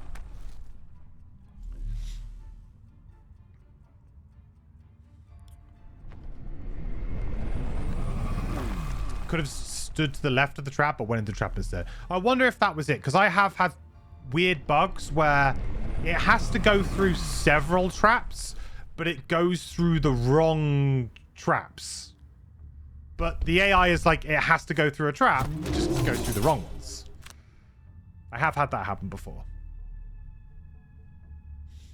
It was several years, but that was pre-COVID. Tabletop Simulator has become much more accepted during the pandemic. Yes, that's true. That is very true. But also it's... So, when Gloomhaven was released, you know, it was very much, you know, Cephalfair was Isaac, and it was a much more of a smaller operation. Obviously, the game hadn't really been proven at that point in time. And I feel like now Gloomhaven has become like, it's a real hot property now. And, you know, Asmodee have bought into Cephalfair Games. I believe it's still, Isaac is still like running it, and they're not really, I don't think they're interfering in most of it. So I don't know how much influence they really have, but if a corporation, you know, it's not in their best interest to release it immediately, because they kind of want game sales, right? And if there's a viable alternative to play the game that is significantly less or free, and they don't get any money from it, they're less likely to want that thing around. Which is fair. You don't expect anything different. We'll see. They could do a paid tabletop simulator mod. I would imagine the thing is that the community will get it done regardless. So even if Isaac was you know, was like, okay, we're not going to release an official one, or they just don't say anything about it. Even if that was the case, I would be very, very surprised if the community doesn't just make one somehow.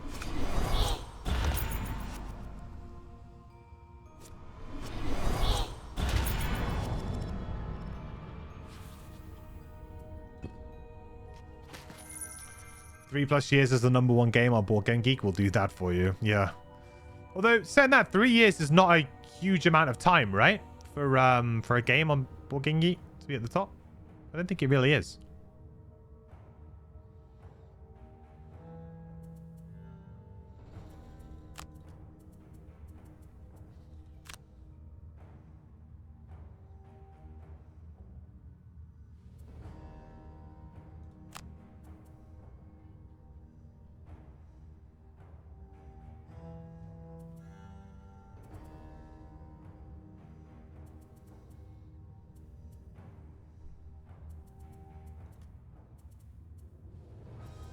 Let's just try and finish this real quick. We're gonna go for it now. I'm gonna go for it now.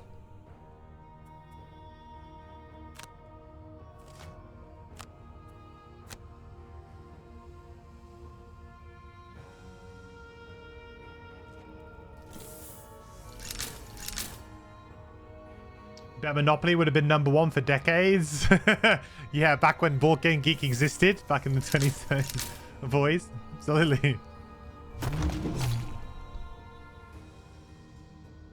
I don't know how long, wasn't Puerto Rico for a very long time? Puerto Rico was like up there as #1 back in the day. I'd be interested to know like where they kind of games are. I would say that there's now much more movement in the top like 10 to 50 maybe games in Board Game Geek than there ever has been. I'm always very interested to see like new games coming into that list and old games leaving, because especially older Euro games, they're quite dry and the rules are often not good, or the game's out of print so it's hard to get, so people aren't playing them as much anymore. So it just, I think newer games just have that opportunity to go forward. It's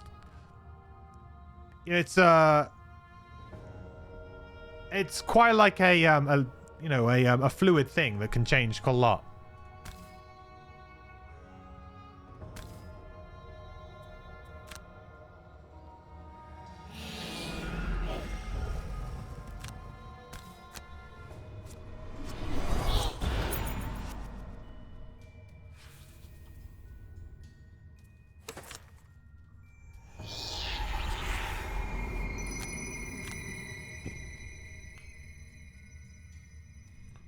You were also able to target a doomed enemy out of line of sight with angry face, wild command bottom. Yeah, you should be able to do that.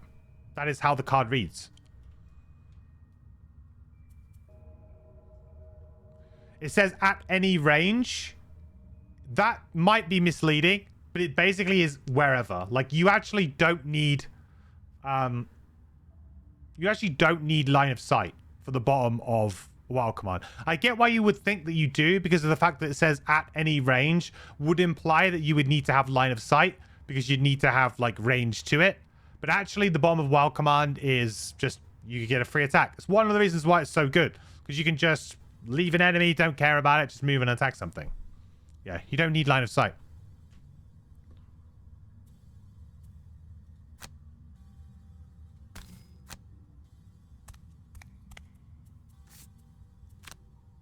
Me being sneaky.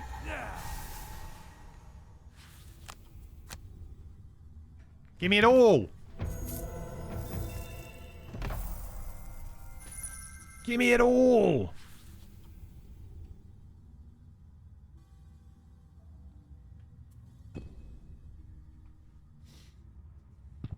What a perfect loot one. It was very nice. Very satisfying.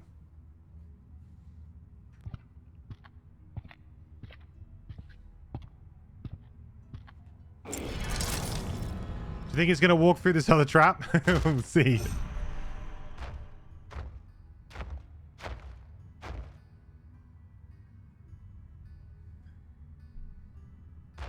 So we still need to kill one to try and get this final locked door open, right? We still need to kill one more. It's not all over yet. That will probably just open this door too. I think we need to kill 2 more, right? It's a little bit awkward, actually. Kill 2 more elites. Maybe kill this one. Maybe kill that one.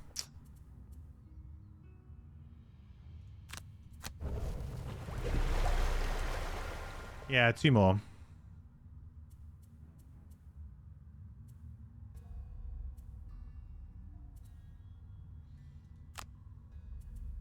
I feel like I might just go for a big resolute stand in a minute. Like, that just seems really useful here.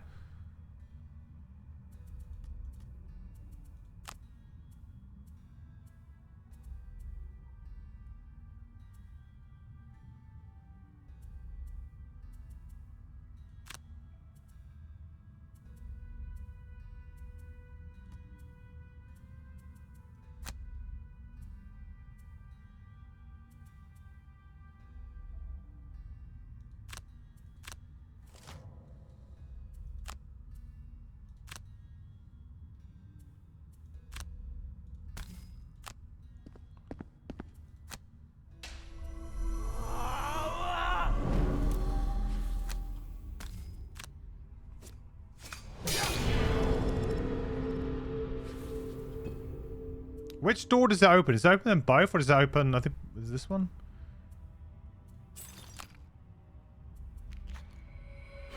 Oh, I forgot to do the thing. Alright, maybe not. I forgot that I played the bomb to the... retaliate.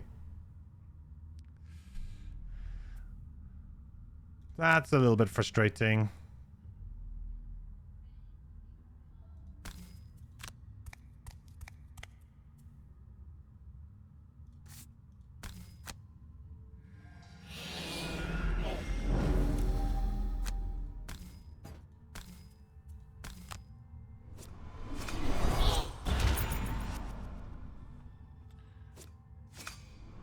Made that mistake playing over the weekend. Yeah, it's really easy to do. I mean, forget that you played an active.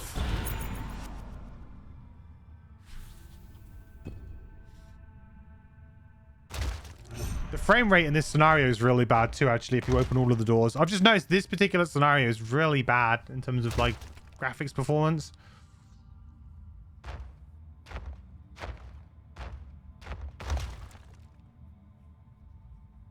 Just chugs if you look at too much.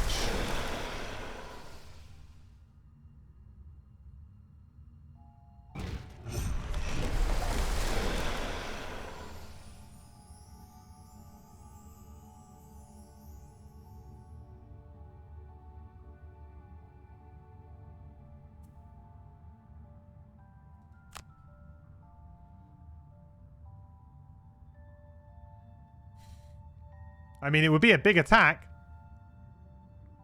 What would it be? It would be an attack of 4 with disadvantage. 4, 5, 6, 7. An attack of 7 with disadvantage.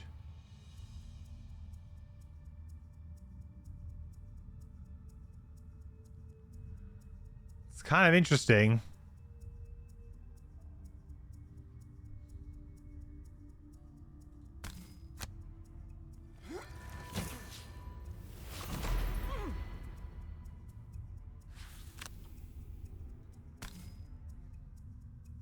You only live once, right, chat?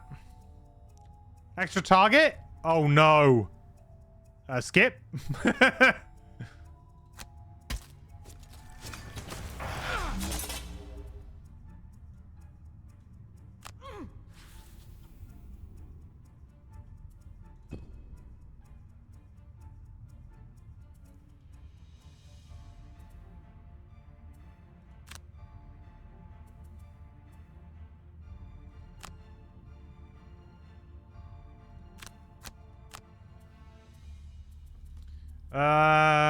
We are getting a little bit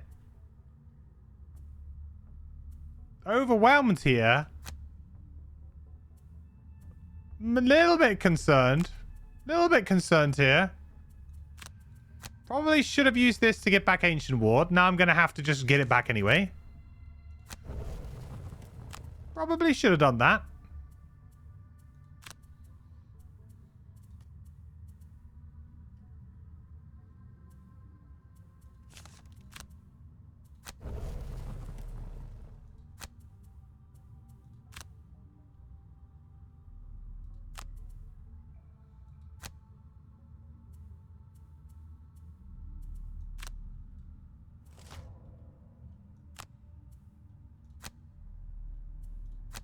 We go again?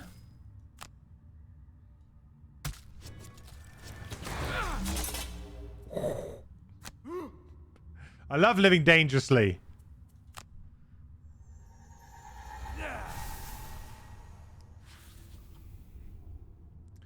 Hey, Zach. How's it going, buddy? Good to see you. Happy Monday. Hope you're doing well. You can swear while command calculate distance for that, weirdly. I mean, I don't know what it does in digital, but it is supposed to be, like, at any range with any line of sight. Like, I get...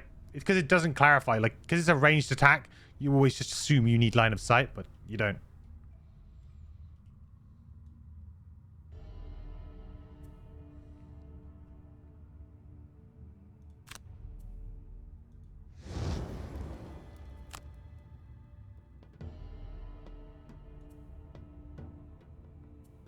I could jump there and attack him as well, but there's nothing to gain from that.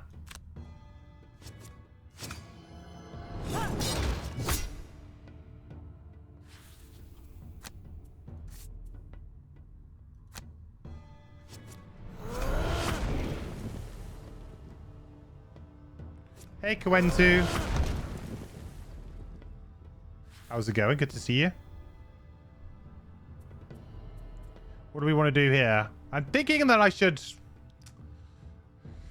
I mean, the ones that I'm going to kill... I mean, I haven't really made my mind up. I think it's this guy and it's maybe one of these two. If I'm just ancient warding these two, though... I'm okay. We're not quite at panic stations yet.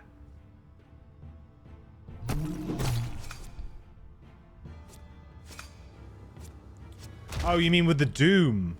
I think it showed hitting for 10 plus at one time. Infinite range minus X could be equal to 10, I guess. Oh, I see. That would be weird, yeah. At any range.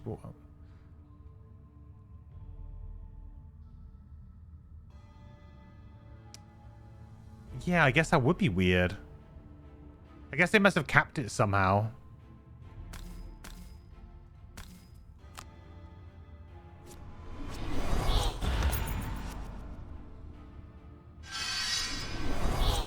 They must have capped it. Anders, thank you so much for the resub, dudes. 3 months. I really appreciate the support. Welcome back, my friend. The quest continues. Good to have you here with us. I hope you're having a great day, buddy. Thank you. Really appreciate it.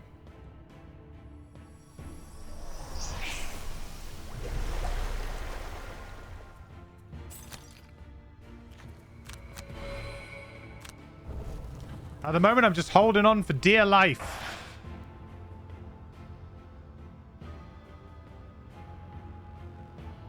It's interesting that these guys aren't moving, but I guess they haven't drawn move cards yet.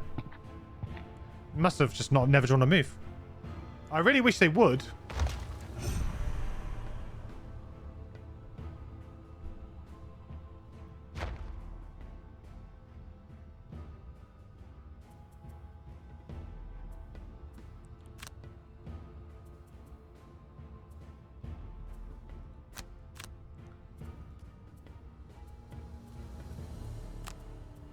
I love the way that I could just keep doing this over and over and over again. Definitely not broken. Absolutely not broken in any way.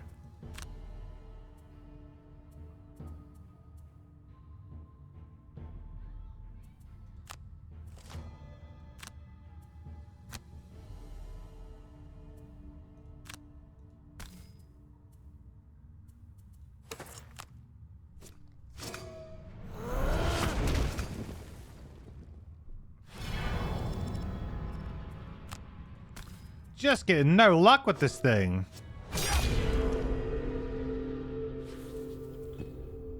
It's like the lightning bolt's worst enemy. Shielded high health demons. Don't know what to do. I don't know what to do. How do we solve the problem?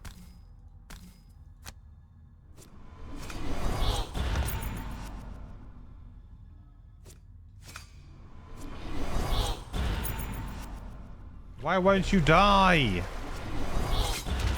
Finally get a wound on that guy.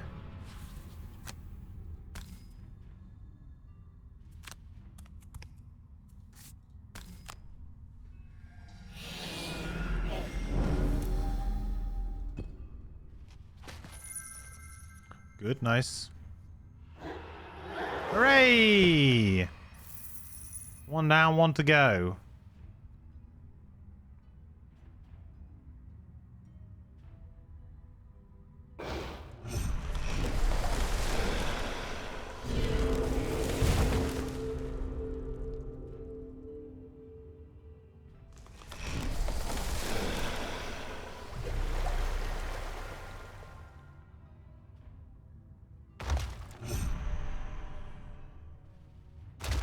Right. So, if we can just, on this turn, I mean, I could just, I don't really want to do anything like this. It just feels really dangerous right now. I mean, I could, because I'm going to be healing up for 2 anyway, and I'll just be short resting and going invisible. Anyway, I should be fine. Well, what am I hoping to draw here? A ×2? +2? What happens if I draw like a plus? I need to draw like a plus. I need to draw like a ×2 or rolling, right? I need to do a big rolling. I've got several blessings in my deck. Wow. I got 3 blessings in my deck, right? Maybe I could get another one? First. Only draw blesses.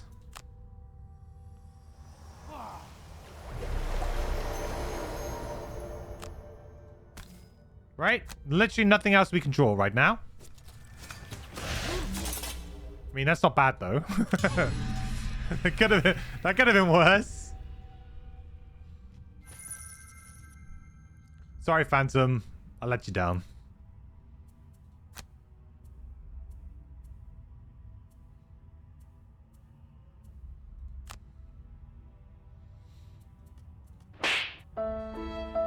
It's sad.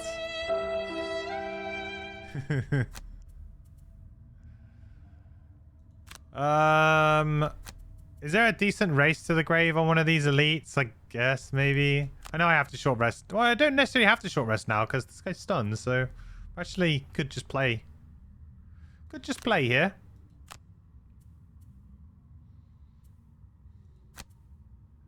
Maybe a bit risky, but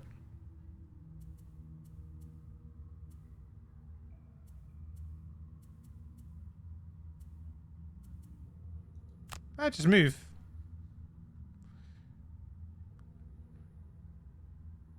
I can get very close this round if I wanted to. Very close indeed. I'm kind of hoping that this is the round that we just win. We get very close to winning.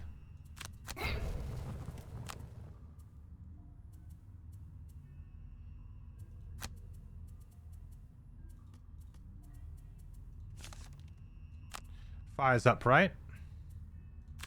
Oh.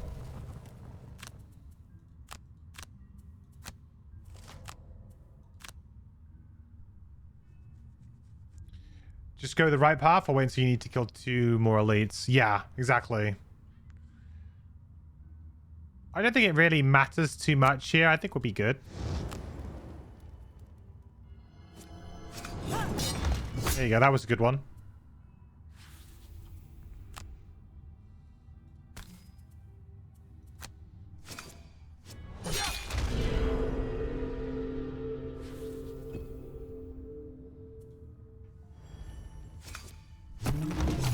I love the fact this bear has just been dealing with this guy the whole time.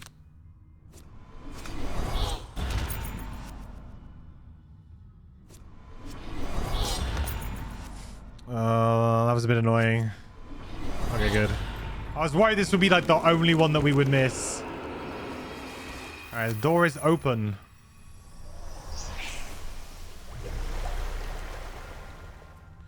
Door is very much open.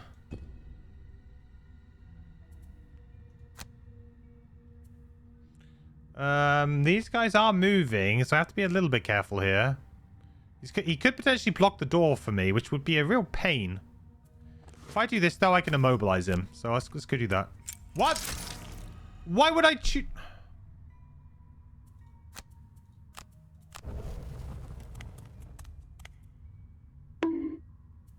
That's not my fault, Chow. You saw that. The game just randomly walked me through a trap. That's not my fault.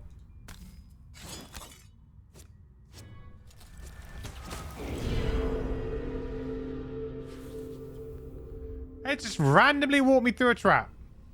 Wow. It would be fun to try Predator plus Wild. Oh, that's a good point. Maybe we could do that next turn. Oh, no, the problem is it's a bottom, right? Do I have my, actually, do I have my ring? My ring? I don't have the Ring of Haste anymore. Otherwise, I would try it. Because then I could do 2 rounds of playing bombs. Or in 1 round playing 2 bombs.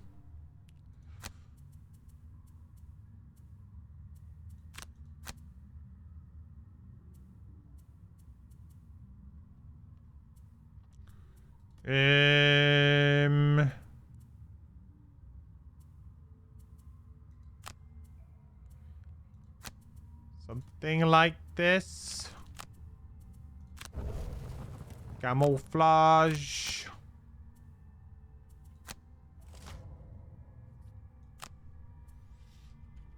This is empirical evidence that Craig should take all critical turns. Hey, don't fill his ego up, you know? Don't give him ideas.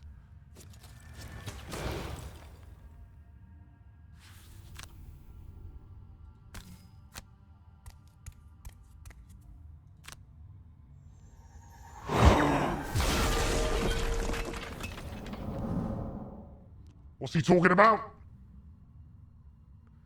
I think you'll find I'm the one who's always pulling the load here. It's always me. And he forgets to be nothing without me. I'm the one who does all the heavy lifting. Just look at my arms. Look at his. Weak. You need my steady hand. Absolutely. Look. See that? I've secured the win. Win secured. All thanks to Craig.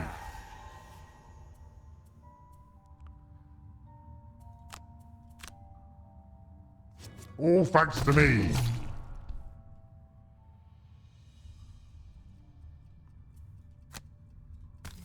There you go.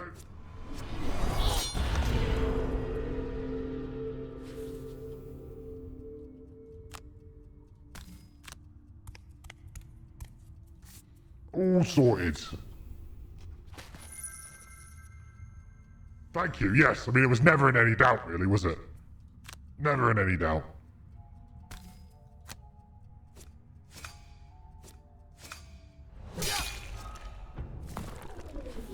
Wow! See? How many turns did he take attacking that thing? 1 turn. 1 turn for me. Easy.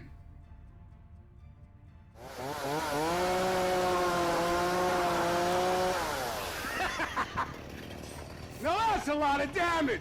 Huge amount of damage.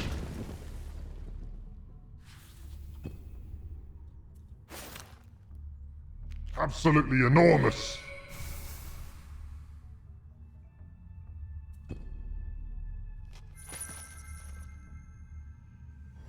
See, without my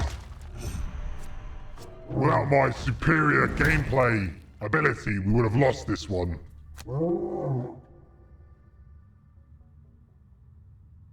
He would have let it slip away from him.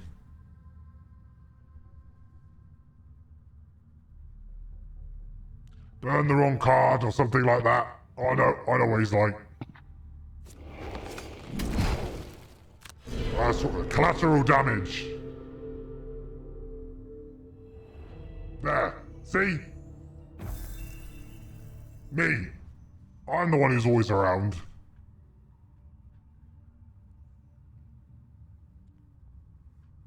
Right. There we go.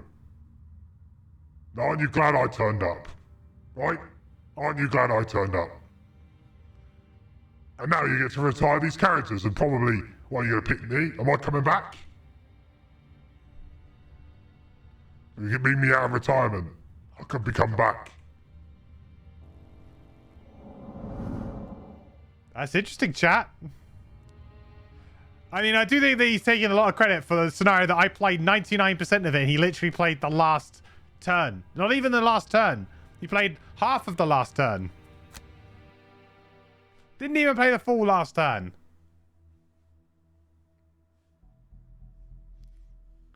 He played the most important turn? Oh. Sure. He played the first turn too? The first and last turn.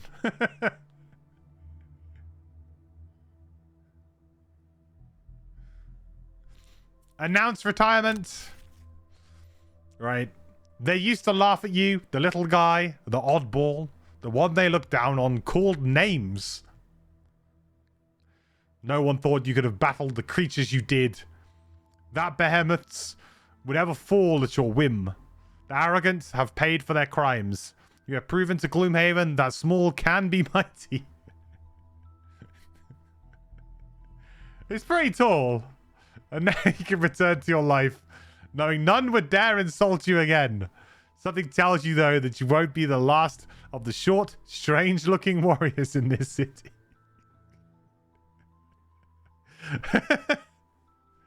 Oh, Orlando Doom. I'm sorry, buddy. What was Orlando's personal quest? Kill 20 elite monsters, but unfortunately we've already unlocked the character, so he's becoming a scoundrel. Well, you guys are going to vote, actually, what he's going to become. Orlando Doom, well done. Well played. 864 damage done, 57 enemies killed. Got the circlet of elements. Got prosperity. And we unlock another random quest. Always good. You did us well, Orlando Doom. You did us well.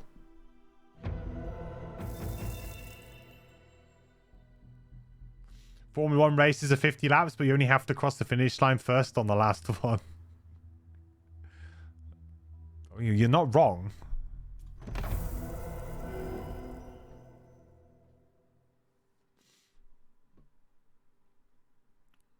Right, sulfur mine. That's would have been a good one to do with this, but now we've retired this as well. Announced retirement. Elemental samples. It's a wonder that this city isn't crawling with scientists. Actually, given how dangerous it's been trying to explore Gloomhaven and its vicinity, it's not. But that's what this band of mercenaries were for. The results speak for themselves. The elemental levels here are unprecedented. Their possibilities nigh endless to you. You thank the mercenaries for their help and prepare to make the long journey back to your lonely tower in the wilderness. You've got to cook up the best way to harness these powers. Fast. There will be other elemental enthusiasts coming to Gloomhaven soon. Ooh, spoiler. Unlock triangles and +1 prosperity. Yay, triangles. Yay.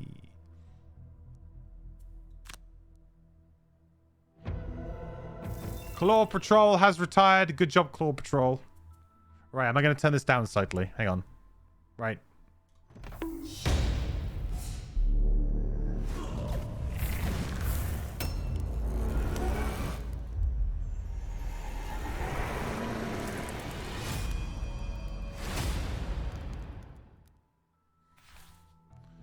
There it is. And there it is.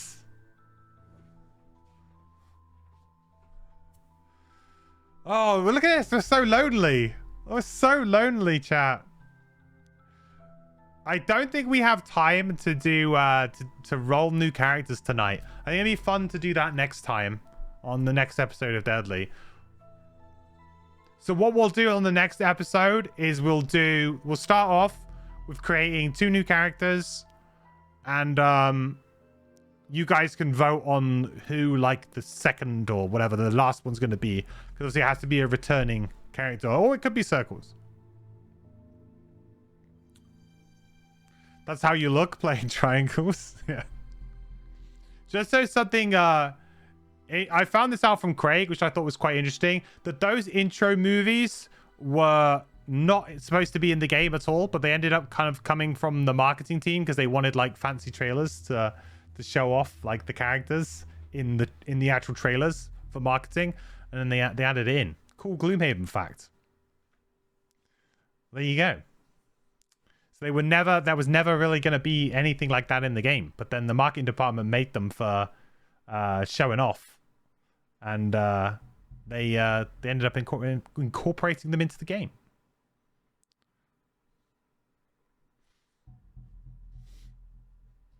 Bye, Claw Patrol. Yeah, it's sad to see him. Hey, Brambit.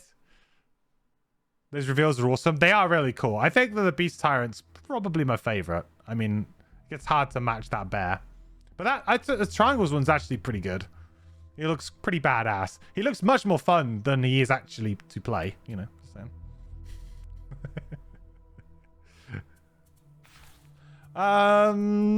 Right.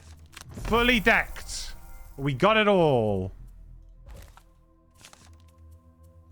We should be pretty close to this now too. Look at that. So 3 more scenarios, maybe 2. But a minimum of 2.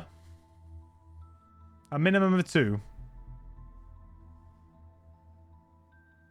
We'll see how we do. Hopefully we can do that in 2 or 3, and then we'll be on to like a new troop. So that'll be really good. All right, awesome. Well, next time we will start with creating the characters and everything. So we'll probably do that on Wednesday.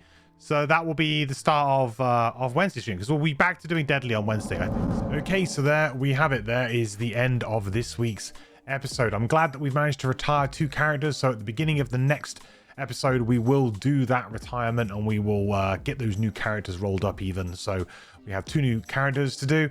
I'll let you guys decide. So if you come by the stream on the day that we'll do it, which will be probably later today when this video goes out, so we will decide on who it is that we want to play with. But should be fun. I think we're going to be going for some weird builds here. It sounds like everyone's going to be challenging me a little bit to play something a bit awkward, which yeah, could be fun, and it'll be interesting experiment at least. And if it does fail, then I guess we can at least just create up a couple of really strong characters, and then we can crack on. If you did enjoy the video, please do like and subscribe. It helps me out so much here on YouTube. I really appreciate it. And come over to twitch.tv/mandatoryquest every Monday, Wednesday and Sunday, where I am streaming Gloomhaven usually. So come pop by, and if you've got any questions, you can always ask me live, or always catch an episode of the Deadly series live maybe. Okay, thank you all again so much for watching. I will catch you in the next video. Bye. I think still, yeah. Oh, Scout that's the blessing from Jeff. Yeah. That's the blessing from. Isaac, at this point, can we get your approval to add an additional attack modifier deck for allies in the digital version?